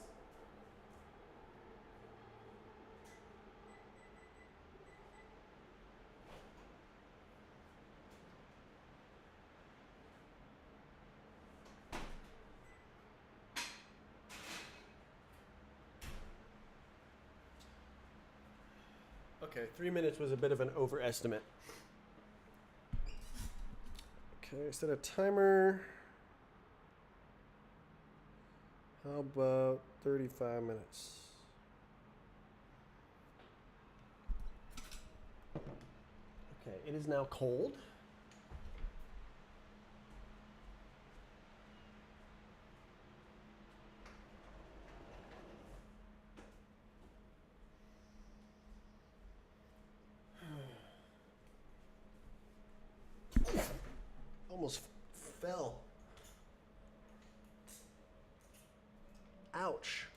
painful. Scraped my ankle on the metal chair.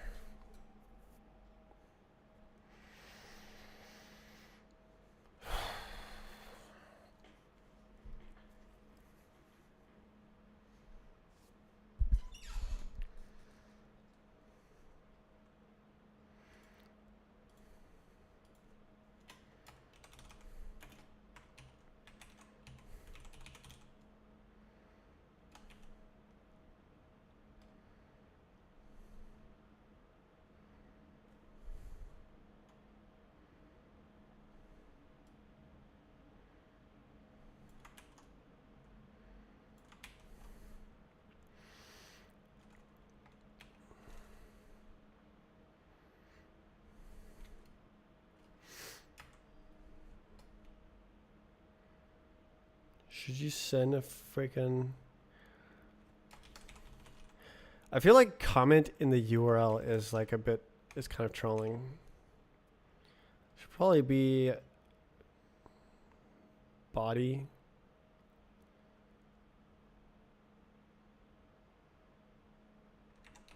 It's like...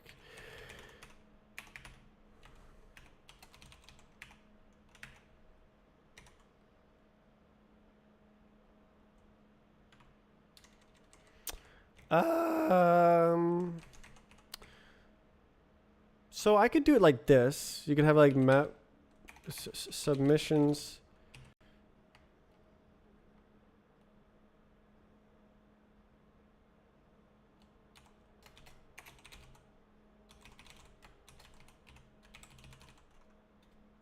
That would fully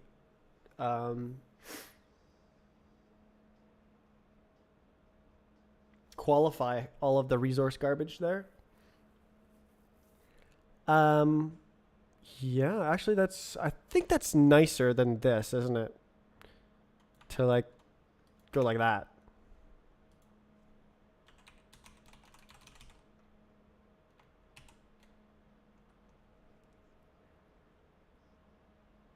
That's so much better than freaking resource ID garbage.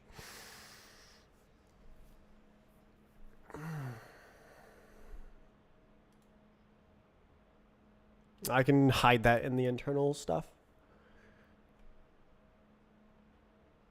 Very nice. So it just looks like you can post a comment or you can read all of the audit events for this object. Brilliant. Backend master. I know what I'm doing when it comes to the backend.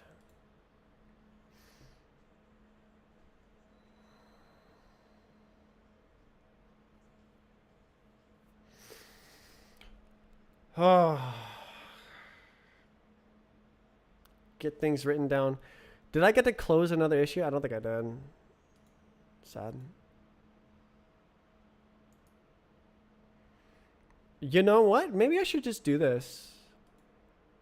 Because, like, it'll be fun. I would like it. I mean, I might get carried away. But, That's okay. I'll be right back.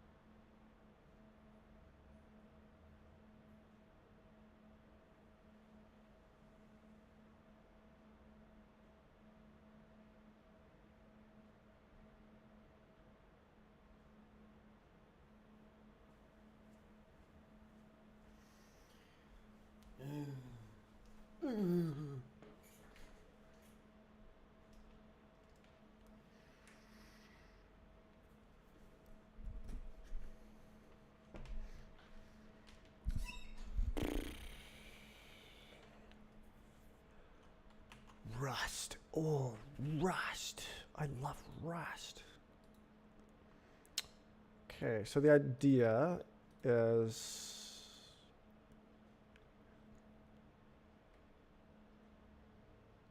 more code.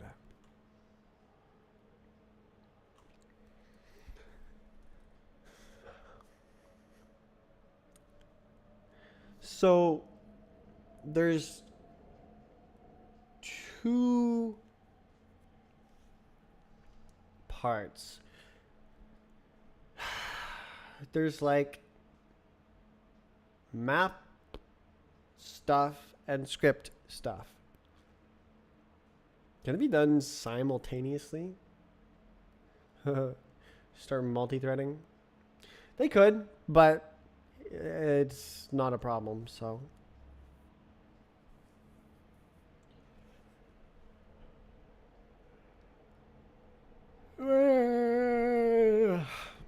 Hmm.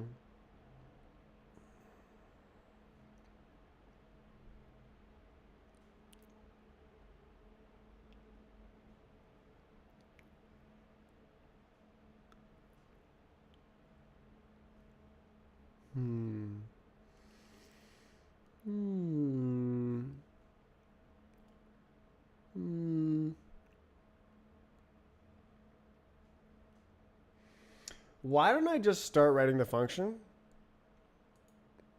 and then deal with it later?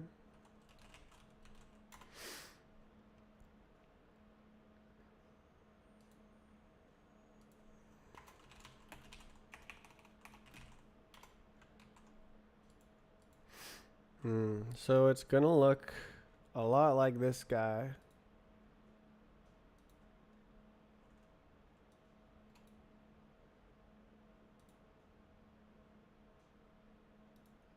Mm-hmm.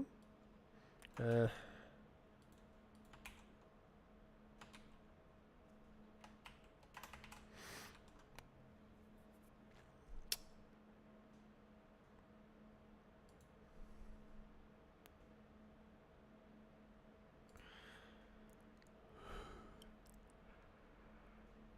yeah.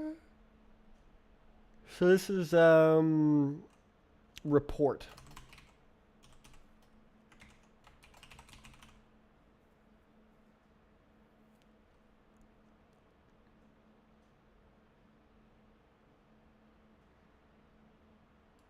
Scan, validate. We're synonyms.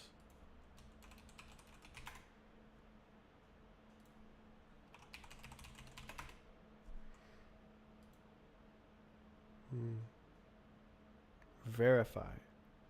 Verify and then validate.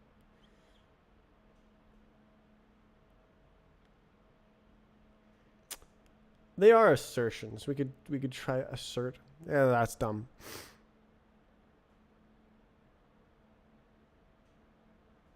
Certificate. Your map is certified. Let's see. How do we classify this? So there's the script and map. So gameplay, game mechanics, mode, stop. Yeah, it's all. It's the feature stuff.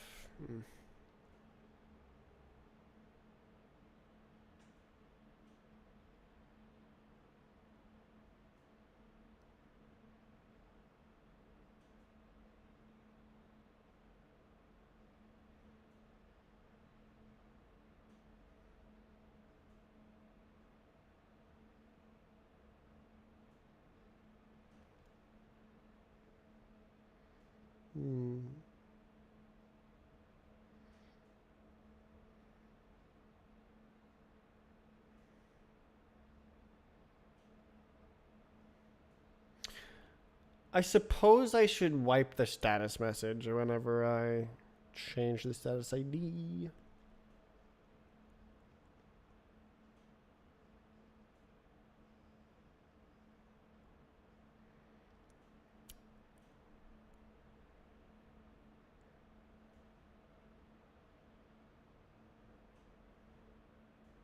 I'll be right back. I'm cooking.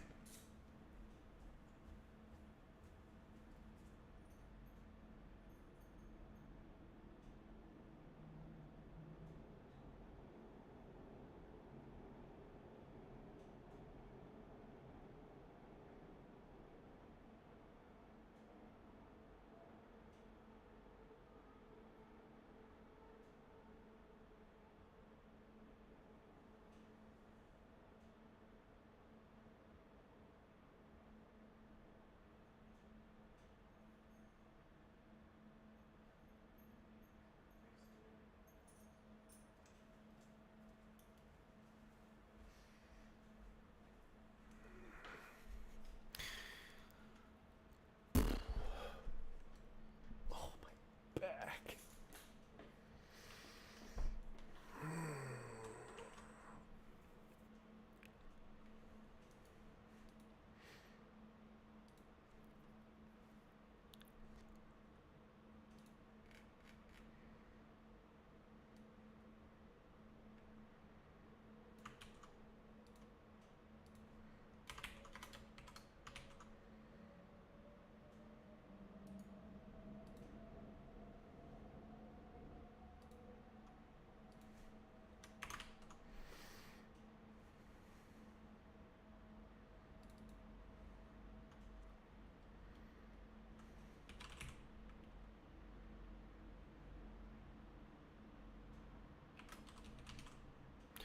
Check. Validate. Check.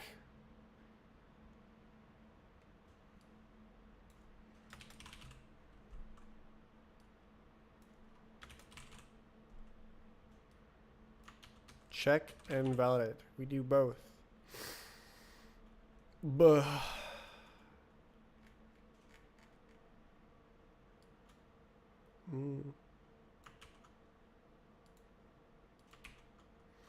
We can call it that. Model version. We do not care.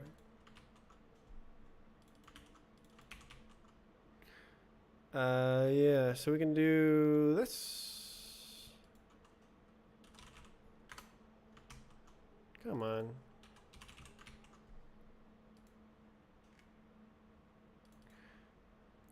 So then we can have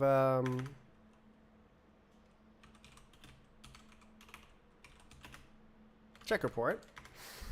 And this is going to contain all of the map's problems. Here's all the problems your map has. So, yeah, that's how it works. That's how it works. That's right.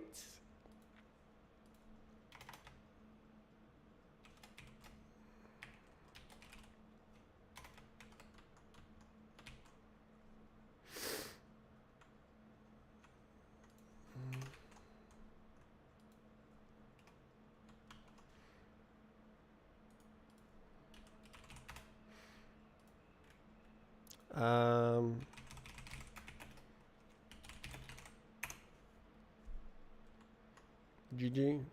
So this is getting started. The boilerplate is out of the way.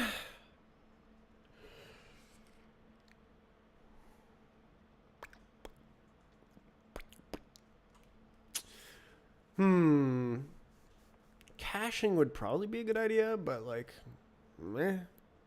Screw you, Roblox. Mutt dumb? No, no, no, no, no, no, no, no, no, no, no, no, no. This is a immutable check. No, no, no, no, no, no, no, no, no, no,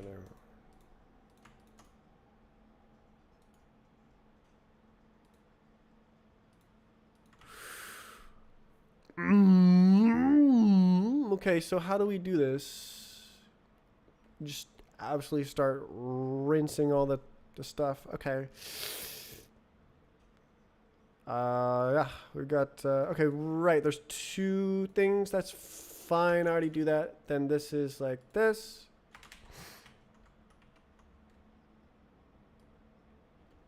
And these are 5-man check.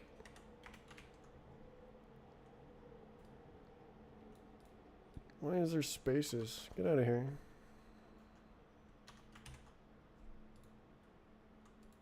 Okay.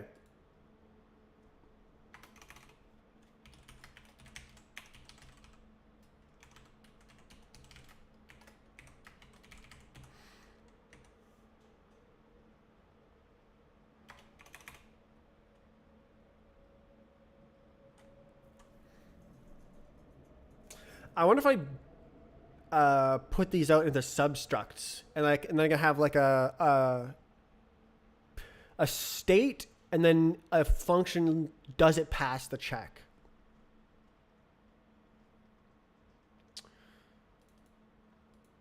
So like check report has like map start report or something. Actually, you know what? I could like subcategorize it and stuff and say like, ooh, this is the modes report and whatnot.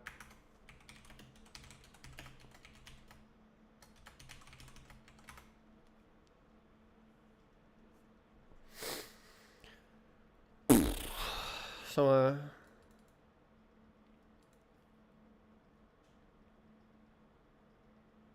I'm kind of going a bit hard here. I'll refactor it later if I need to.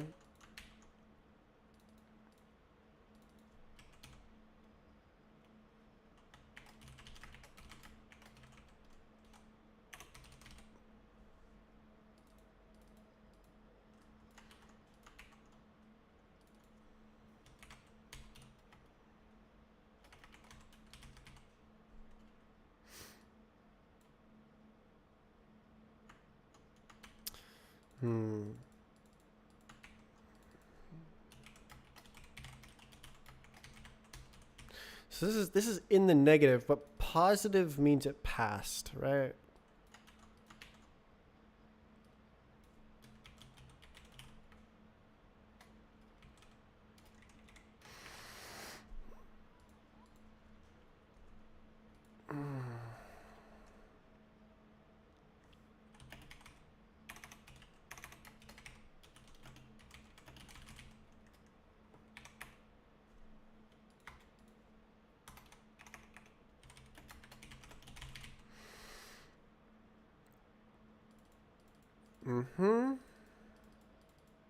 So it'll like fail to validate anything.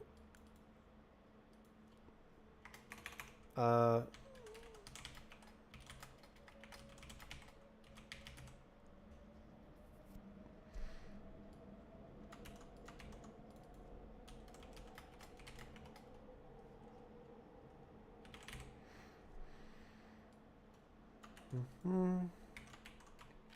so this is pre-checked. I guess. Interesting. Okay, so like, in order to create the model, you have to pass that test. But then you could update it later.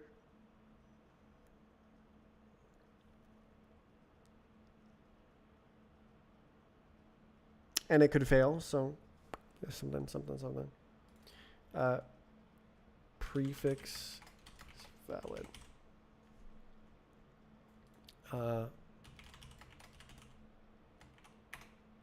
Sure.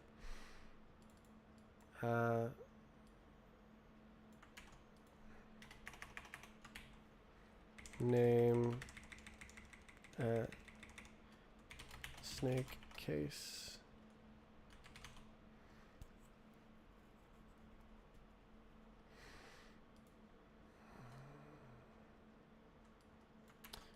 Okay.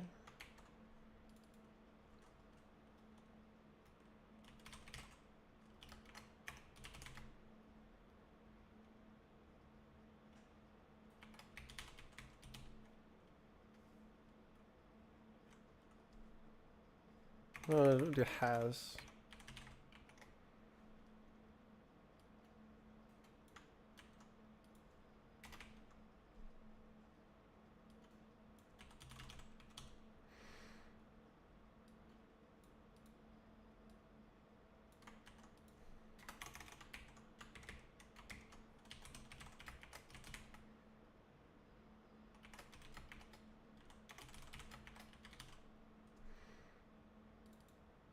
So we already did that up there. At least one map fix. Thank you, 5-man. Map finish. They must have Chemical Life false disabled. That does not true anymore. Must be a spawn 1 part. I had that.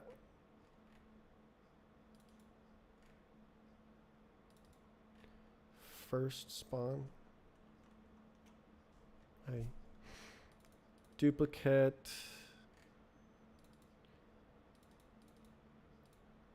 So this is part of the validation check.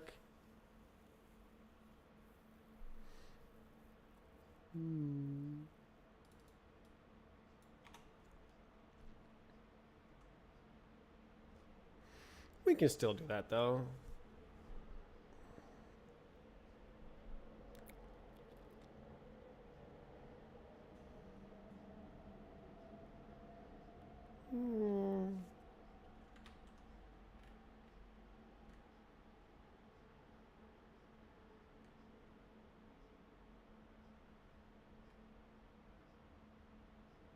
Cool. Not real.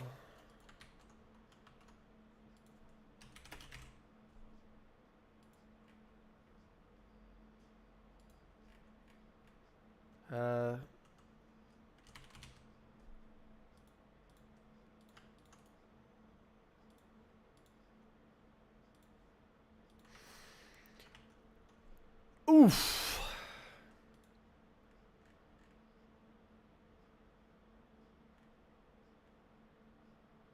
Okay, so there's the outline.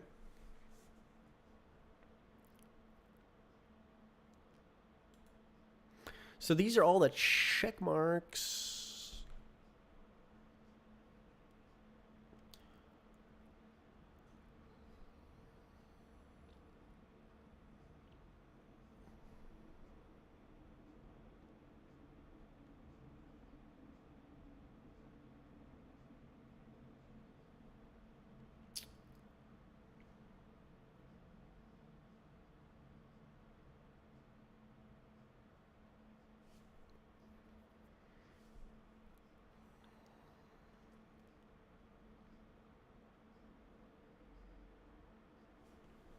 So really, these are all map test bot checks. So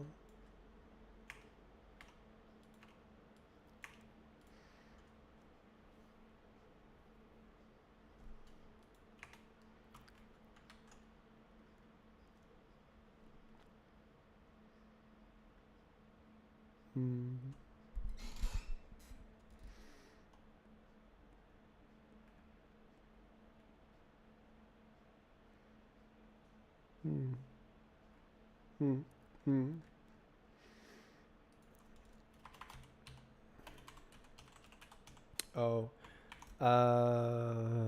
Did, did,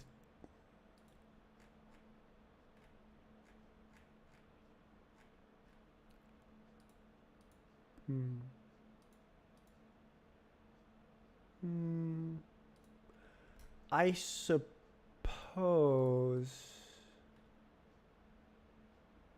that is acceptable. How did I do it on this one?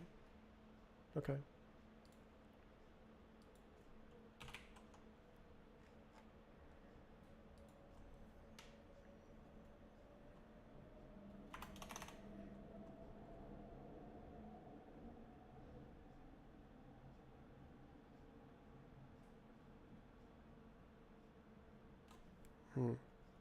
Hola.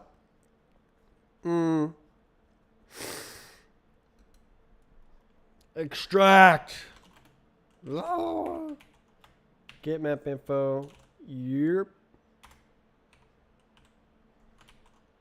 Surely. So that's just great. Como esta? I'm Canadian. I don't know what Spanish for. I think that means how are you doing? I am. Ça va bien. Answer in French. Let's see. So this is get map info. So we want to read get map info result. What is the get map info error? We'll say map info result. So do you know bhop, Roblox bhop? You know the map test bot? I'm remaking it on the website. Find listed all the checks that it does. And so it's going to, hopefully, when you click submit a new map and you submit it, it'll tell you what to do on the website instead of needing to use a Discord bot. Wouldn't that be fantastic?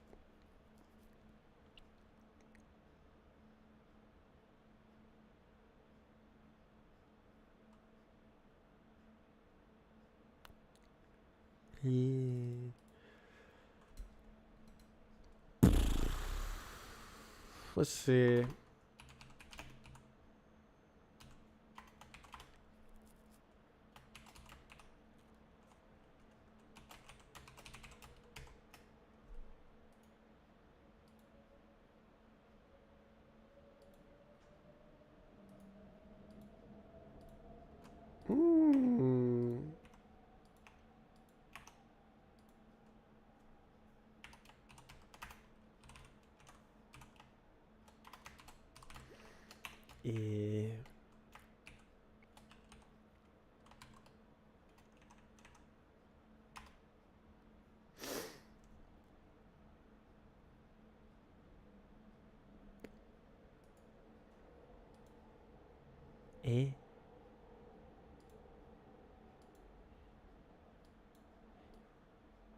Put this over here.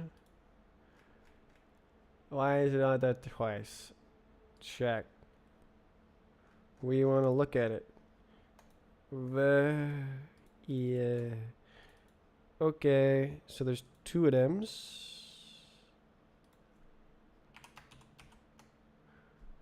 Great. Give me both.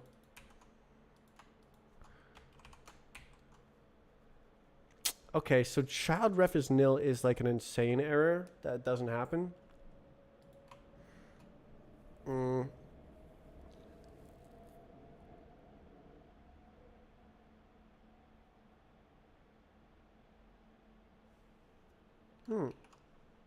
You can't hide.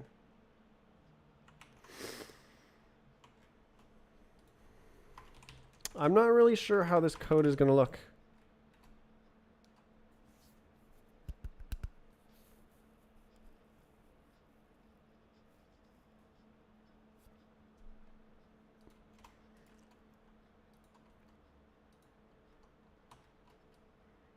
So I'm going to make these exactly the same name. So I can do this.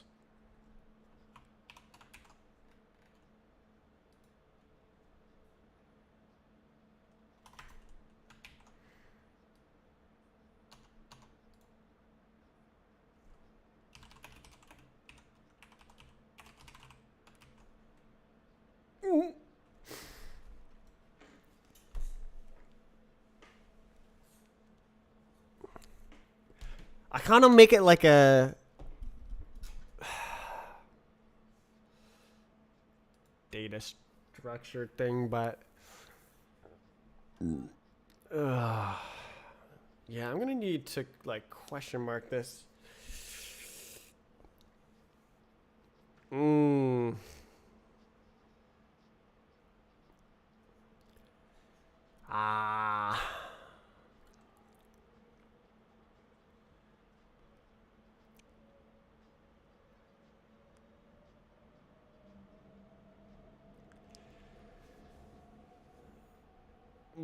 Do you speak Spanish?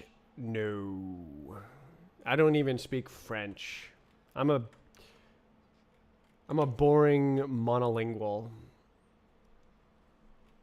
Okay, that's great. Well, that's not true. I know Lua. I know Rust. I know lots of languages, just not spoken languages. The programming languages. Hey.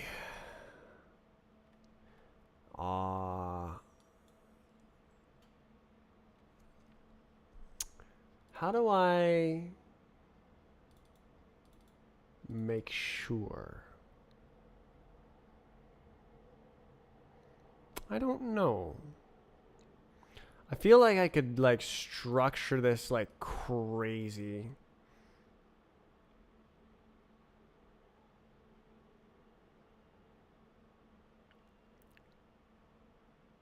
So this is result stuff in it.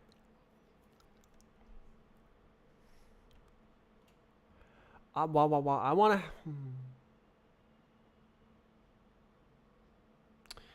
Hmm. Hmm. Hmm.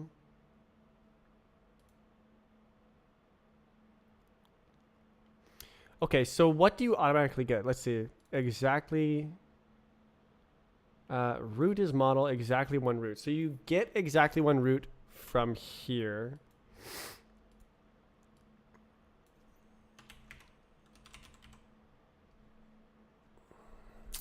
But that's like implicit.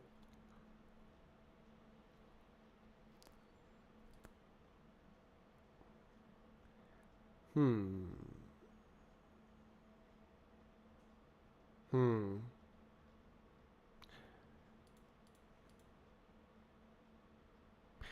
This is very interesting.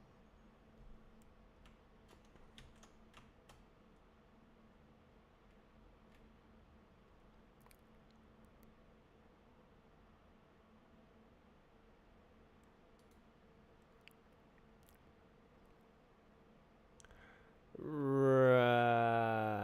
So I'm going to want to extract.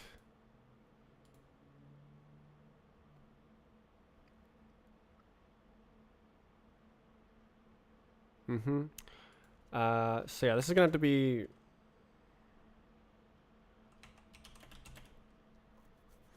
get root instance. And I can do it like, this. And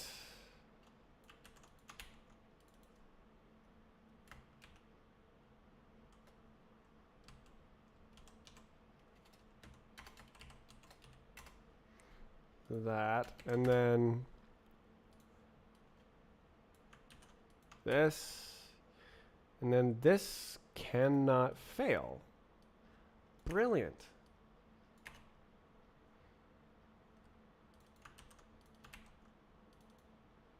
Oh, I need both. Mm.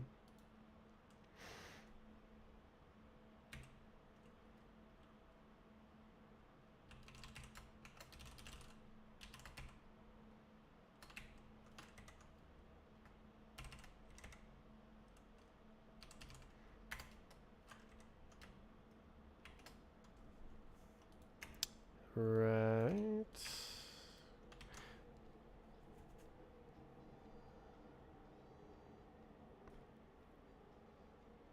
That's.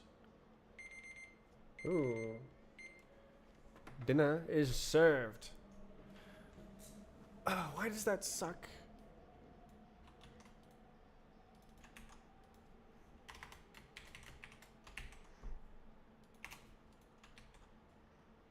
Yay. Yeah. Okay. One last thing.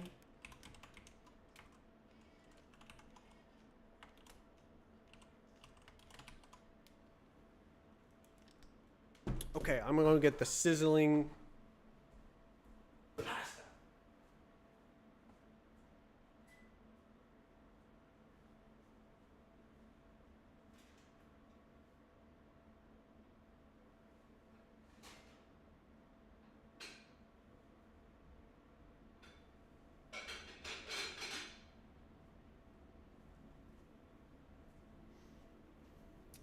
Here it is. You hear it on the microphone?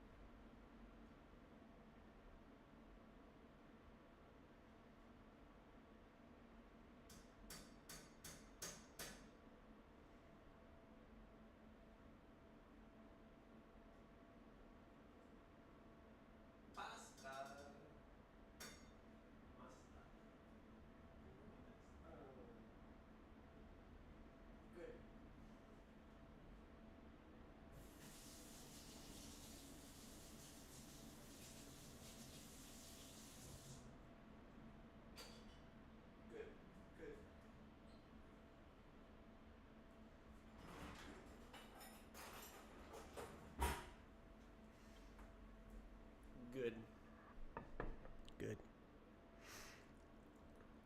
Good.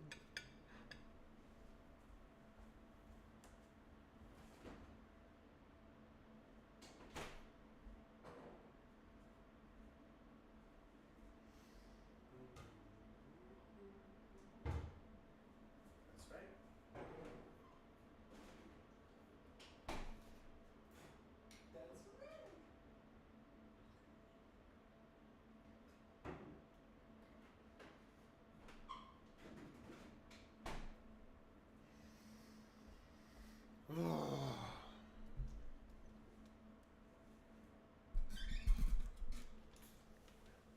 Yes. Hmm.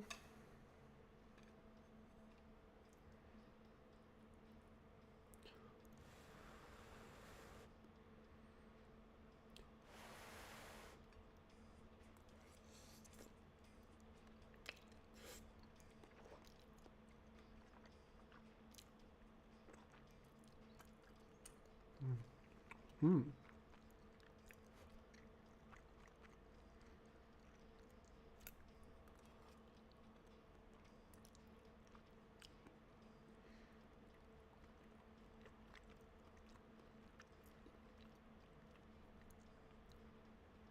Hmm.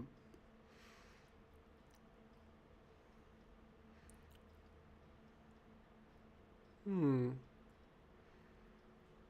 Hmm.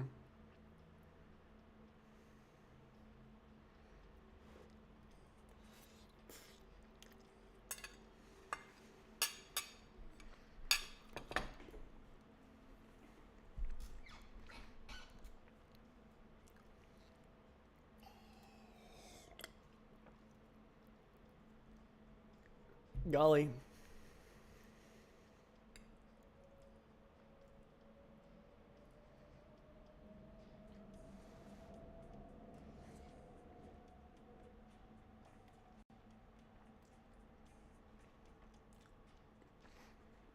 Hmm.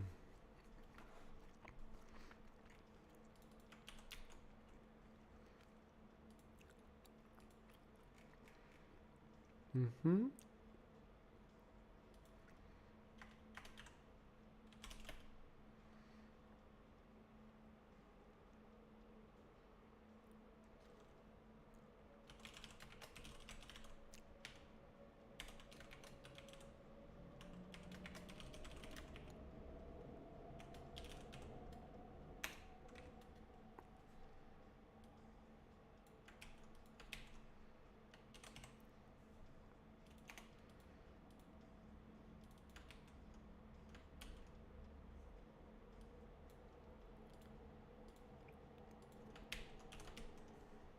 Real.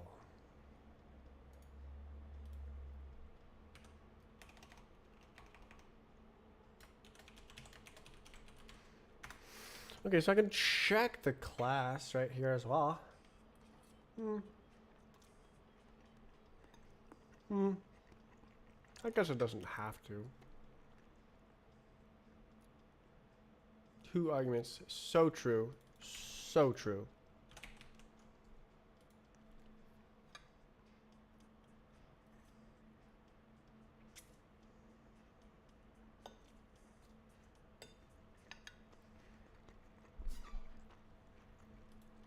Every time you hear me say so true, I gain another Rust level of appreciation. It's the thing I was talking about earlier about being told what not to do.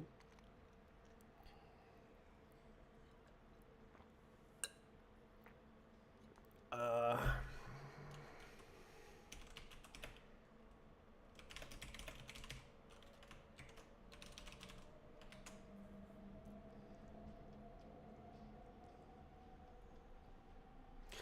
you've done something wrong.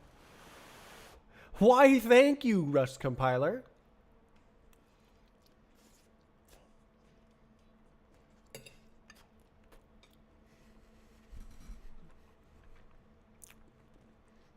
Hmm.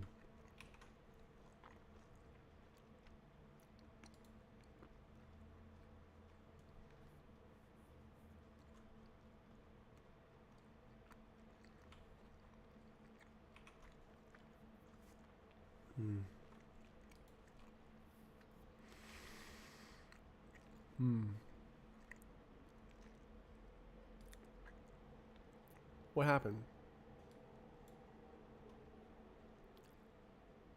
It's not real? Oh.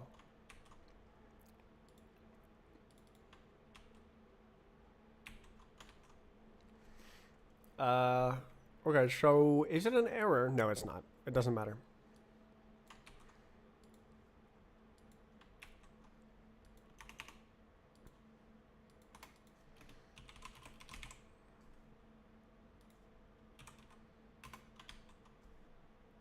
Hooray.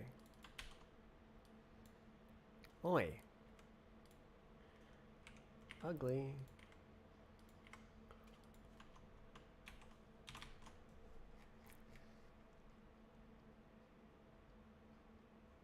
Hmm, true.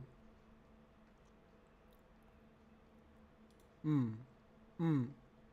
Hmm. Hmm.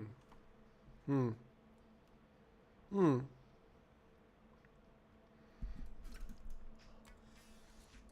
Hmm. Hmm. Hmm.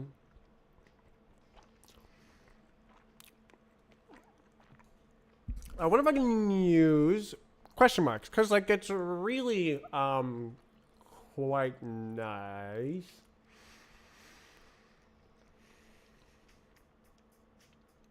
Uh, control flow. So like things start out false.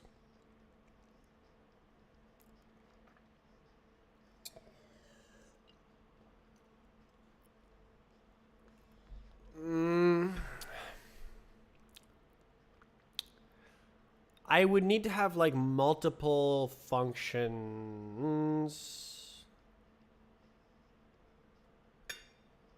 I guess I could ignore the result. Hmm.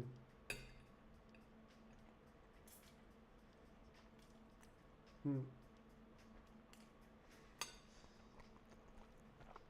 Man.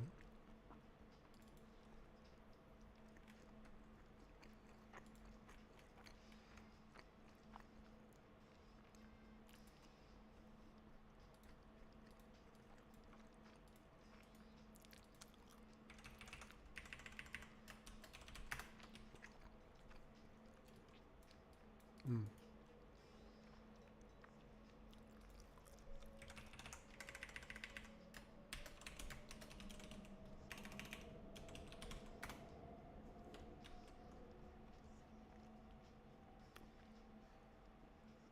Hmm.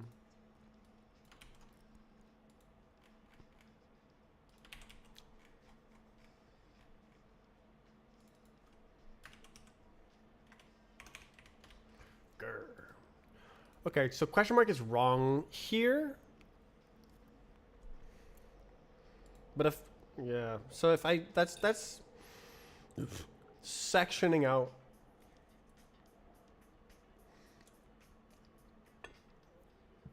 The different values. Hmm. Hmm.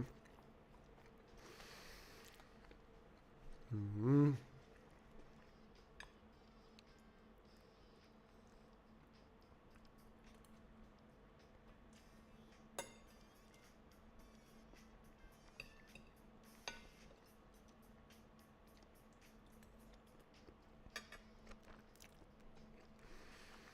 Hmm.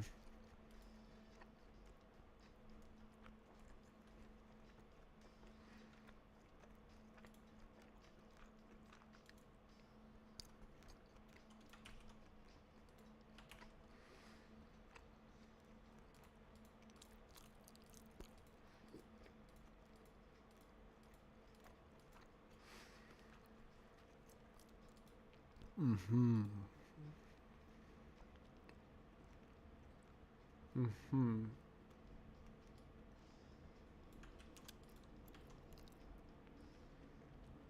Hmm.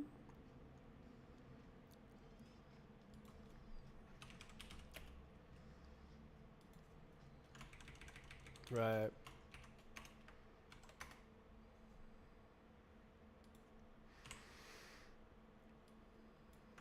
Mm.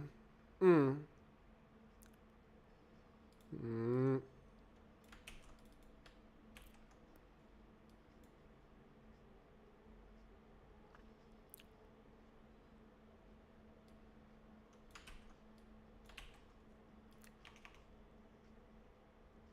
Oh.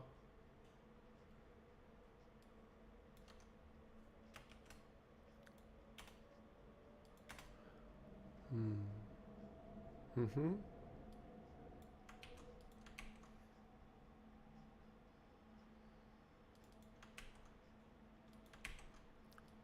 Ah. Huh.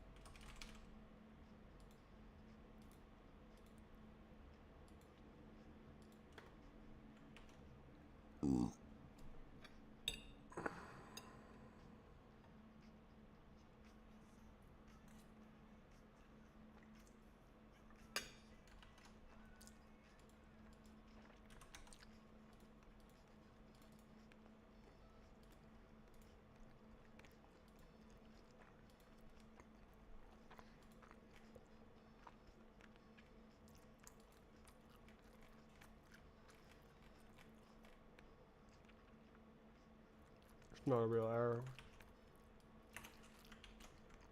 Hmm. I think that's valid. Yep.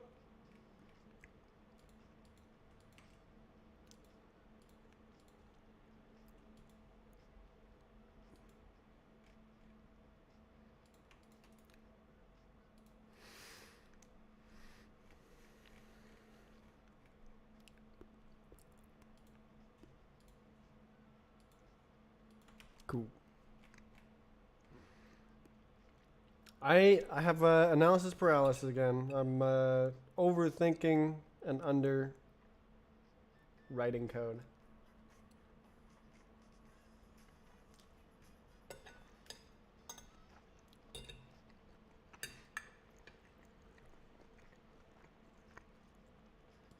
I don't have to envision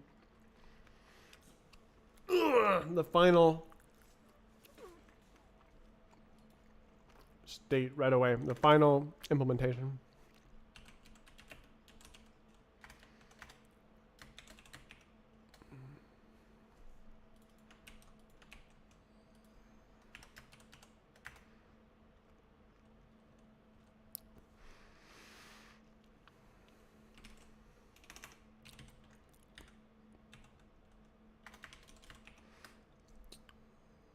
God damn it. Tell me what it is, man. String value error.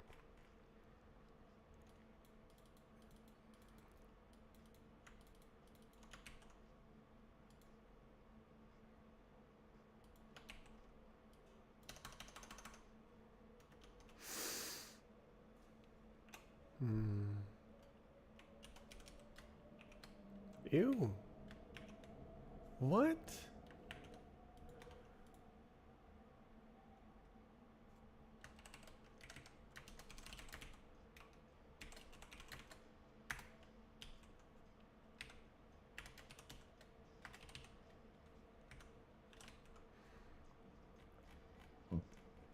Ay, ay, ay, ay.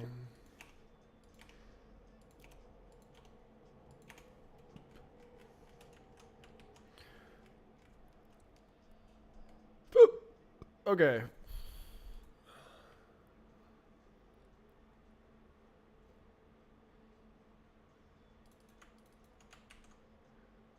Yeah.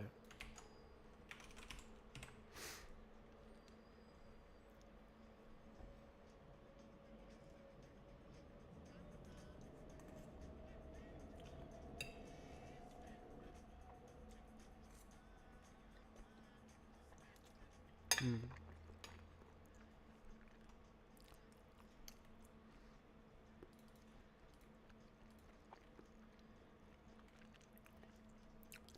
Hmm.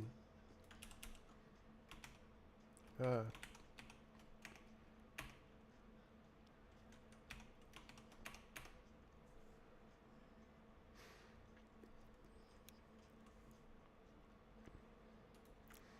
I think that's the same thing here.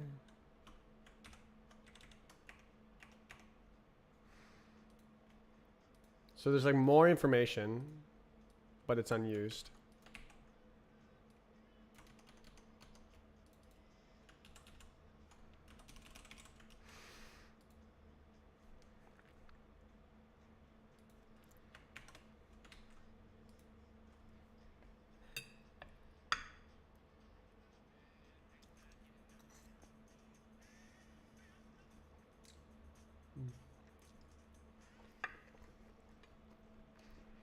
Mm-hmm.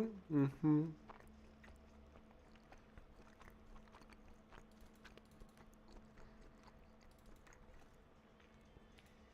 Mm.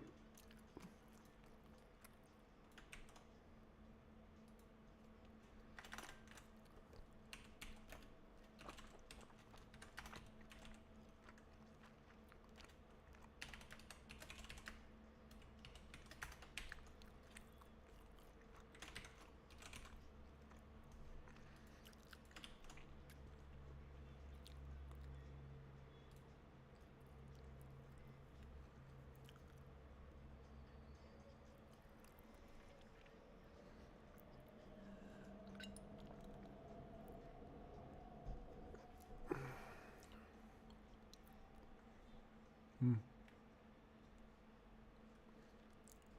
Mm.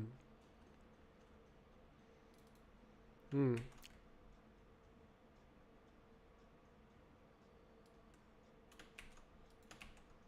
God damn it.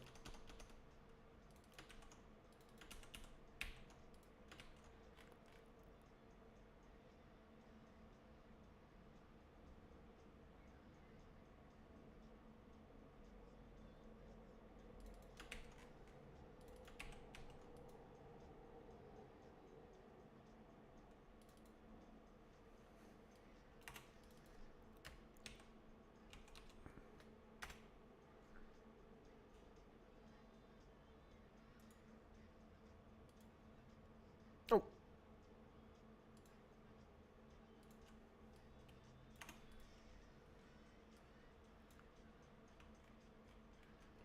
Sigh.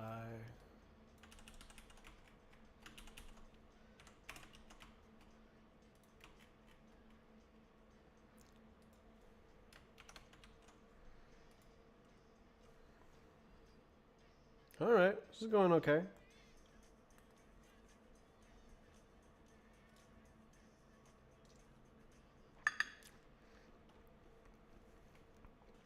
Mm-hmm. So you can see which ones I still need to do here. They are underlined. Mm-hmm. Mm-hmm. All right. We're gonna go.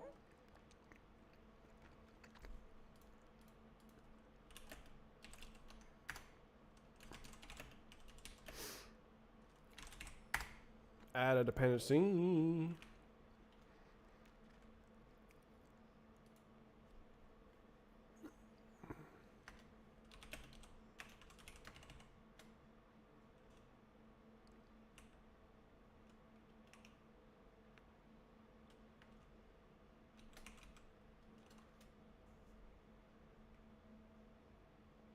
Uh-oh.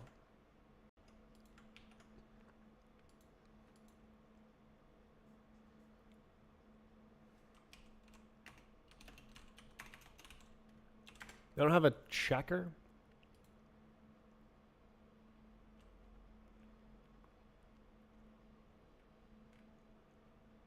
Hmm.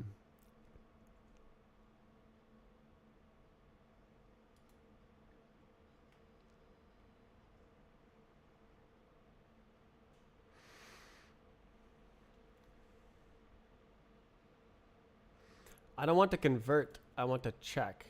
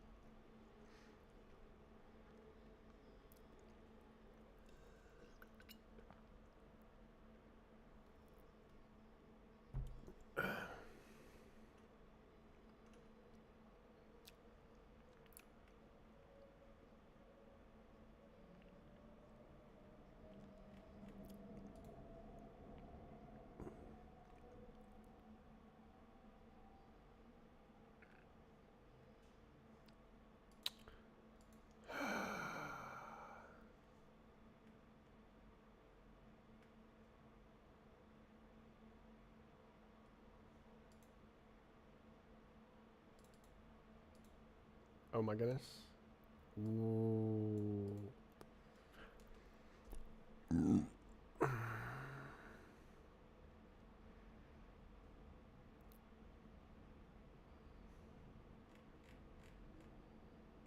Oh well.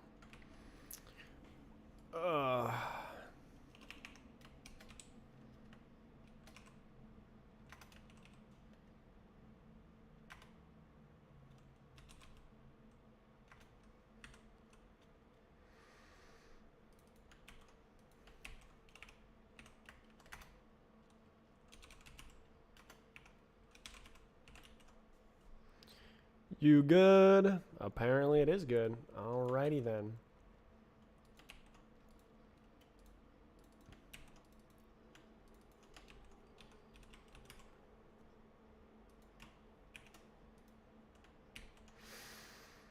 Nor.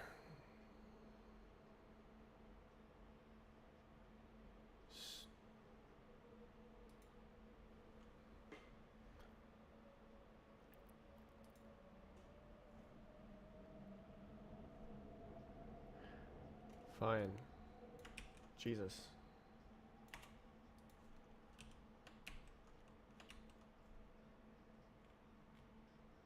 Oh.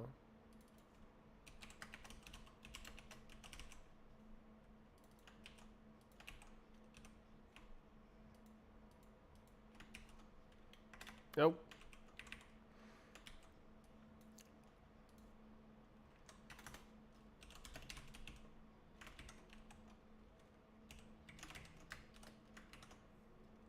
QRST.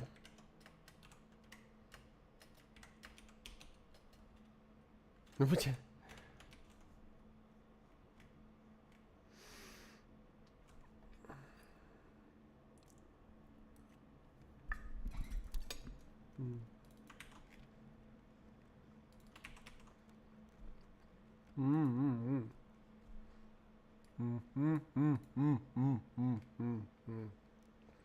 They're already really nicely organized.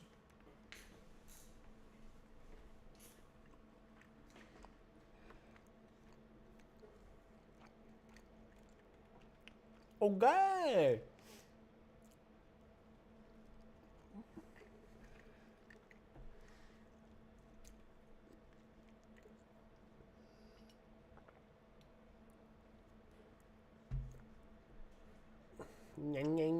So what is this?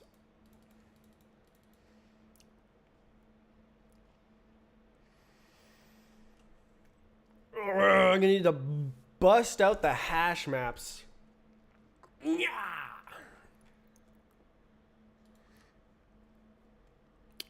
Oh my god, bro. Wait a second. I need the model instance.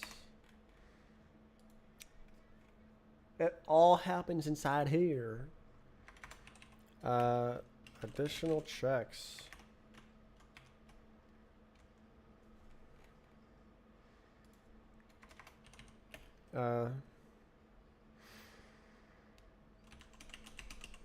Checks and why don't I write it this way around? I think that's nicer. Mode checks.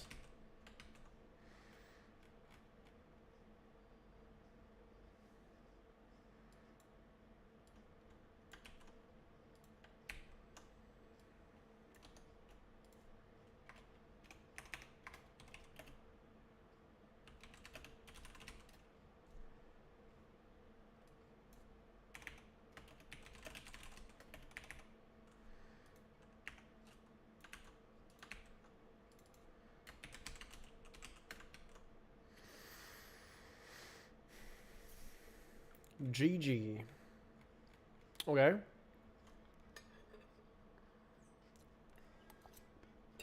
I'm doing great.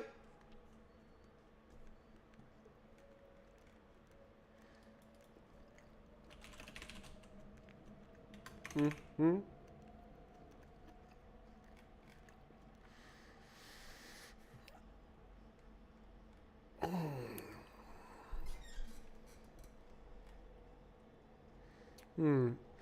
So it's kind of pointless to do checks that depend on other checks. So this one, if this is false, we don't really need to display anything else because it just fails everything. But then now you have these two.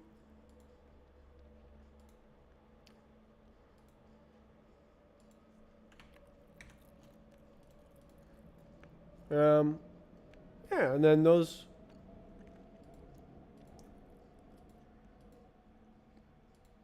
Yeah, no, these are all grouped. Well, I guess this one as well.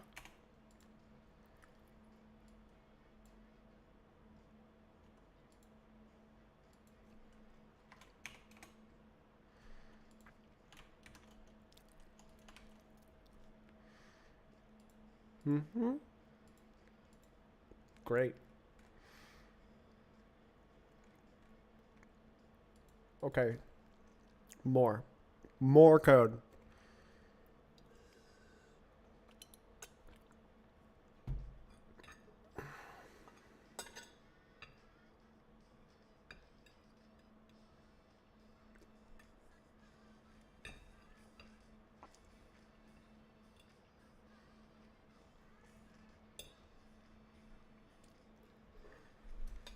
I ate the pasta. Pasta is vanquished.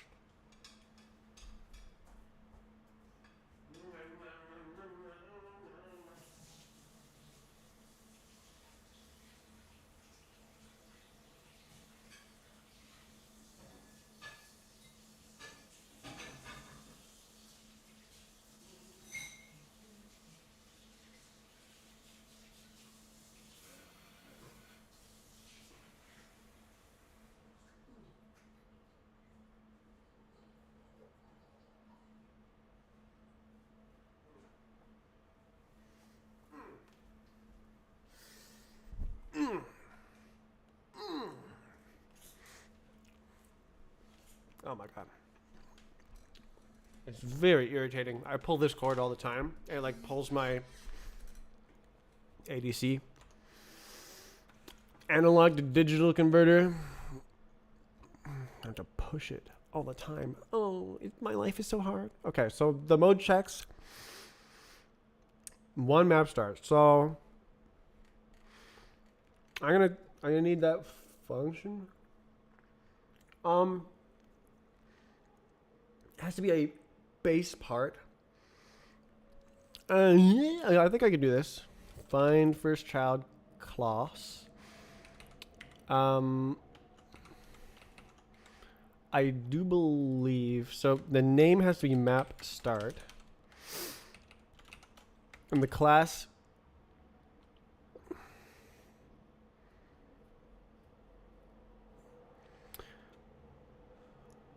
Why do I support multiple? Okay, is base part. I think my function works.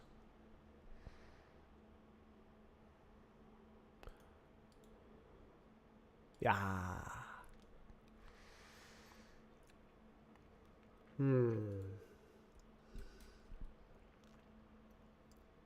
Hmm. Hmm. Ah.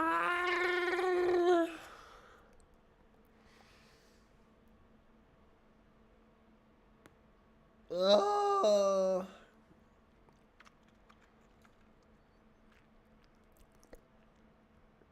Yeah, no, this is wrong.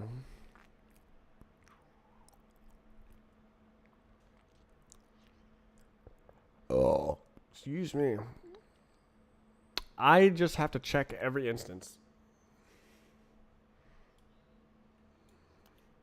So it'll be like dom dot into raw dot. Well, actually, I can do descendants.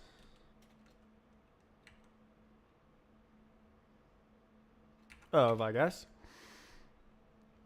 Oh, gross. Mm. Mm. Mm.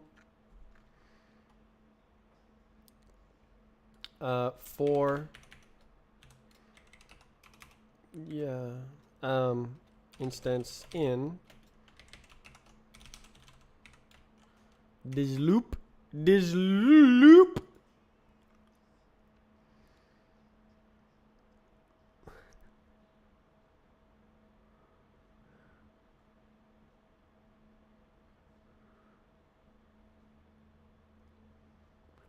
Ma, ma, ma, ma, ma, ma, ma, ma, ma, ma.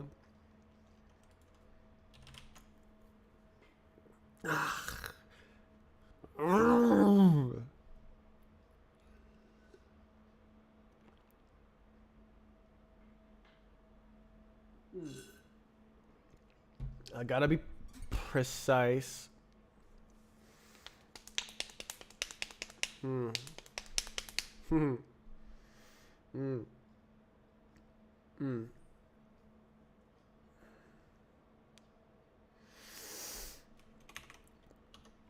Match instance dot name.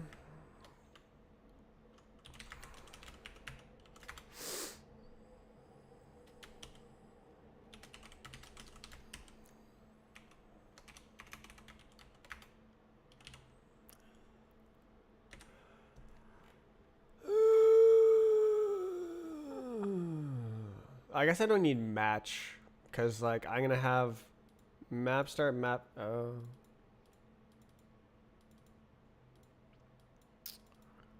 Verm.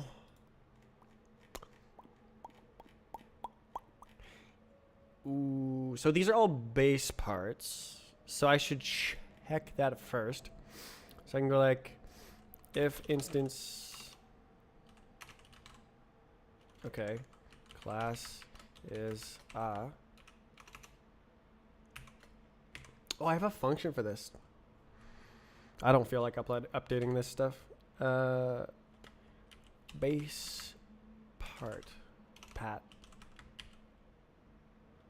No way. Bing bong. Oh my god, bro.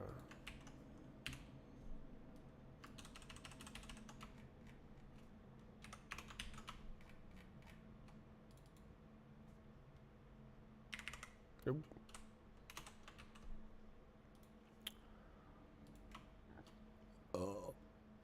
Stir. Nah.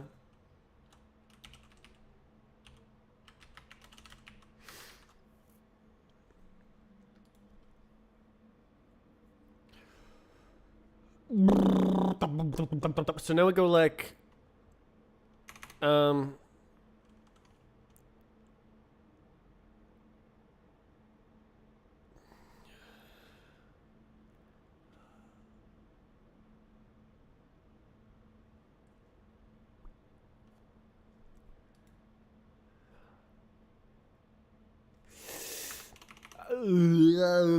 so we gotta do spawn x count.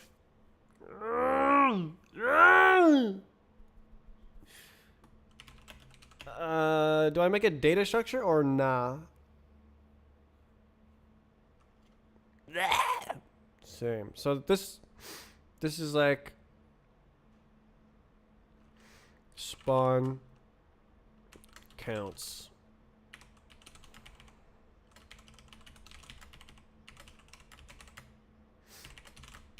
Surely. And then, yeah, no, I'm going to get a data structure. Counts.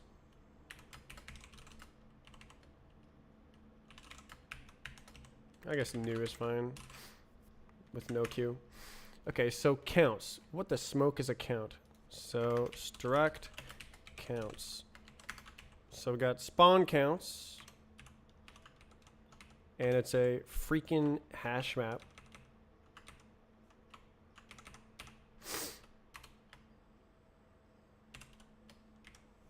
From U32 to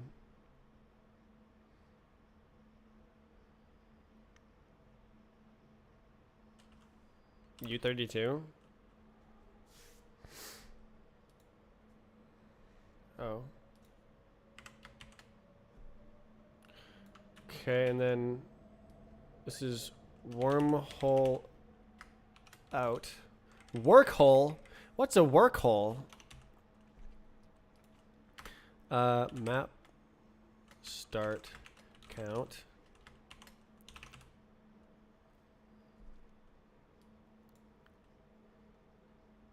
You know what? We got memory. We have it. Map finish count. You know what, actually?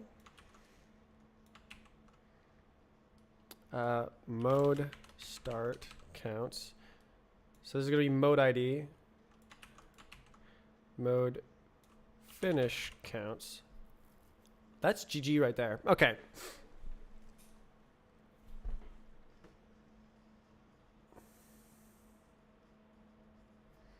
You know what? I'm feeling rusty.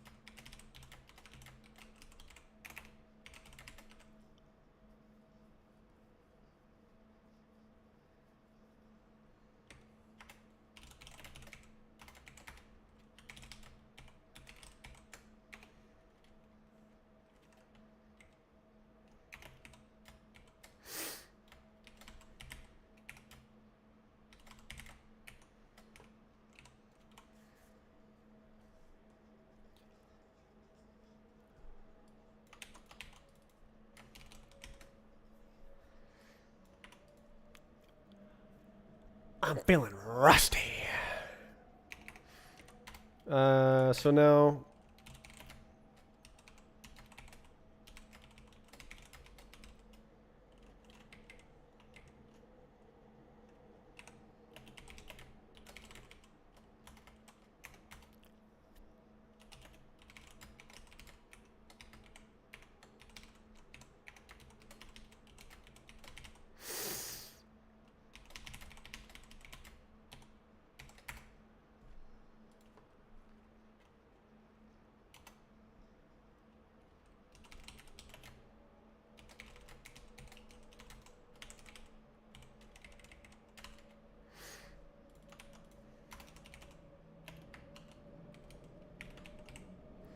all right.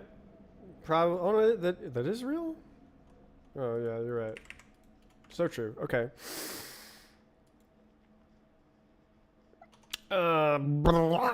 Match S. Map start. Okay. Self main.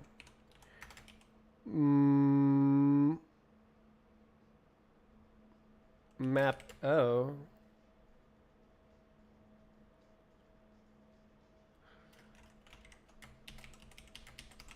Should I do different types?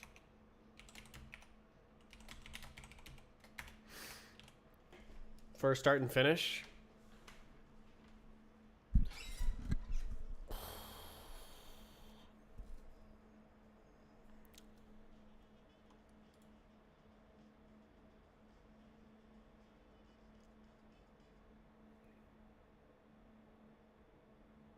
Hmm.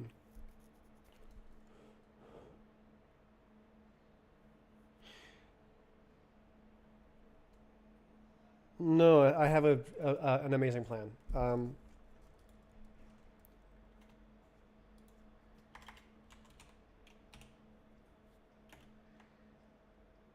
Zone. Oh my god. Watch this. Watch this. We need start. Finish. We actually don't care about ID cheats. So start finish will be like mode ID.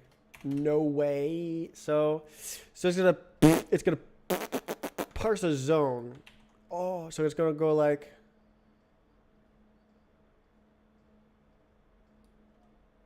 it's gonna be a zone parser. Yeah, we're just parsing some kind of zone. Yeah. Okay, and then that's great. That's great. So now I can do something fine.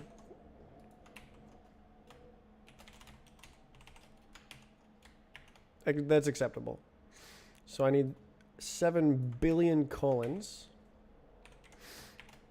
But we get there in the end. Okay. So now, finish.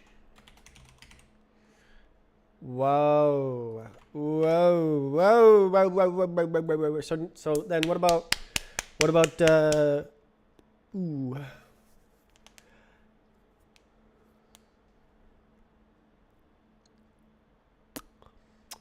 Do I need regex? I think I might actually need regex. That's tragic.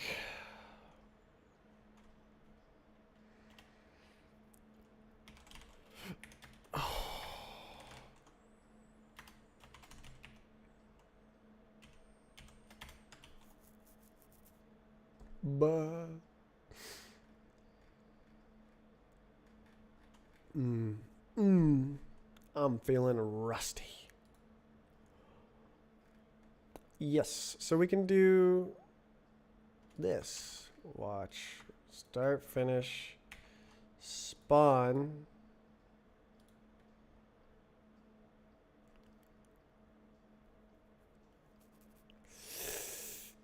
Whatever.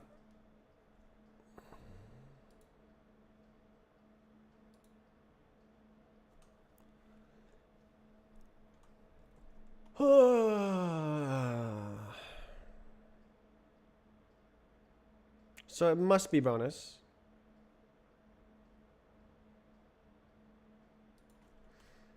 If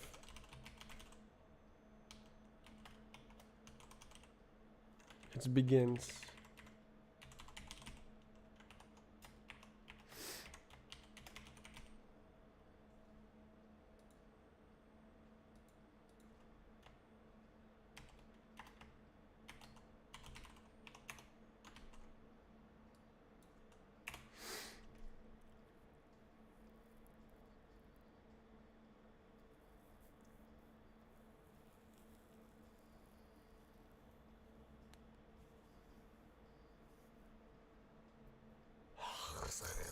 I was hoping to get. Oh, we're doing regex.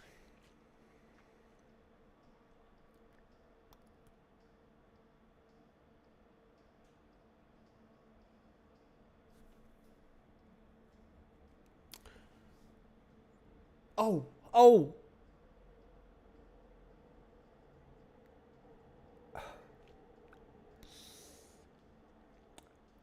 Actually, I think I can avoid it here.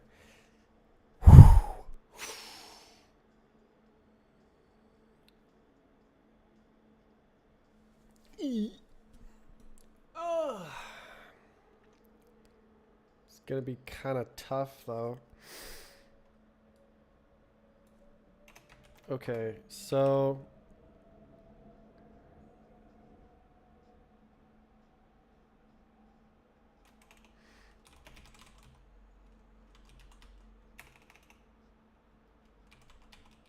bro, I wish I had an IDE. This sucks.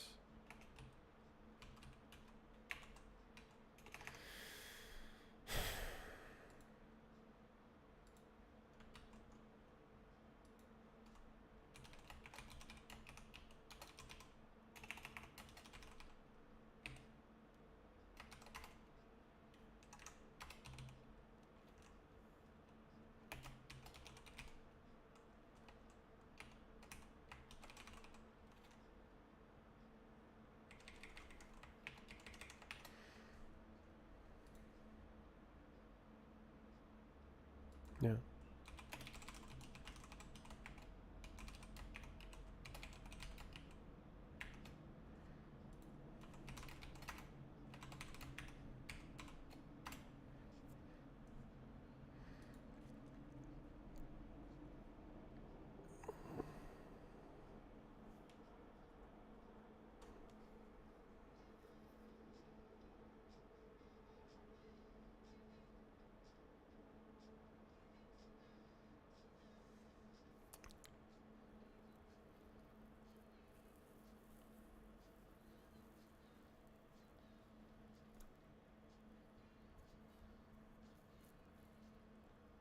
Yeah, I don't know what the best way to do this is.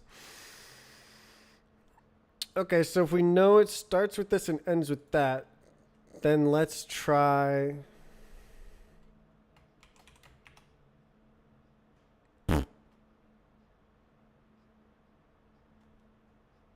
Hmm. Mm.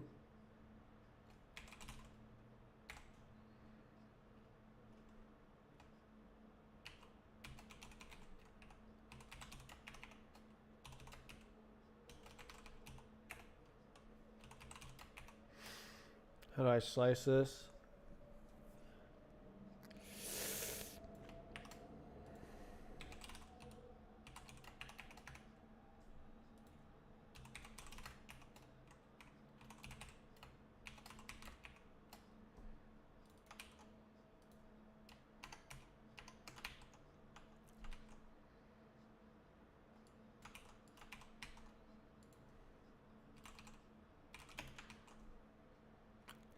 Okay, so that's good.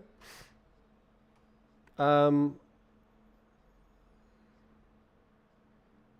almost. How did we end up?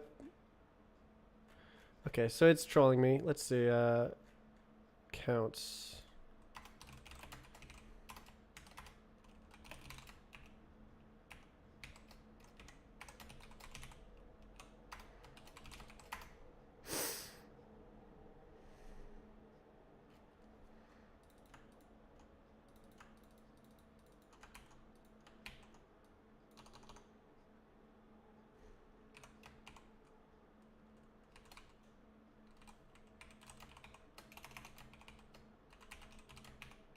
Oh, is it gonna kill me on the mode ID?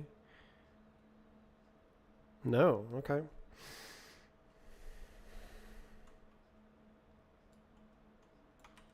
Alright.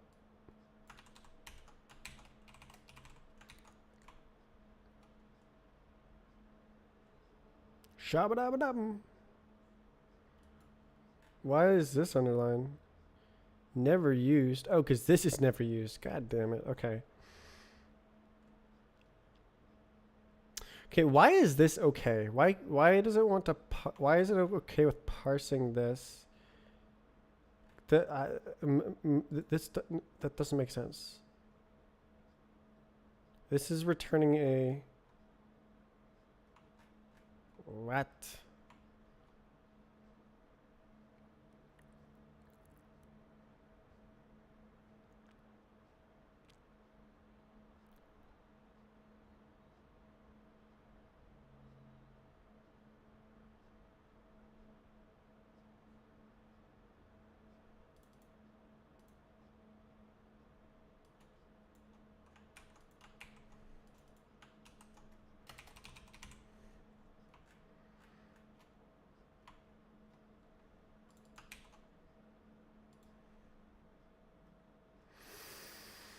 Map error. That's not. That doesn't make any sense.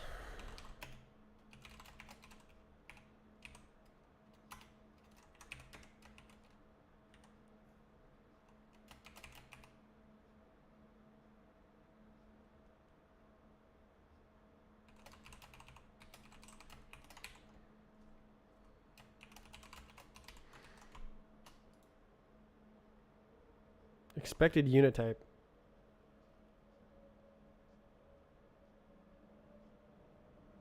Oh. Yeah, why is it okay with this? Okay, it must be trolling.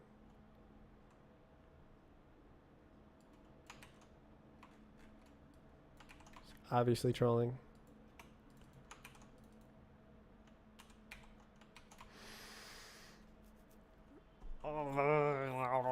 Okay.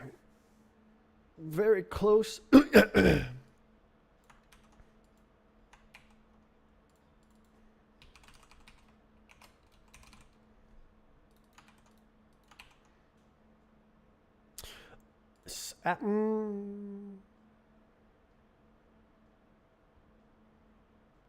Do I match?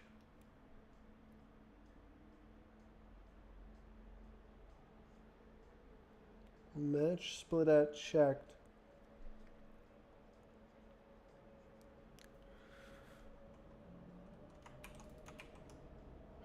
Because, like, I'm gonna have to slice this anyways. Um,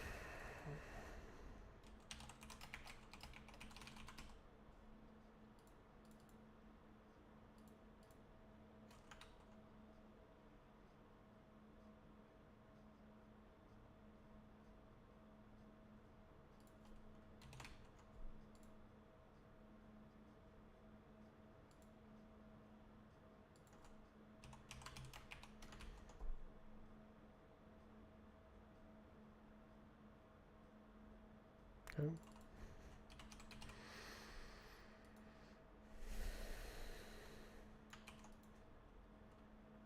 Crap.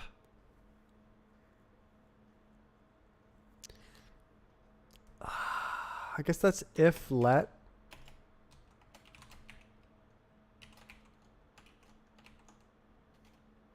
No. Please don't. Oh my god. So annoying.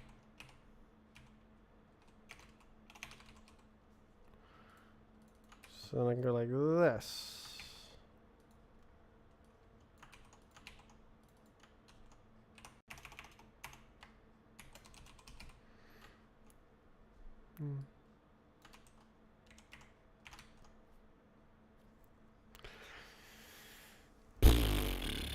I guess that's actually pretty good.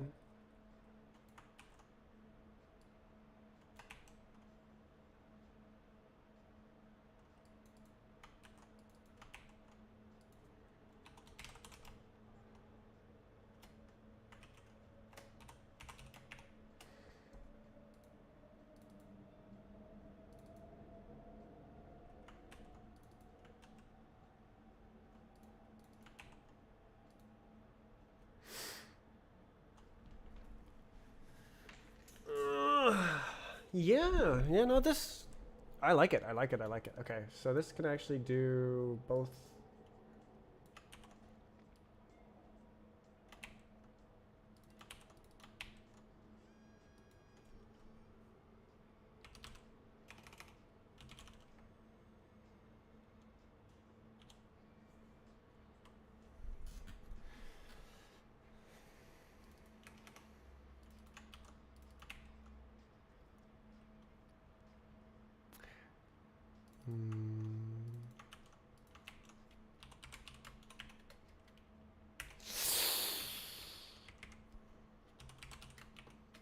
Ooh.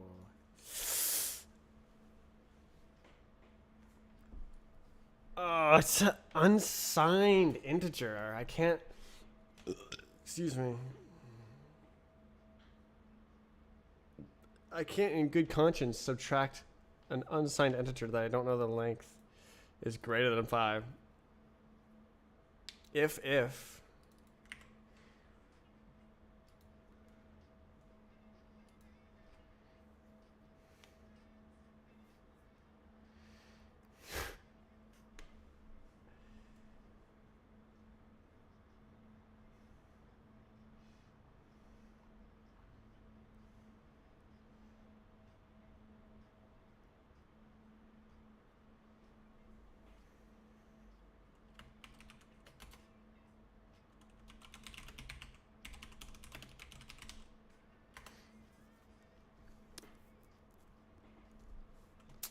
Okay, this is problematic.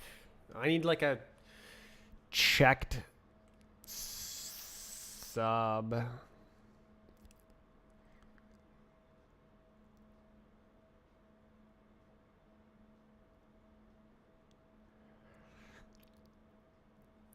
Um.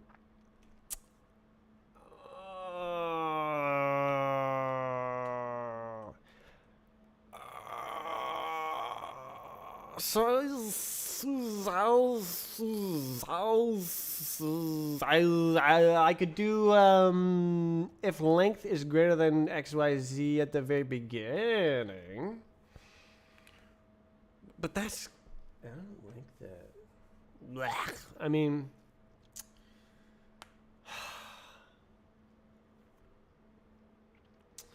I don't really have a choice, do I? If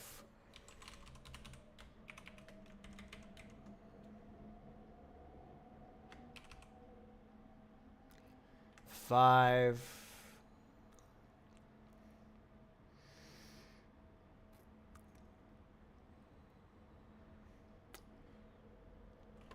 Yeah, it's not a good solution. Blah. Okay. No, okay.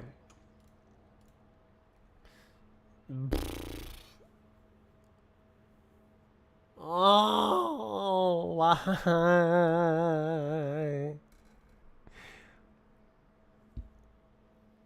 All right. All right, I give up. I give up. Regex.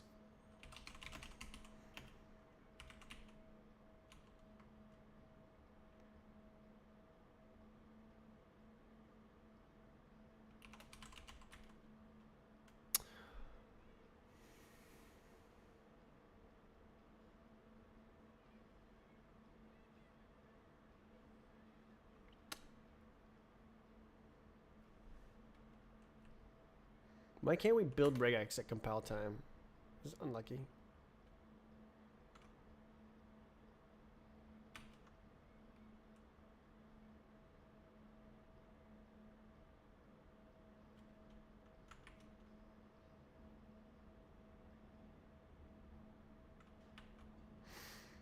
All right. Get rid of this nightmare.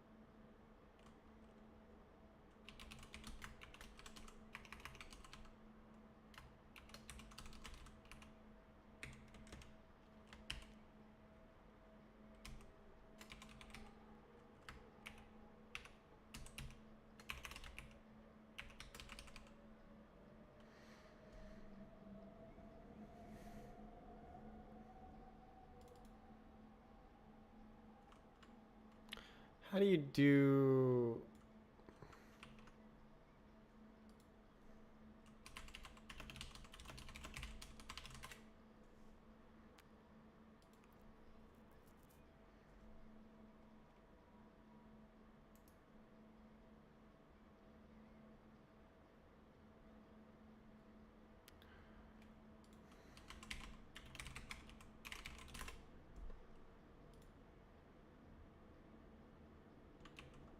Nice.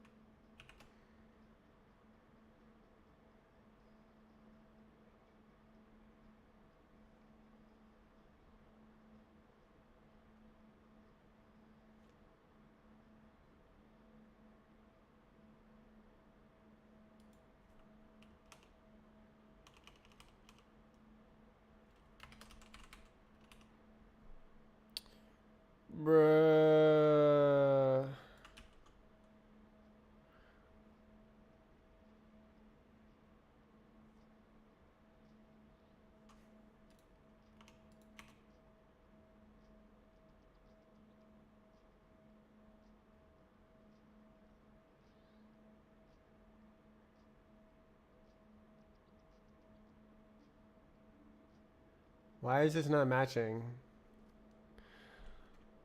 I'm so mad. Alright. I don't care.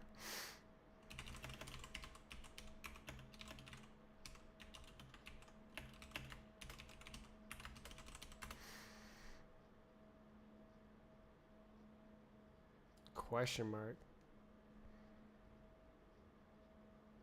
That's dumb.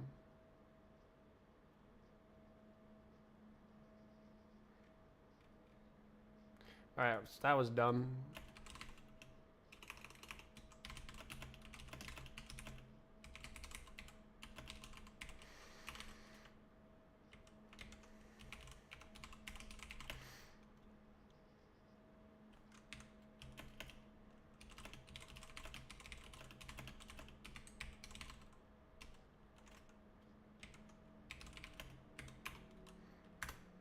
Okay. Surely.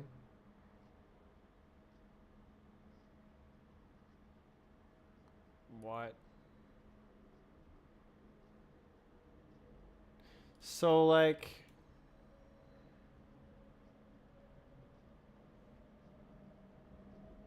What the hell is the question mark?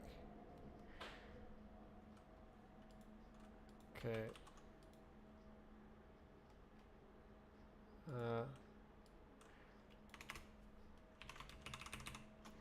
What is wrong with this regex?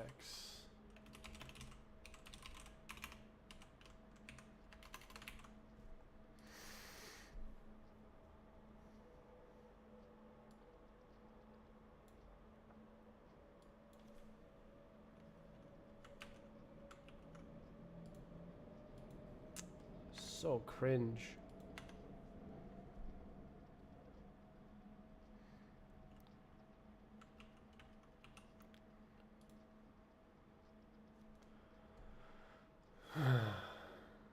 Oh, /D. Okay. God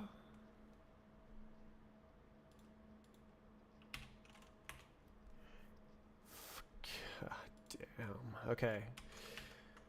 Good thing that exists. What do you want? Unknown escape character.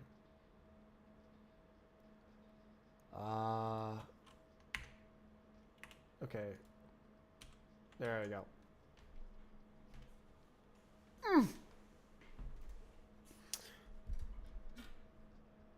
Type annotations.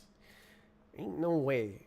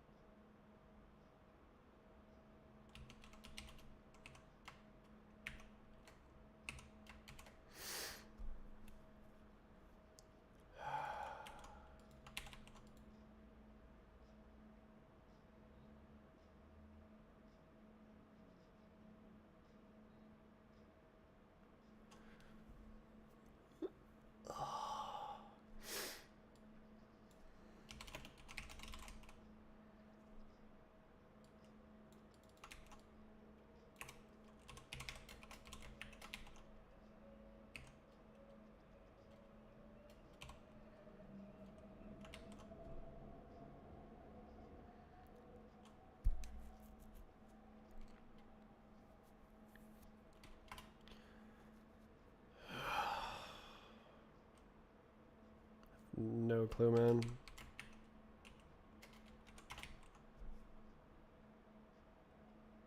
Two arguments. Okay, or.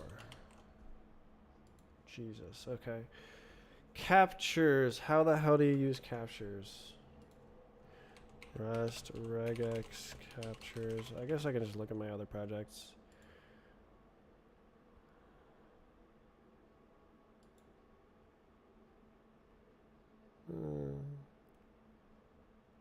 Oh, it'll be here.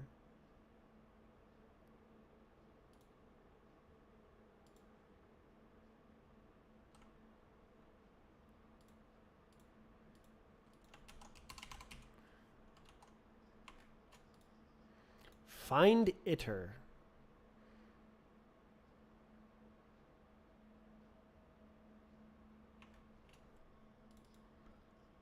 Yeah, I don't think I need that. Is match.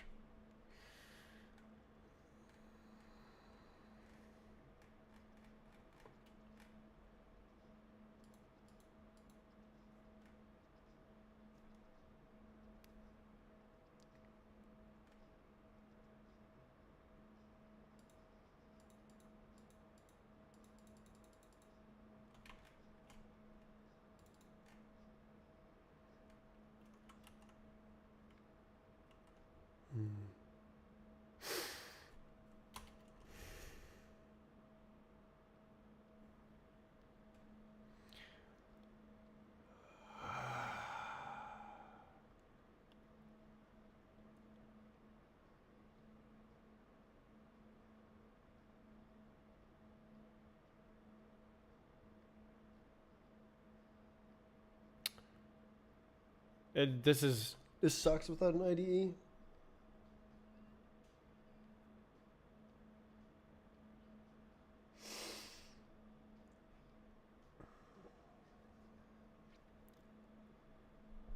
I don't need an iterator. Oh wait, it's okay or. Okay, no, this is fine. So this is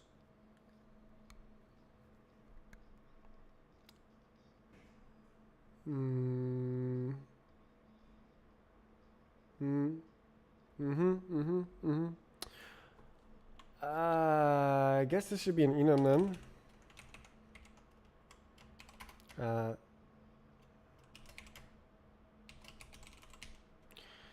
So whatever.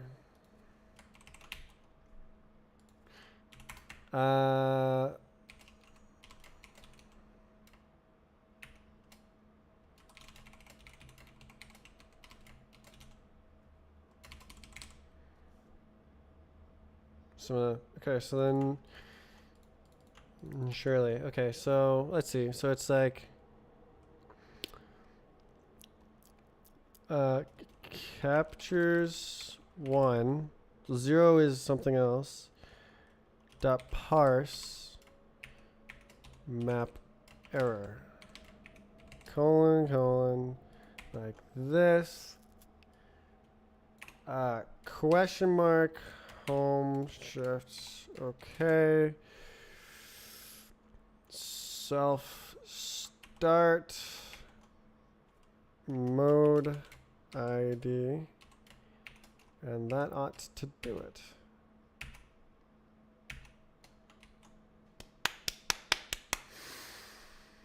Okay, what do you want?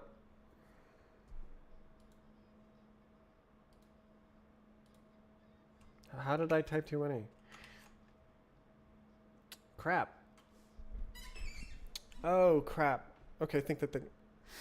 Okay, so if there's no captures, okay, so this is if let sum.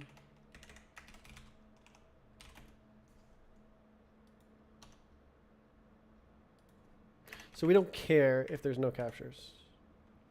And this is return, okay.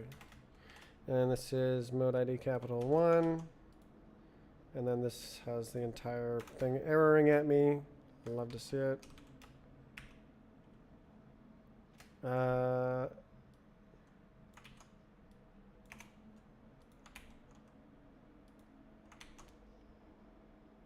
okay.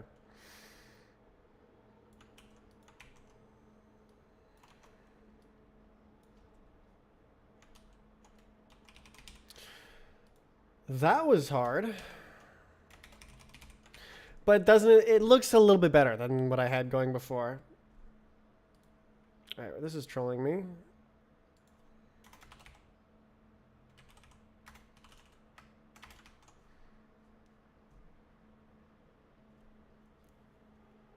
Actually, I don't know.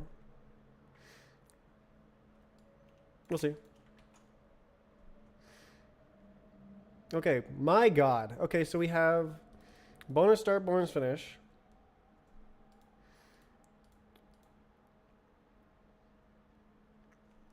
parse int gobbledygook. That took a long freaking time.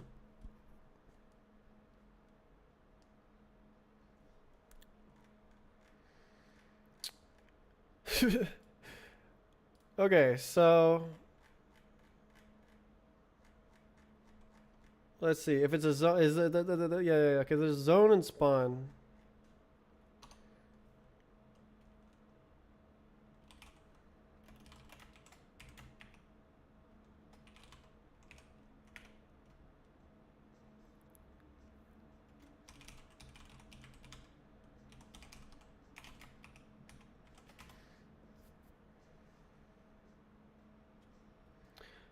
I guess like match.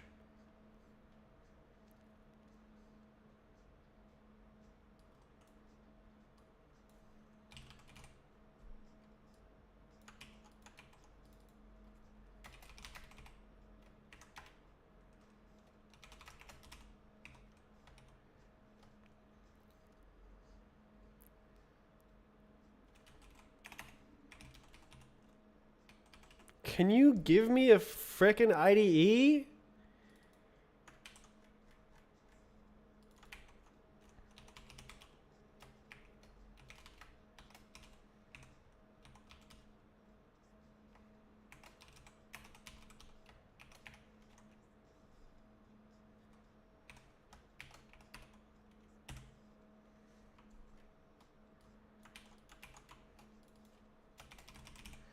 I did all that just so I could write this short like this.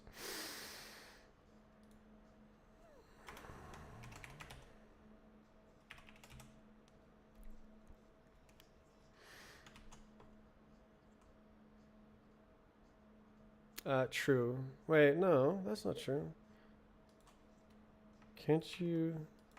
Do you have to do like that? Okay.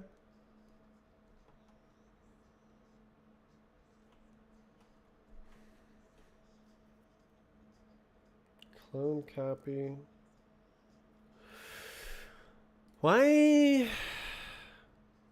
Why is that like that?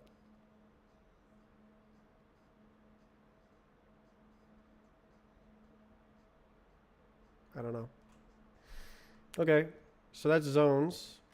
And then there is spawn and wormhole. So it'll basically be like this.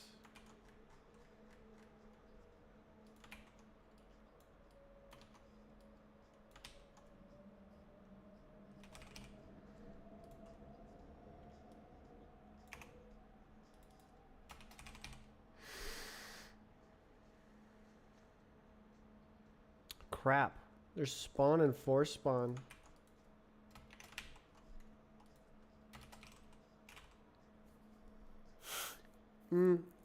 No, there's not. That's dumb. I'm stupid. Okay. Nope. Just spawn.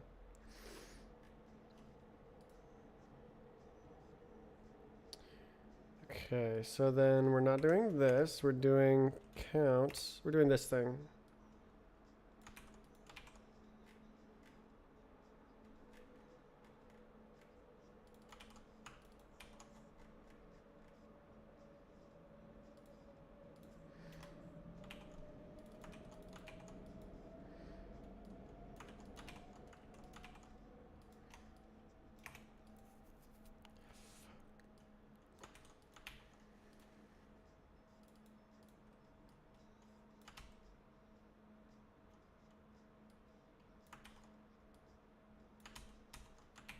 GG. Okay.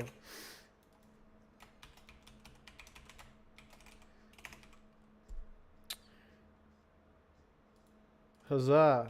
Semicolon.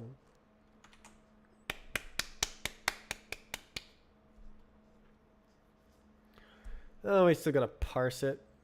God damn.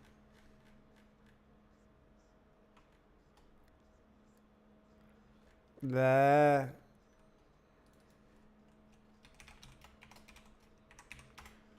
Okay.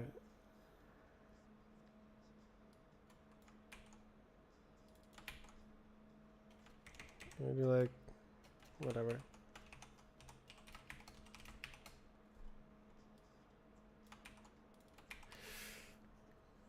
Okay.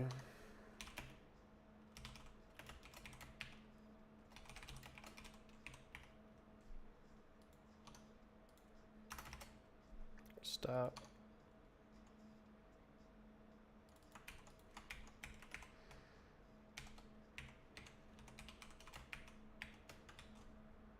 Holy.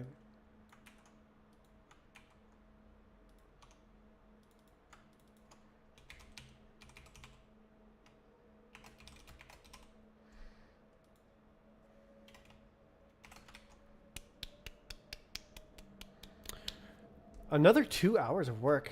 What a god gamer.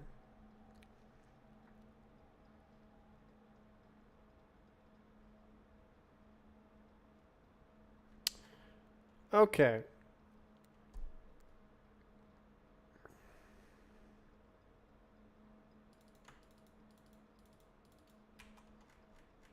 So now we've gone through every single thing. Basically. True. Exactly one map start. So that's like if counts dot mode start counts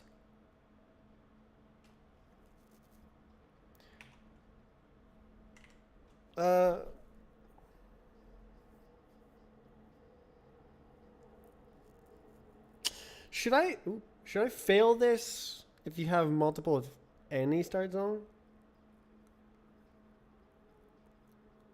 Yes.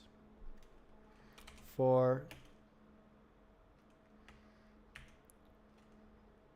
mode ID count in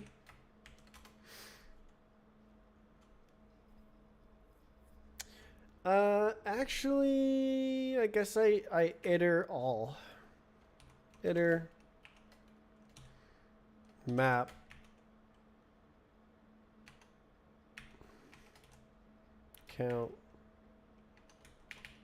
count is 1 all. If all counts are 1, exactly 1 map start. So for every zone you have, for every bonus start and whatnot, there's exactly 1 of each style, of each mode ID. Wow. Oh boy.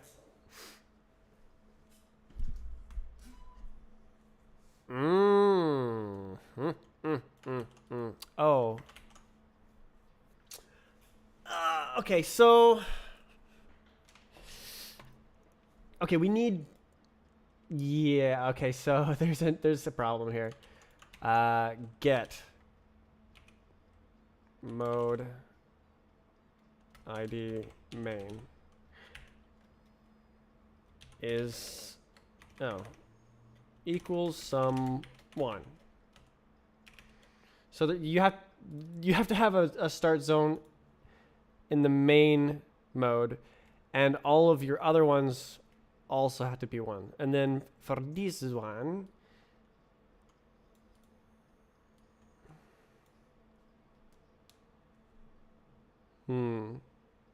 how would I do greater than? I don't think option has ORed, unless it does. That'd be insane. Can you imagine? You should do greater.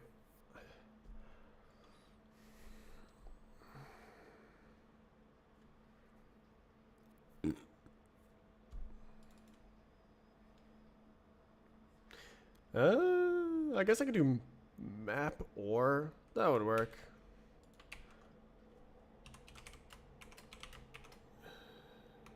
Oh no, I don't need map. I just need or. God, how do you do that? Unwrap or.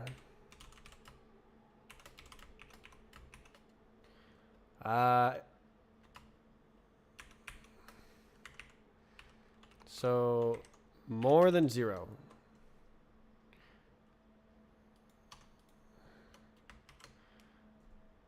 Oh, I guess if that exists, then this will work actually. So never mind. So start counts iterate over start zones and ensure that at least one end zone exists for each start zone.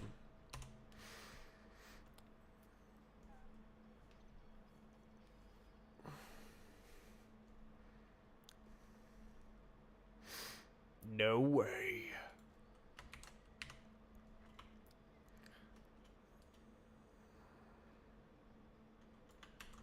Yeah, it'll be something like this. Let's see.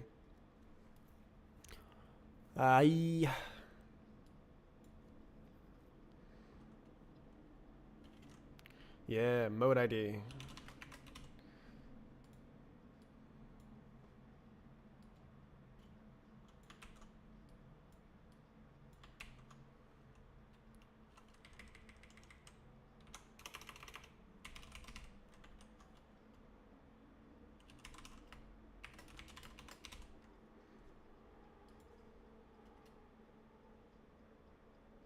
I guess I can say does not equal.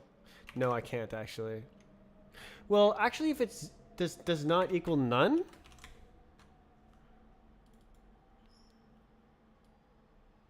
Yeah, I'll do get unwrap or.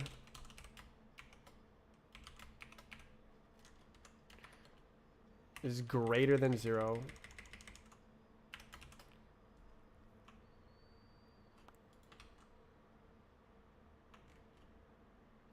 Yeah.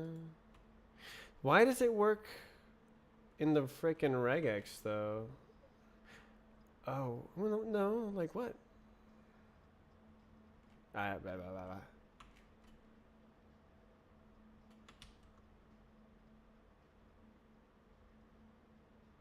Interesting. Dereference, true. All. Argument number 1 is missing. Oh. Is that how it works? Okay, GG.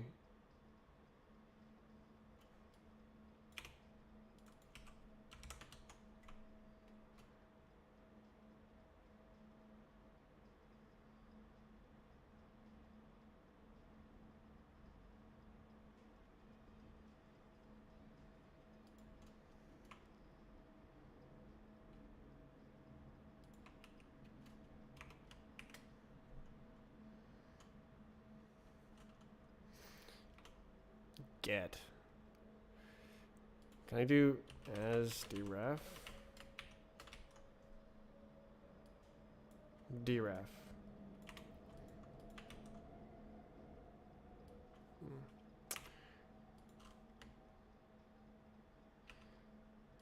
Weird. Weird, but okay. Whatever. What? Wait, what if I say this is a reference to 0? So we don't care about the start count. What did that?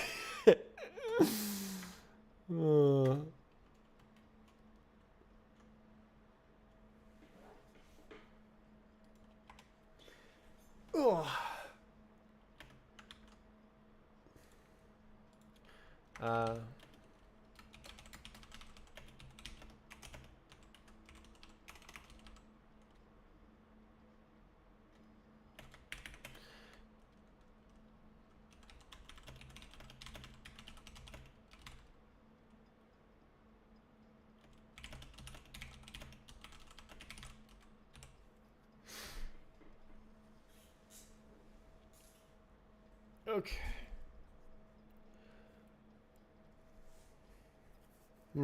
I guess it's entry. I don't know.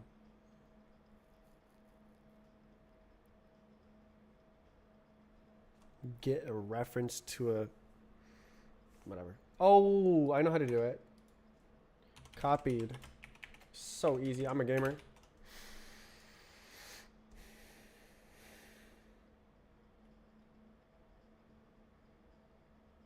Okay, at least one map finish.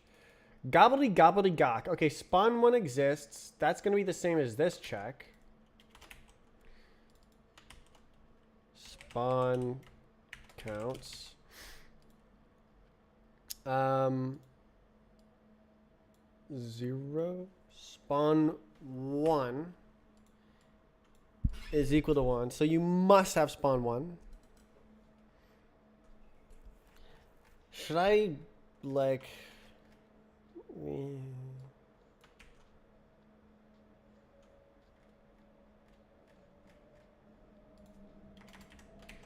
I'll do it.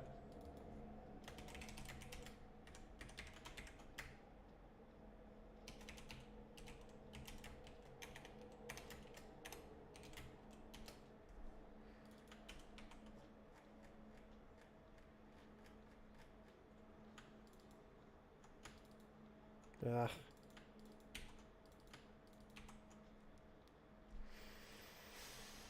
Oof.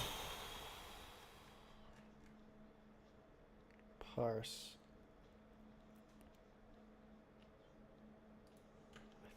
I think I can do it like this.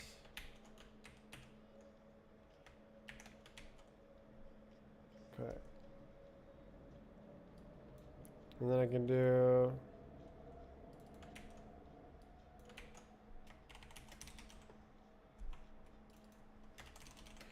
this.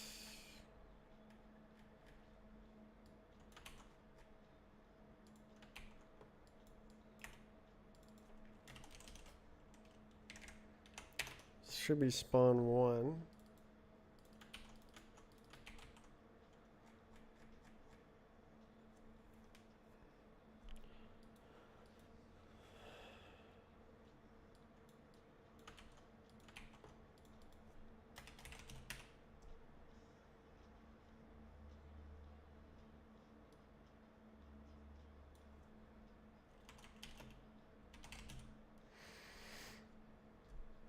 Sick. There's that check. So this is... Oh, I guess that's a different check.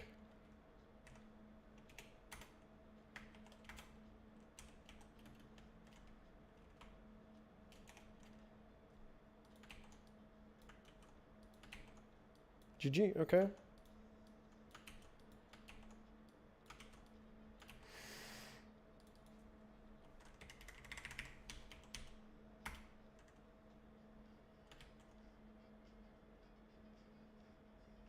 That's it.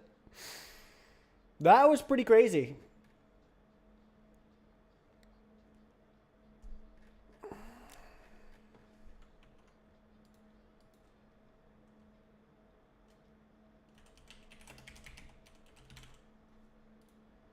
I did the whole thing. Fun stuff.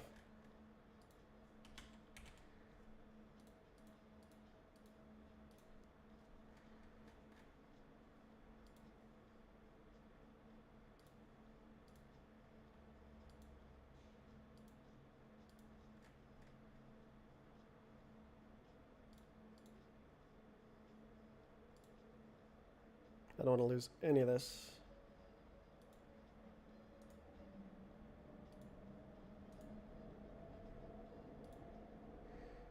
Okay, these should be...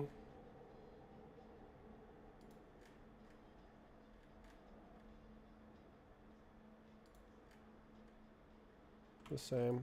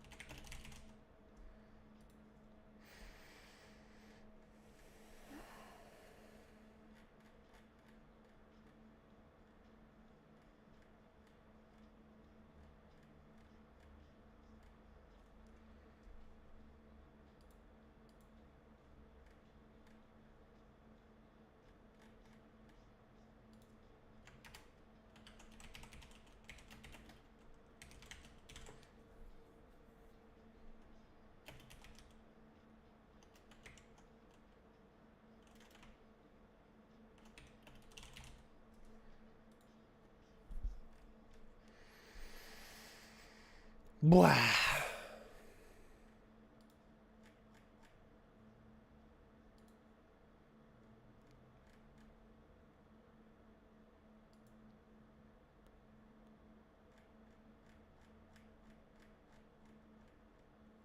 I am crazy programmer.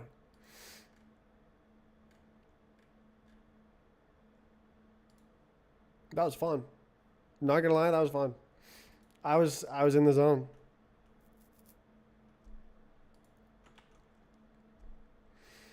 So that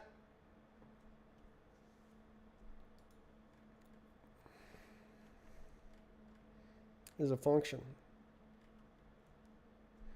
All right, let's make sure it's all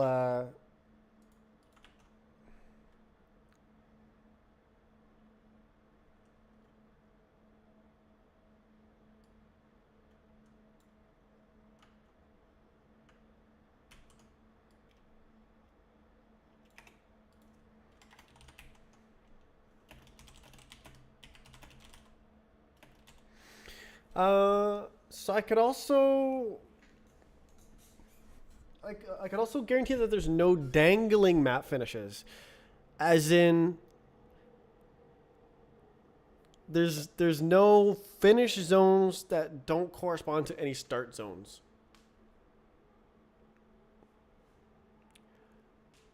I could also do the same for wormholes. You could like make sure that the wormhole in always leads somewhere, but like that's less important.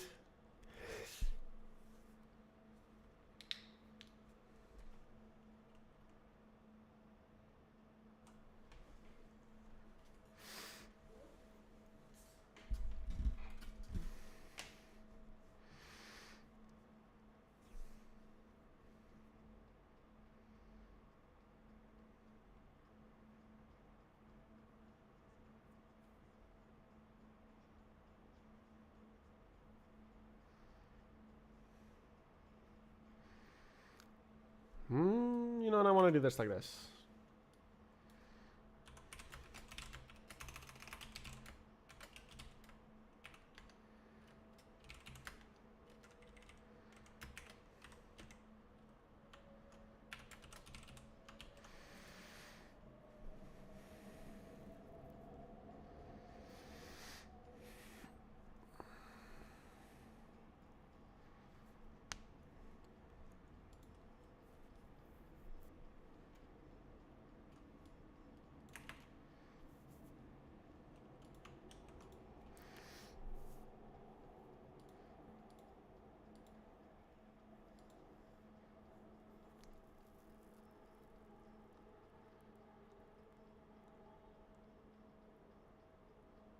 Hmm.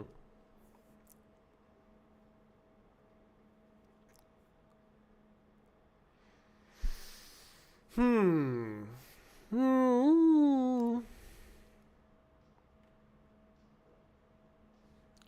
So this is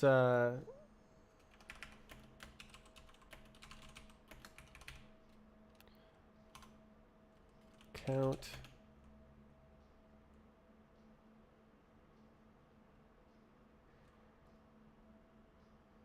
objects.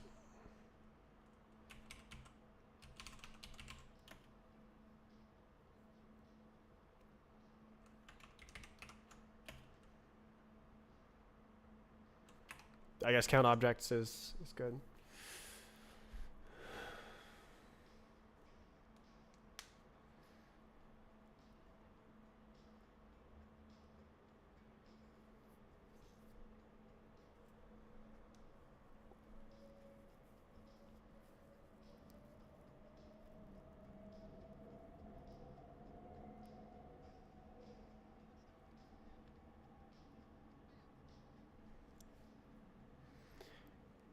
I worked hard on this.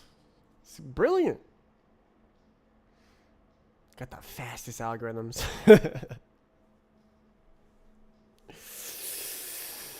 Wow. Oh, this should totally be a separate check, huh? Cause like this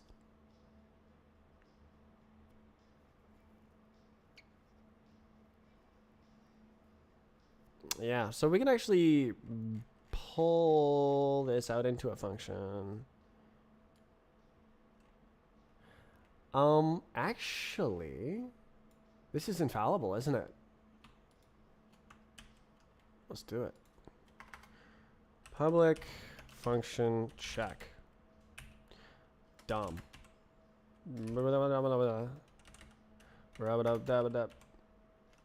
Weak DOM. Check report.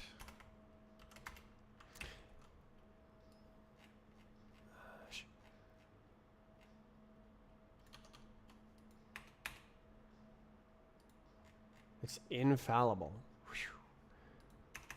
Amazing. Oh, this doesn't need to be like that.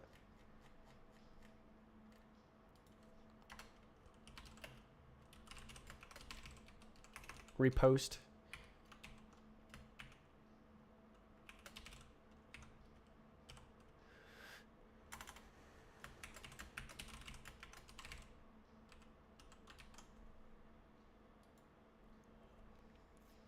Brilliant.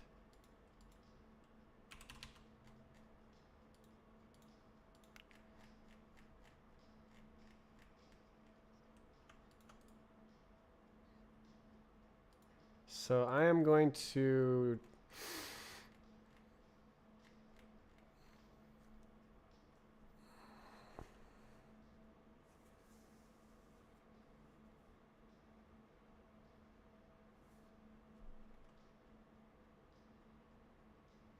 That's so good.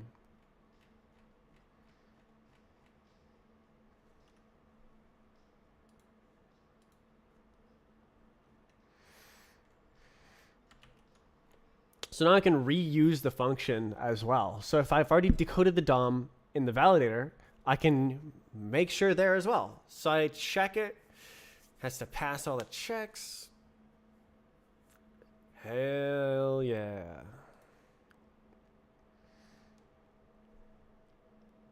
Hold tight.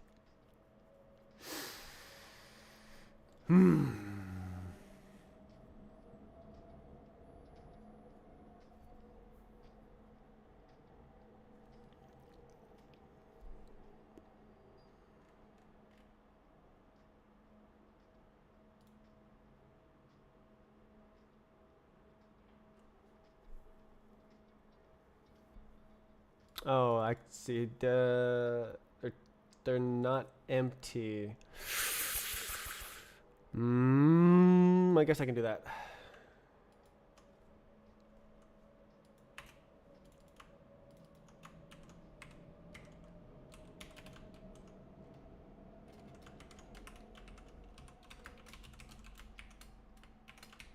Okay.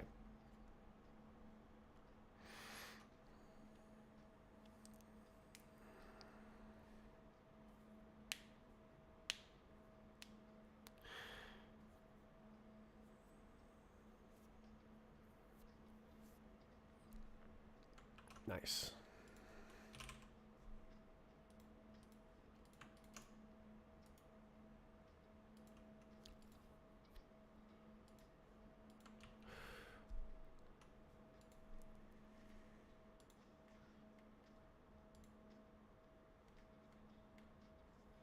Holy.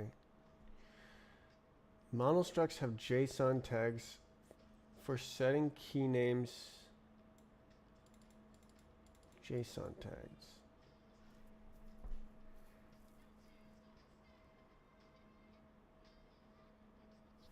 Let's see.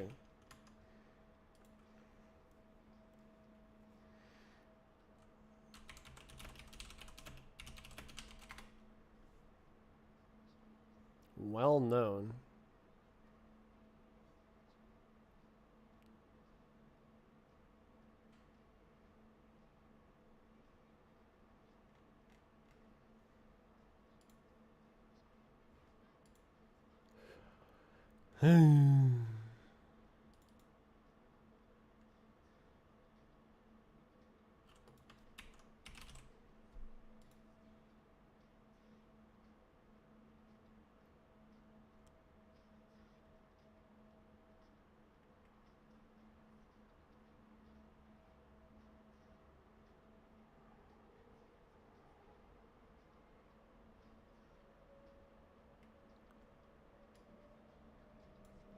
Okay, that is really irritating.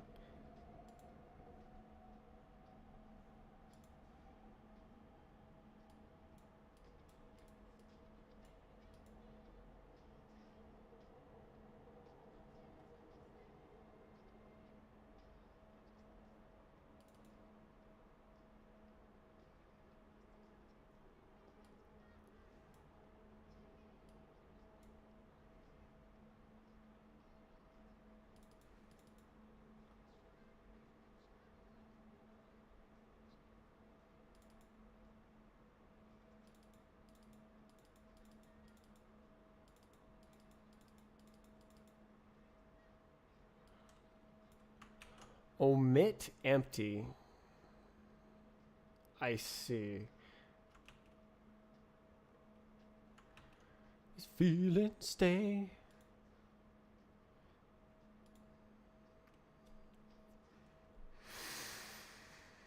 Hmm.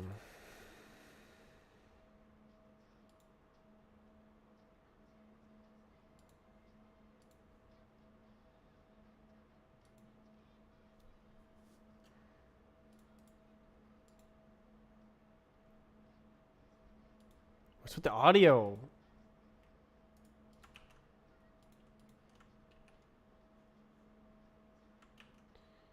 Boo. So I think I don't want this, and we don't need that. It's like this, right? Oh. Oh.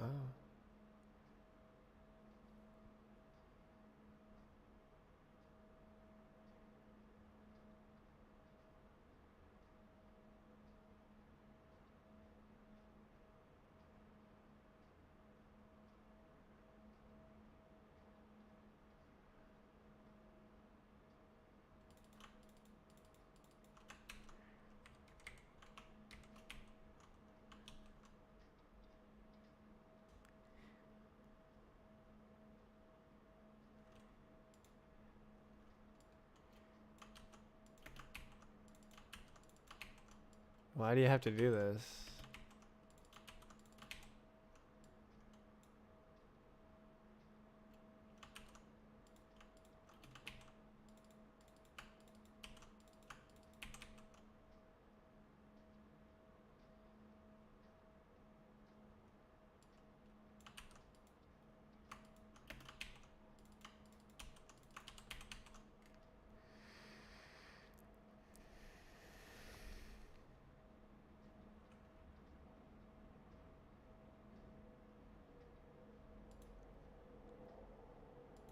I'm shocked. I'm shocked that I just didn't totally blow it. My thinking was worth it, I guess.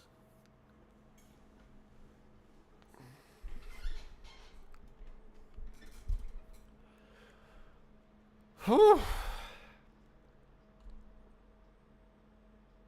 The indirection was the big mistake, I think. I'll be right back.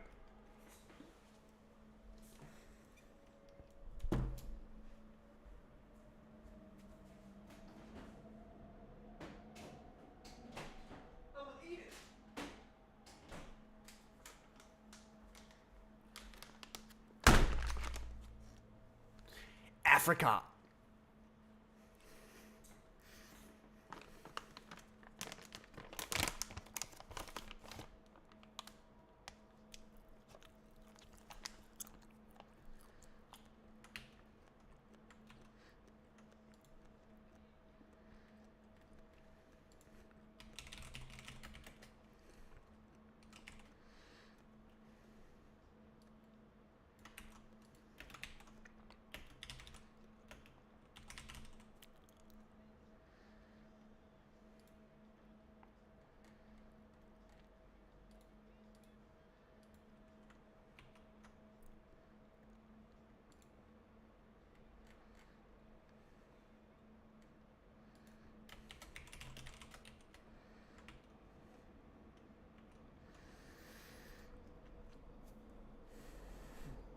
Hmm.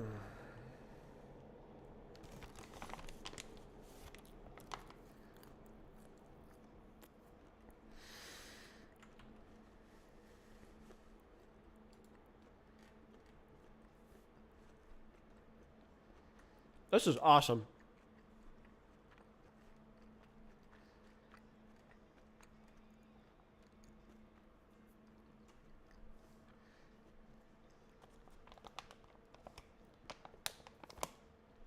Why don't I make it a little bit more pretty? Oh, what? What?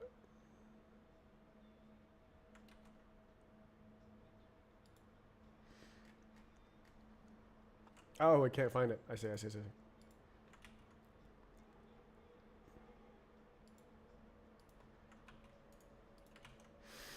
So these are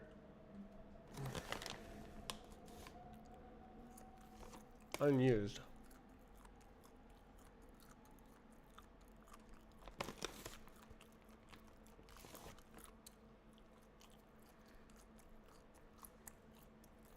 Hmm.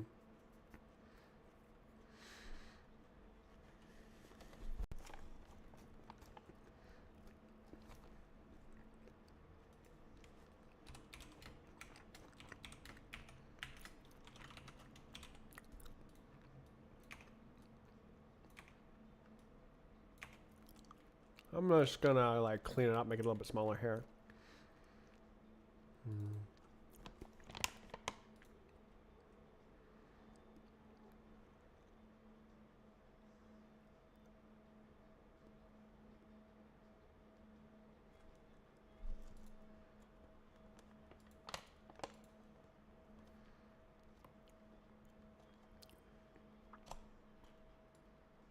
I think we do if let. Oops.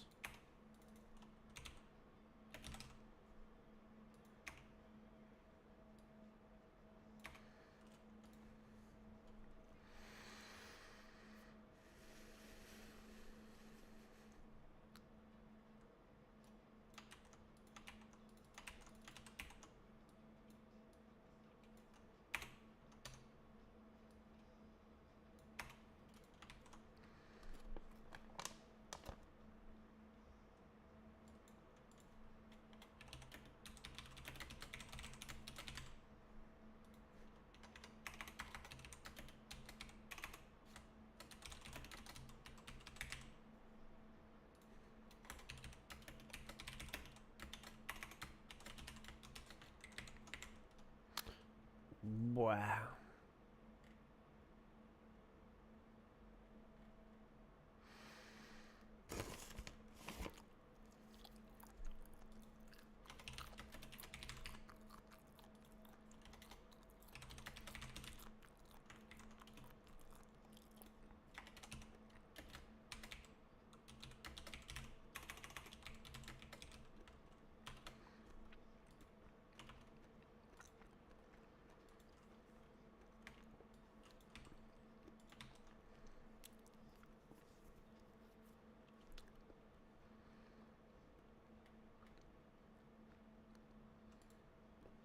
So I feel like these are self-explanatory because it's like writing this value. Model name is snake case. Model name equals model name to snake case.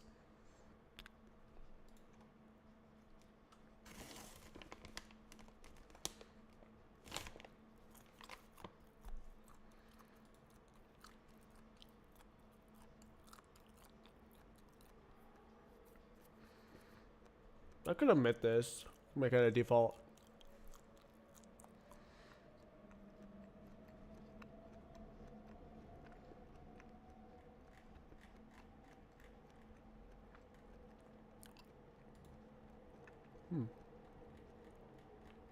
Looks like I can do this on here as well.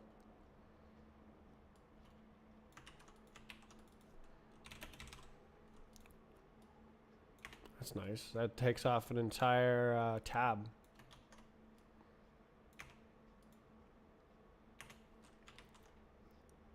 GG.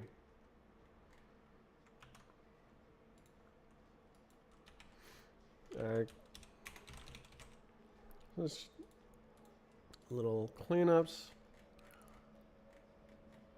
Minus 81. Whew.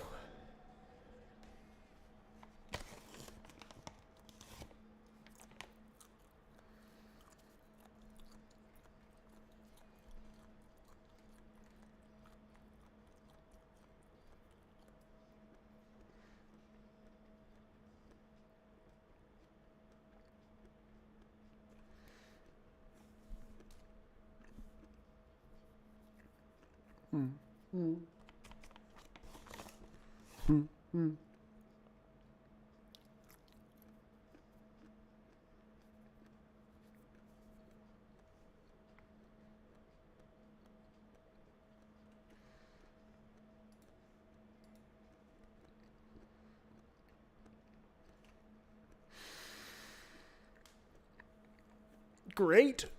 Really great. I was looking forward to this. It's like, I'm not super happy with having all bool values, but like that's what you need in the end. If I need more, I can refactor it. So, yeah.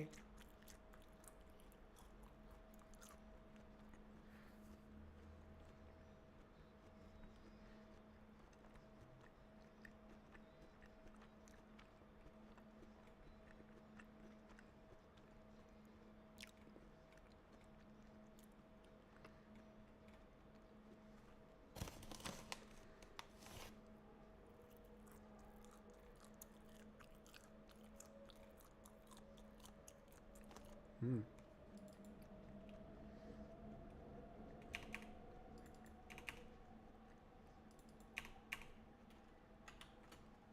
Hmm.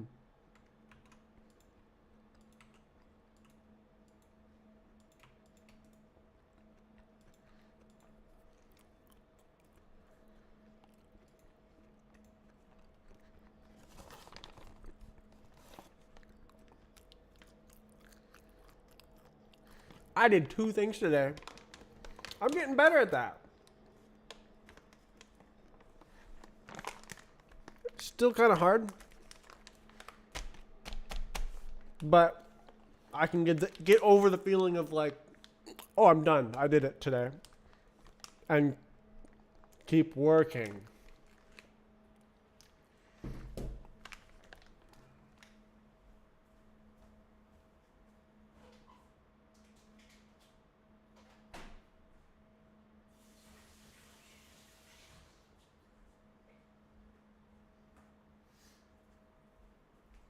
Took me 5 years in a basement to figure out how to do more than 0 things in a day.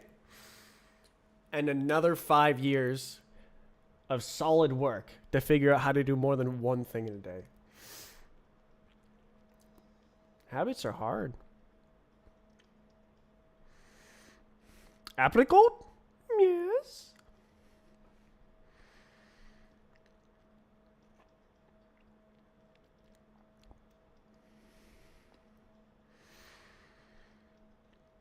I'm very happy.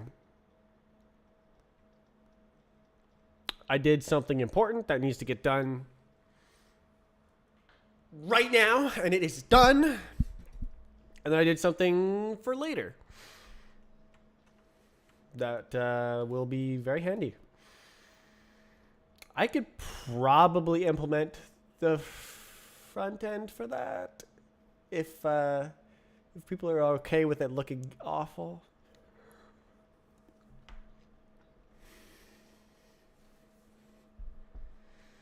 Oh, that'd be so cool. Okay. I was thinking about It's a Name's design for the layout, and the checks would be a bunch of check boxes, and if you do all of them, it could collapse and it'd just be like a big check mark.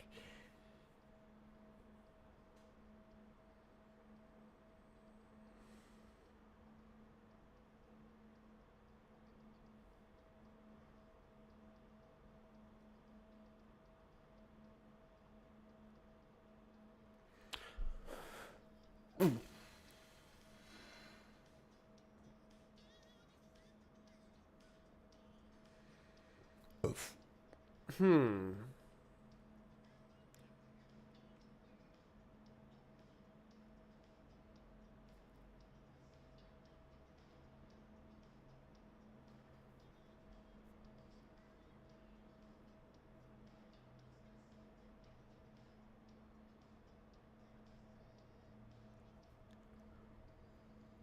Hmm. Hmm.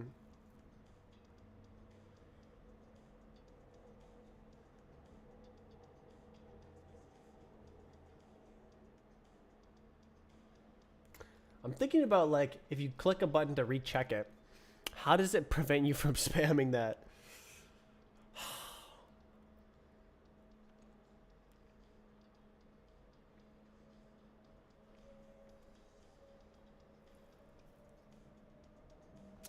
I guess I honestly maybe you just submit. Instead of recheck, you just submit. And then it goes into the submitting state and then back, and that's the recheck.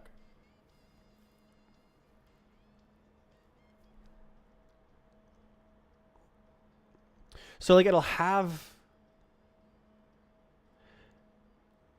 the stat.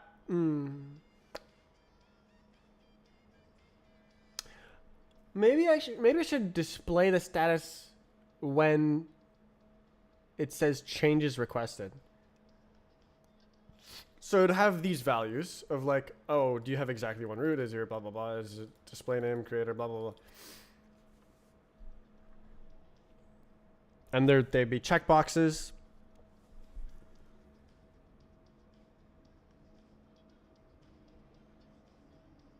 And they're hidden. Maybe it's expanded when it's changes requested. I don't know. But like, okay, so if you update the model, you might expect it to update on the website, but it won't. Ever. It will fetch the latest one when you click submit, though. Well, actually it doesn't, but unlucky. It will.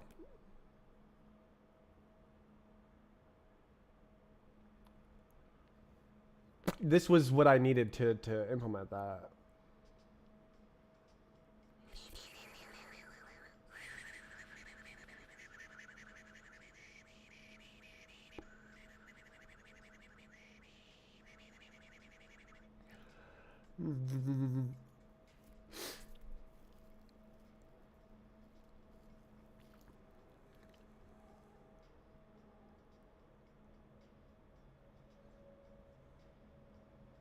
Gosh, there's so many possibilities.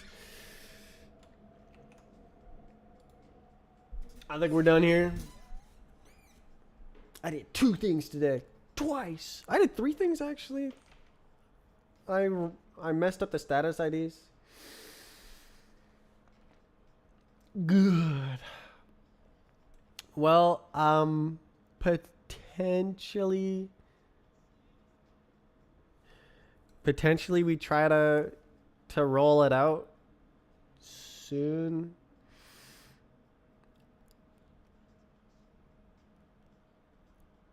This is definitely going to be problems. But like you can't know the problems until you try.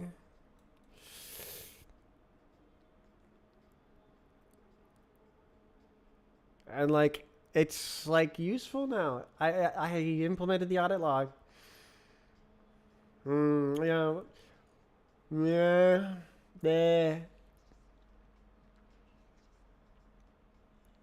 I guess I'll try to release it, and then we'll work towards various little things, like the audit log.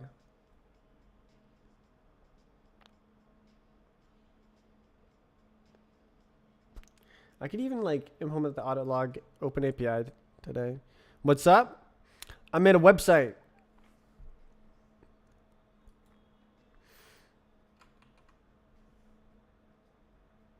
So there's maps on my Behab game, and currently there is no process. Basically, you just DM various people until your map gets in the game. So, oh, that's not very good. Oh, it loaded this time.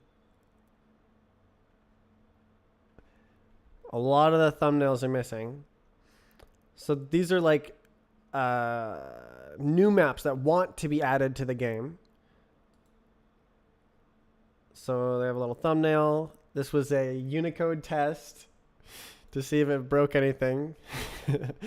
And it has a status. I have an entire finite state machine for the status. Where is that? It's the flying spaghetti monster. Hold on. Got to zoom out. Yeah. So the bubbles are all the states it can be in, and then the arrows are like actions that you can perform. And then these are like the various permissions you need for each action. And then the validator is like automated actions. But you can see there's like a main sequence of like how it gets into the game. It's validation that it runs the simulation with a ghost recording. That could be done, but no, that is checking the scripts, because on Roblox, you can submit maps that can contain scripts that can execute arbitrary code. So I have a whitelist of scripts that are approved, and then some banned words as well, that are like known bad behavior. And that is trying to automate me out of the equation, because often there is map fixes. So that's the other thing. So people want to, come on, load the thumbnails. Come on, the thumbnails are so cool. Oh my God, bro.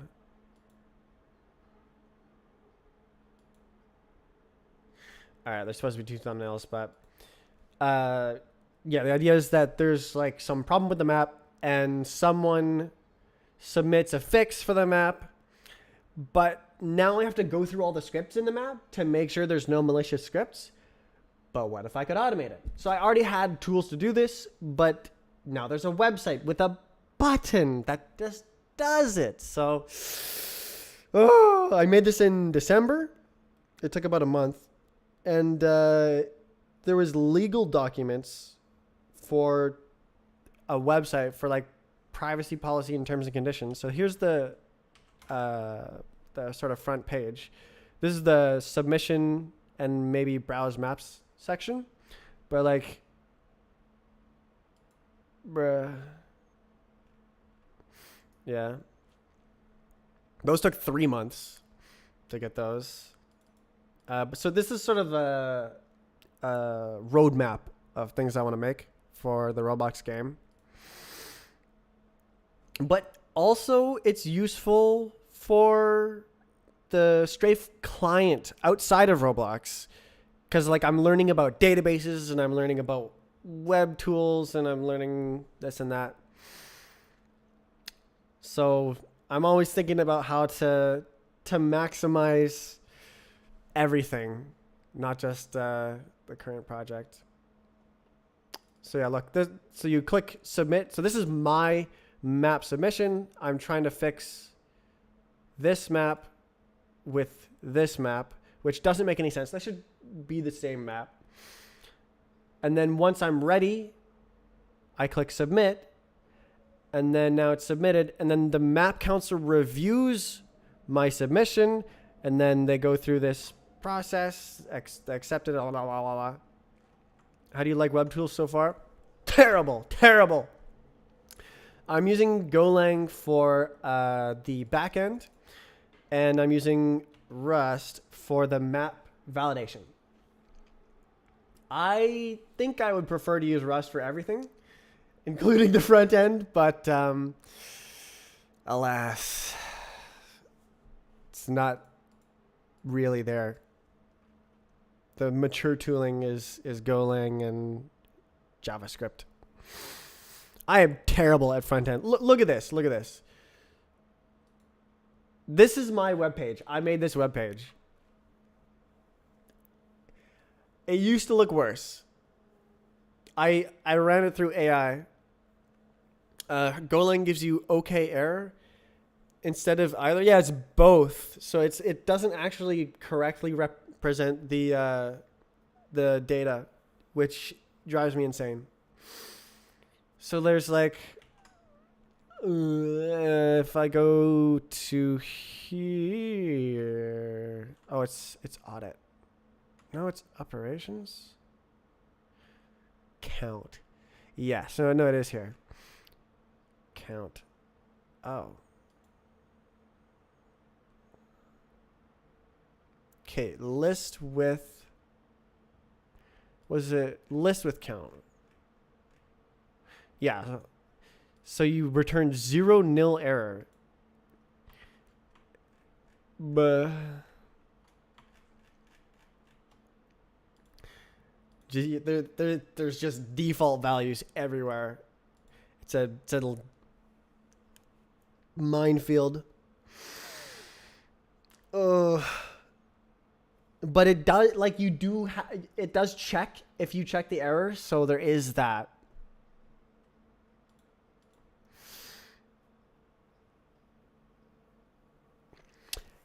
It's kind of, Golang is kind of meandering. Like, it works, and then there's an error, and then you fix it, and it works, and you just kind of like, whatever, just make it work, whatever. Personally, I prefer the, oh my god, make everything perfect. If I have slightly wrong data, I'm gonna scream. But it works.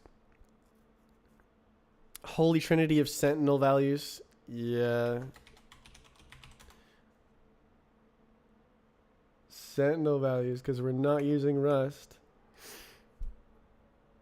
0. No.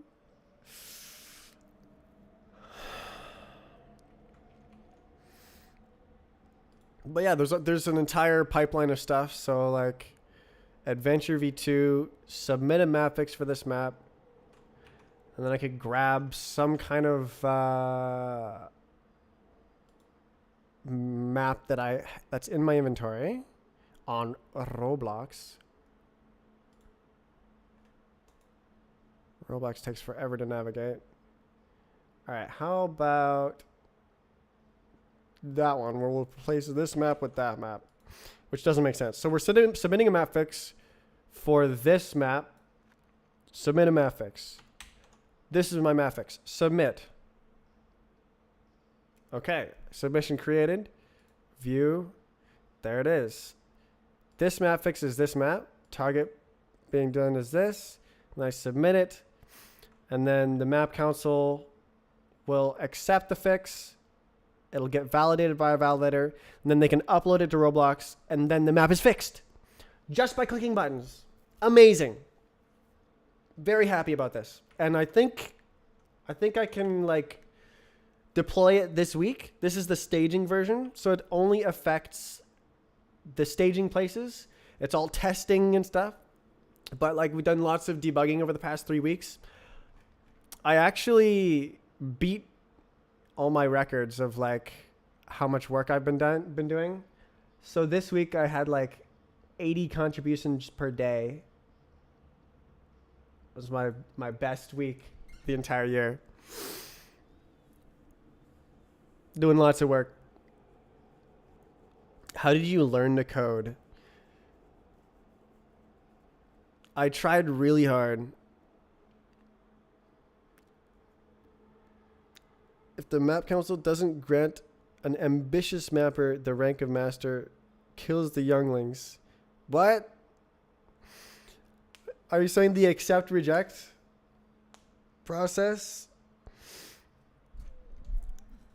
How do you learn to code? I think the best way to learn to code is to find a working example that's close to something that you want to make, and then edit it and tweak it to do something else. Like, just tweak little things and try to predict what your tweaks are going to do.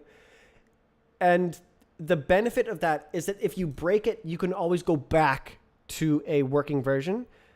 And that's how I learned the Rust programming language. But I've been programming since 2008, so I learned a long time ago. I learned in script builders on Roblox. People were like pasting code into the chat and it would run. And so I would just like read what people were posting in chat.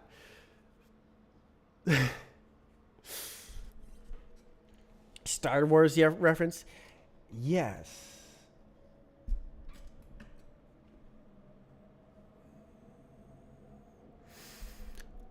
Well, I am finished here.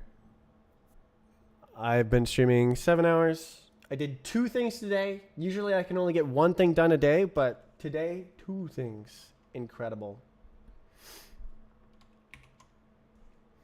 Hopefully within a couple days, we'll have the website out and the map council can do map fixes without me having to potentially mess it up and upload it to the wrong map.